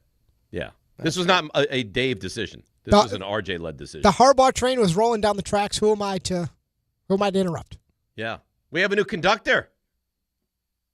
Right? I'm the conductor. Yeah, there we go. He'd fit better on that train, I can tell you that. All right, let's take a break. NFL insider Jordan Schultz, Giants and all else around the league on ESPN New York. Well, let's see what's happening on the roads this morning. Here is the great Debbie Duhame. Hi, Dave. Hi, Rick. Yep, let's bring on John Harbaugh to the Giants, and I'll bring on the info for you on the roads. Let's go out to the Van Wyck northbound, slowing down at the LIE with an accident just cleared out of the way. Watch for slowdowns outbound George, lower level with construction causing delays on the Cross Bronx into the outbound GWB. 84 east at the Newburgh Beacon Bridge, a collision. Sponsored by Positive Coaching Alliance. Got issues with youth or high school sports? Positive Coaching Alliance can help. PCA, a national nonprofit, offers more than 1,000 free online resources for youth and high school sports, coaches, parents, students, and administrators. Visit PCADevZone.org. I'm Debbie Duhame on 880 ESPN New York. Prizes, flyaways, even cash money. You want it? We've got it. Find a list of all contests and official rules by visiting ESPNNewYorkContests.com. That's ESPNNewYorkContests.com. Welcome to Jake's 58 Casino Hotel, where excitement never stops. Unleash the fun with 2 floors of gaming action, featuring 1,000 cutting-edge video and electronic machines. Enjoy exceptional service at a prime location that places you right in the heart of Long Island's excitement. Stay and play in style with over 200 hotel rooms and treat yourself to a full range of dining options at Jake's 58 Casino Hotel. If gambling is a problem for you or someone you care about, please call the 24-hour toll-free helpline at 1-877-8-HOPE-NY or text HOPE-NY. Hey, New York and New Jersey. Commitment issues? No problem. Now you can get unlimited talk, text, and data for $25 a month forever, as in for life. Switch now at boostmobile.com. After 30 gigabytes, you may experience slower speeds. Pay $25 a month as long as you stay on the Boost Mobile Unlimited plan. Show your team spirit and save big only at Security Dodge during the Start Something New sales event. For a limited time, score an extra $500 off on top of all rebates and new incentives. Just for coming in and wearing your favorite team's jersey or swag. High school, college, or pro, football, basketball, hockey, and every sport in between. It's easy to win big at Security Dodge in Amityville. Visit us today or shop 24/7 at securitydodge.com. Not all F words are bad. Some are actually great, like fast, free fiber for 4 months. Yep, switch to Optimum Fiber for as low as $25 a month. Plus, for a limited time, you can get 4 months free, HBO Max included for 1 year, and a 5-year price lock. Don't wait, this free fiber deal won't last long, and the fastest, most reliable, most consistent internet speeds await you. Call 888-4-OPTIMUM or visit Optimum.com/free today. Terms apply. See Optimum.com for details. A SoFi personal loan is here to help you achieve something once thought impossible: overcoming high-interest credit card debt. Walk the tightrope of your finances with one low, fixed-rate monthly payment, no fees required, and as soon as the same-day funding. That's right. Pull off your own debt-defying stunt with a SoFi personal loan. Visit SoFi.com/trick to learn more. Loans originated by SoFi Bank, N.A., member FDIC. Terms and conditions apply. NMLS 696891. My name is Whitney Allen. I am a widow. My husband, Ryan, died. We never thought in a million years we'd have to use life insurance. The unexpected happened. With Ethos, it is so fast and easy. It's 100% online. You can get a quote in seconds, apply in minutes, and get same-day coverage, no medical exams, and you can get up to $3 million worth of coverage through Ethos. Get your free quote at ethos.com/game. That's ETHOS.com/game. Time spent on application may vary. Online health questions required. It's another Super Saturday on the Fine Line, and The Wiz has you covered. Saturday at 8 a.m., The Wiz talks about all 4 NFL playoff games, including Buffalo at Denver. Can Josh Allen get another road win? What about the Rams at Bears? Plus Knicks, St. John's, Rangers, all in action. It's a loaded show with free picks, and The Wiz talks about the College Football National Championship when Miami takes on #1 Indiana. The Fine Line with Joe Wiz, Saturday at 8 a.m. It's the best bet in town. Be ready to win.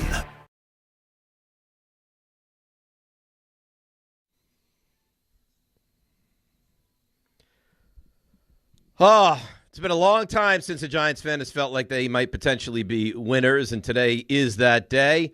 You know, my relationship with this guy is really going to a level that I didn't see, and it's happening very quickly. He is NFL insider Jordan Schultz, and we're doing middle of the night text. Like, our relationship, Jordan, is really hitting new strides, isn't it?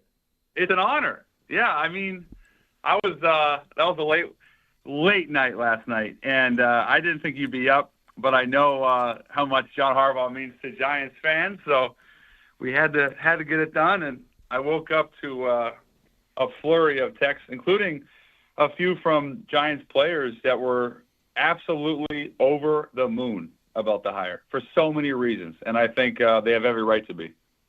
Wow. Jordan, what do you think this means? Right? I mean, I know they have pieces, and there was 5 fourth-quarter leads that they blew, and they got the quarterback, and Malik Neighbors will be back, and Brian Burns, and we saw. The last couple of weeks of Abdul Carter were really good. I mean, is this going to be the team that a lot of people point to as kind of the potential to go from last to first in the division to be, competitive for potentially a playoff spot? I think it's a competitive playoff caliber team. I think they could win 9-10 games. I think John Harbaugh is worth 4 or 5 wins. I certainly want to see what happens in the draft and free agency, and there's still some question marks, like what are they going to do with Wan'Dale Robinson? I think that would be one of the big priorities. But listen, the roster is, with a competitive coach, which Harbaugh is, the roster is certainly capable of performing at a playoff caliber clip. You're talking about the winningest coach in Ravens history. You're talking about a guy that won a Super Bowl, has been the coach of the year, and is just an absolute program builder. And I would say take it a step further and say a force multiplier. Having John Harbaugh gives you instant credibility, and that's something that, quite frankly, the Giants really haven't had since Tom Coughlin. Jordan, it sounds like you couldn't script like a better guy for this job the way you talk about him, right? You're hearing from players that they're ecstatic, and you heard players last week saying, we just want like a guy that's going to hold us accountable and have demands of us. And we want like a Tom Coughlin kind of guy. Like, is this, like, I'm so excited. I think Giants fans are so excited. There's real reason to be this excited today, though, right? Like it feels like the franchise has gone from this cloud over the head to they're the Giants again. Exactly. I couldn't have said it better myself in terms of this is a tenfold franchise. This is one of the premier organizations traditionally, not only in the NFL, but in all sports. I mean, it's the New York Giants, and there's a standard that has not been met for a really long time. And bringing John Harbaugh in doesn't just elevate, wins and losses in your record and get you, potential playoff berths. it gives you, when I say credibility, there's so much that goes into that word, but the impact he'll have on players now wanting to come to New York. I have not felt over the past several years that the Giants were a premier free agent destination, not because of the organization or the city or the market, but because the franchise just has not been in a healthy place. When you add someone like John Harbaugh, who's obviously going to have a tremendous amount of say over personnel, over staff, I think he's going to bring Todd Monken once they comply with Rooney Rule. You're bringing in someone that is so established in terms of what he knows, how he knows how to operate a franchise. He is so comfortable with who he is as a head coach. He's seen everything. He's not going to be surprised. These are just, you add all of that up, and suddenly you become the New York Giants again, to your point. Jordan, we're obviously, you know how this works, right? I mean, there'll be people like Dave that are excited, and then you'll take a couple phone calls where, John Harbaugh never got to a Super Bowl with Lamar. It's an MVP quarterback, and they'll start to point all these negatives. What would you say to a person that calls in as a Giants fan and isn't excited about this move? Well, first I would ask why, because this was not your juggernaut candidate pool. When you talk about last year, you had Liam Cohen, you had Mike Vrabel, even someone like Aaron Glenn, Ben Johnson. I mean, these were considered elite head coaching candidates.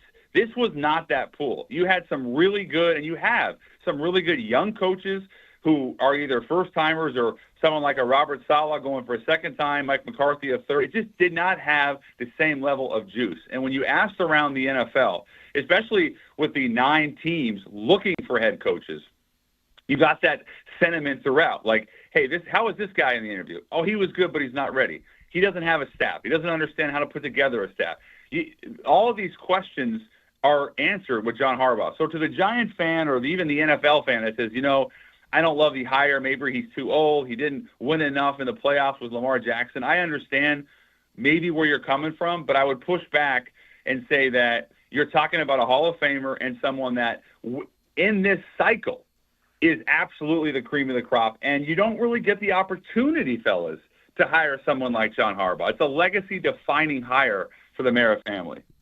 Big-time NFL insider Jordan Schultz with us here, ESPN New York. There were rumblings that Miami was at some point close, Tennessee, Atlanta. Were these teams ever legitimately close, or in your mind was this always Harbaugh to the Giants? I felt like it was a 2-horse race between the Giants and the Titans. And, Atlanta had certainly a lot of pieces, but I didn't feel like they were able to offer the same things that the Giants or the Titans. And people say, hey, why the Titans? That's a terrible team. That's one of the worst rosters. That's fair, but they have $100+ million in cap. I think a terrific young quarterback in Cam Ward, and an excellent young GM in Mike Borgonzi, who comes from the Kansas City tree, who is known to be extremely collaborative. And I think Tennessee would have given him a lot of things, even some things that the Giants couldn't offer, especially from the cap. And this is the beauty of John Harbaugh, is that someone told me that he is really built for rivalry big games. And all due respect to the, other divisions, other teams, AFC East or AFC North, there's something about playing against the Cowboys on Sunday night, playing the Eagles on a Monday night. You can't really replicate that. So I always felt like Tennessee had a real shot, but you also knew that the Giants were hell-bent on keeping John Harbaugh in their building. And he actually ended up leaving, but they were so aggressive, and I reported about an hour ago, $100 million over 5 years is about the number. So he's going to be one of the highest-paid coaches in football, and I think he'd be the third highest-paid player on the Giants. So he's just going to get the type of money that he commands, and the Titans were never really able to get in the door. Jordan, as far as the other things going on right now in the NFL, so Green Bay, right? I mean, it sounds like the LaFleur, they're trying to work out an extension. Why is it taking so long? Is there a chance that LaFleur's not back in Green Bay? So listen, Matt LaFleur is the 19th highest paid head coach in football. And I've been critical of him, especially with the Bears game. I put that loss solely on Matt LaFleur with the clock management, the play calling. But he is a very good coach in terms of win-loss, in terms of his offenses over the years. There's a couple like inside baseball elements, if you will, to this. He shares the same agent, Trace Armstrong, from Athletes First, who also happens to represent Kevin O'Connell. Kevin O'Connell just signed a deal last year that's paying him $15 million a year. LaFleur's hovering around $6 million. The problem is the Packers are not the type of organization to pay a head coach $15, $17 million a year. That's just not how they operate. So LaFleur is going to clearly want more money and more years, but there's got to be some type of compromise. The Packers are saying you're 37-30-1 with one playoff win since Aaron Rodgers left. Where's the proof? And LaFleur's saying, I've had a ton of injuries. I don't need to be the highest paid, but I like to be top 5, top 10. There's got to be some type of compromise. And if there's not, then there is certainly a scenario where you're looking at a 10th opening. I'm not saying I anticipate it, but I'm certainly not saying either that this is a perfect marriage and that everything's copacetic in Green Bay. All right, let's just throw a couple of quick ones, and we'll let you run. I know you're busy this morning. Baltimore, Jesse Minter, does that connect the dots in your mind or no? It does. And Jesse Minter, for maybe not a household name yet, was at Michigan, had the number 1 defense in the country, followed Jim Harbaugh to the Chargers. They've been a top 5 defense pretty much in every metric the last 2 seasons under his guidance. Was in Baltimore, has worked with both Harbaugh brothers, is very familiar with the Ravens organization. And to that point, Baltimore, and understandably so, they were coming off an excellent season. They let Mike Macdonald out the door. He ends up going to Seattle, and now Seattle's the number 1 seed in the NFC. There's some similarities between Macdonald and Minter and temperament and the way they coach a defense, scheme, all of that. So Jesse Minter absolutely tracks in Baltimore. So does Brian Flores. He interviewed there. He did very well. He's going to interview in Pittsburgh.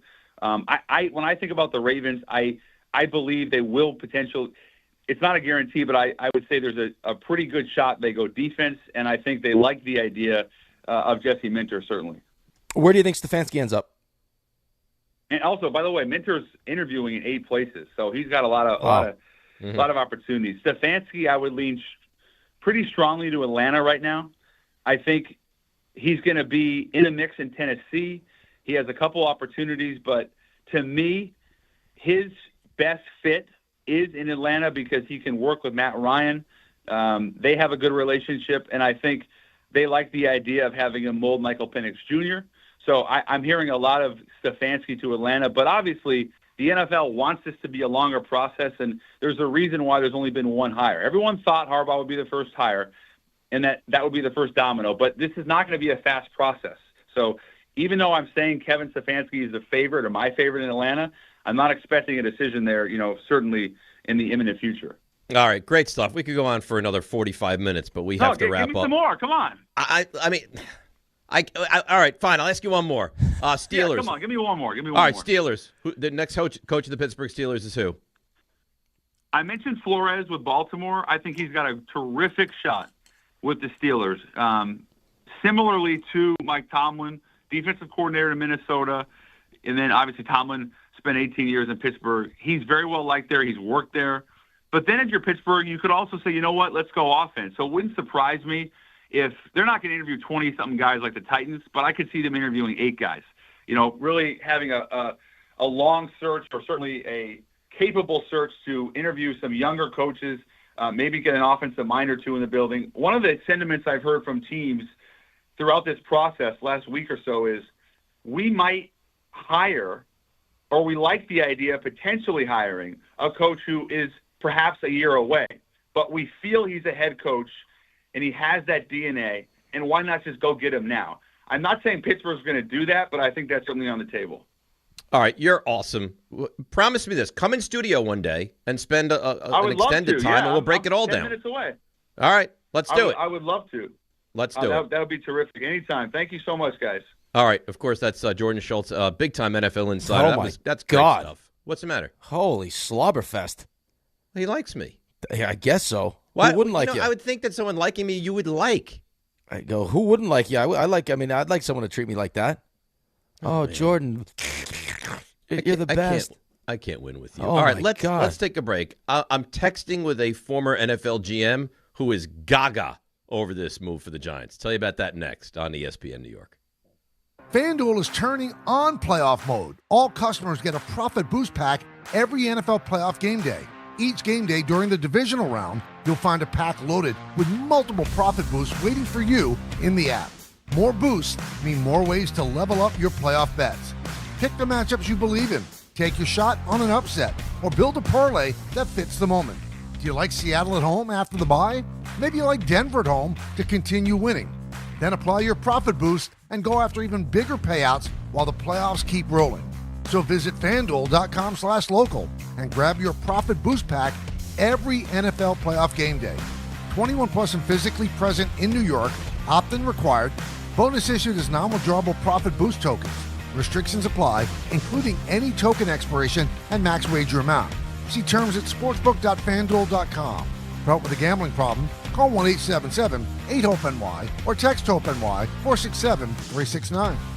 Texting enrolls you in a recurring automated marketing text messages. Consent not required to purchase. Message and data rates may apply. The team's looking good this season. I think so. Man, I miss playing football. Ever since I turned 40, I just can't find that fire I used to have. Think it could be lower testosterone? What do you mean? I was feeling the same way. After 40, the body has less testosterone, and men lose their edge. That's why I take Nugenix Total T2. That's the testosterone booster, right? Yes, but Total T2 is their brand new formula that skyrockets nitric oxide levels in as little as 3 hours. Since I started taking it, I've been lifting like when we played for Coach Carter. My energy is way up, and it even spiced up things between me and the missus. Are they still giving out complimentary bottles? Yep, just send a text. Text HAWK to 321-321 for your complimentary bottle of Nugenix Total T2, the next generation testosterone booster. Text now and we'll include a bottle of Nugenix Thermo X, our newest, most powerful fat burner ever, absolutely free. Text HAWK to 321-321. That's HAWK to 321-321. These statements have not been evaluated by the FDA. This product is not intended to diagnose, treat, cure, or prevent any disease. Focus Features presents the film Hamnet from director Chloe Zhao and producers Steven Spielberg and Sam Mendes. Discover the untold story behind Shakespeare's greatest masterpiece. Hamnet is a monumental cinematic experience and proof that movies can bring us together. And now it's the winner of the Golden Globe Award for Best Actress Jessie Buckley and Best Picture of the Year. Hamnet, rated PG-13, may be inappropriate for children under 13. Now playing only in theaters. Hey, New York and New Jersey. Commitment issues? No problem. Now you can get unlimited talk, text, and data for $25 a month forever, as in for life. Switch now at boostmobile.com. After 30 gigabytes, you may experience slower speeds. Pay $25 a month as long as you stay on the Boost Mobile Unlimited plan. I have a singular focus right now. I want John Harbaugh as coach of this team. The New York Giants and John Harbaugh are now finalizing an agreement to make him the next head coach of the New York Giants. Will John Harbaugh reignite the Giants championship DNA? They were 7-27 the past 2 years. You now have a head coach that basically has never really lost. He's been a winner ever since he became a head coach. No team was more aggressive than the New York Giants in pursuing John Harbaugh. I'm juiced to see what, this franchise can be within the next 5 years. Thank God today's a great day in Giants Nation. Follow the Giants offseason right here on 880 ESPN and the ESPN New York app. Oh, St. Elmo's Fire. What a movie this was. I won't sit here and name all the particulars, but I enjoyed this movie greatly. Why don't you? Can do that tomorrow. You guys, you can do that tomorrow. That's one of you know what? We can. Good point. Demi Moore, Emilio Estevez. I won't go through the whole, Rob Lowe, the whole thing, but there's plenty to choose from. Who's Emilio Estevez's brother? Charlie Sheen. That boy. How dare you? I just want to make people aware of how smart you are. I pride myself on useless knowledge. You're going to ask maximizing. me that? I'm also and a maximizer. And the father, of course, Martin Sheen. In fact, Charlie Estevez turned his name into Charlie Sheen. How about that? All right. Game time brought to you by Tullamore Dew Irish Whiskey. When it's game time, it's Tully time. 9 o'clock, Islanders at the Oilers out in Edmonton. Then 10 o'clock, the Knicks are on the road again to take on the Warriors tonight. Hopefully it's better than last night's result. And that's game time brought to you by Tullamore Dew, the original triple distilled, triple blended, and triple cask matured Irish whiskey. Be sure to grab a Tullamore Dew or try the new Tullamore Dew Honey during today's action. Glasses up to enjoying Tullamore Dew responsibly. So, unsolicited to me, I got a text from someone, former GM in the NFL, said, "You will love Harbaugh." I said, "Great hire, huh?" I said, "Do you think he's a good personnel guy?" He said, really good personnel guy. He knows what he wants. He was heavily involved in the draft, and Monken will be great for Dart. I said, this is amazing news. He said also, look for Chris Horton to hopefully be the special teams coach. And I don't know Chris Horton. I said, is Horton good? Really, really good. Really good. So, and then he says, Chuck Smith, elite pass rush coach, former Falcon. He's very good. Don't be surprised if you get him as well. I said Bart Scott on the air yesterday was talking about him going to the Jets, and he said no, he'll go to the Giants. So, I this is the best day I've ever had. I'm actually concerned that if we do go to training camp, that this could be a real problem for you. No, we're going to have to go. Right, like there's a chance I look over and you're dry humping John Harbaugh's leg. Look what just happened. Look what just almost happened 2 minutes ago. For crying out loud, that's just an insider. Right. Well, I mean, the fact is you guys don't give respect to the people that deserve it. The respect? Yeah. That was more than respect. Who am I not giving respect to? Jordan Schultz is he's breaking news all over the place. He is. I didn't say he wasn't. He absolutely is. The fact that we get him on the show, you have to treat the man with respect. There's respect and there's what you were doing. Rick, you want me to be the ass man? For once, where people that I have on the show, I'm like, well, you stink. I'm not going to do that. Oh, no, that's not what I want. I don't want you to tell the guy he stinks. I don't even want to know what's going to go on if he comes into the studio. Maybe just buy him. Bring some Starbucks for you. Maybe just buy him a nice gift, like a nice quarter zip, like the ass man. Probably be asked to leave. I know. I'm like, hey, Rick, can you go run out? And me and Jordan get some stuff to discuss. You're making us very uncomfortable. Right. I'm not. You guys are bringing it here. You know what? You can't. Here's the thing. You can't bring me down. I don't care what you say. Only Jordan can. I'm in too good of a mood for you guys to bring me down. All right, Ray. I like you like this. And I will not bring you down today. You try. You are beautiful, no matter what they say. You're beautiful, Ray. You ready for the 3 beautiful. stars? Yes. This could be a nasty text from Rob here I'm getting. Let's see. Oh, let's see. Today's 3 stars. Is it a nasty text? Should you read it? Dave is a bleep. No. He's jealous. He's scared. That's what it is. I think he wanted John Harbaugh. Remember, he's an Eagle guy. Yeah, he's scared. Number 3. At any rate, look, how fired up is this man? D'Agostino Law. Rawr. Right back. I mean, he's got that.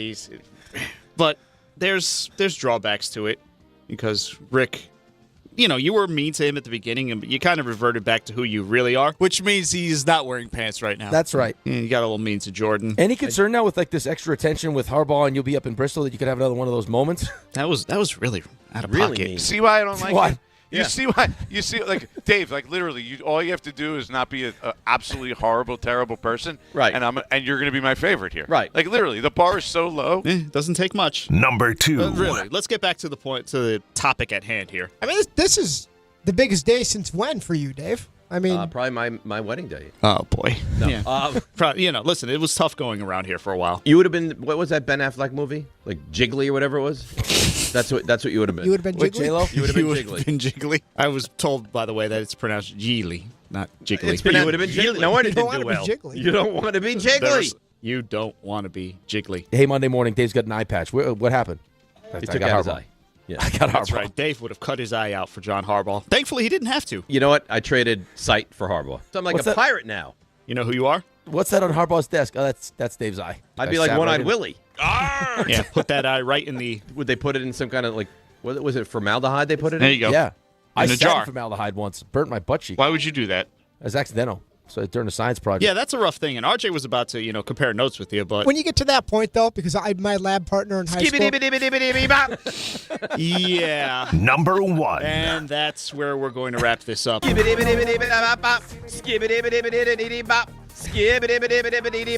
this went on for a while. I'm a scat man. Give me the arm. Woo! You're trying to get everyone to join in. Really, RJ. RJ, scat with me. He would not. In the hopes of Fred Warner coming back. There will be no to beat scat. the Seahawks on the road. Give me a scat. I'm not giving you giant celebratory scat. No, he would not. Rick would, of course, violate it, though. Dead. You know what, RJ? You can't say that. No. See what you did? What did I do? You led to that. It's your fault. But nevertheless. All I want to do is scat with a friend. Even if RJ discourages it. I bet Mike called, excited, got on the phone with RJ. And RJ wouldn't scat. But you know what? Eventually, you did win. Hi. You want to scat before you do stuff you missed? Skeetle deedle doot. Congratulations.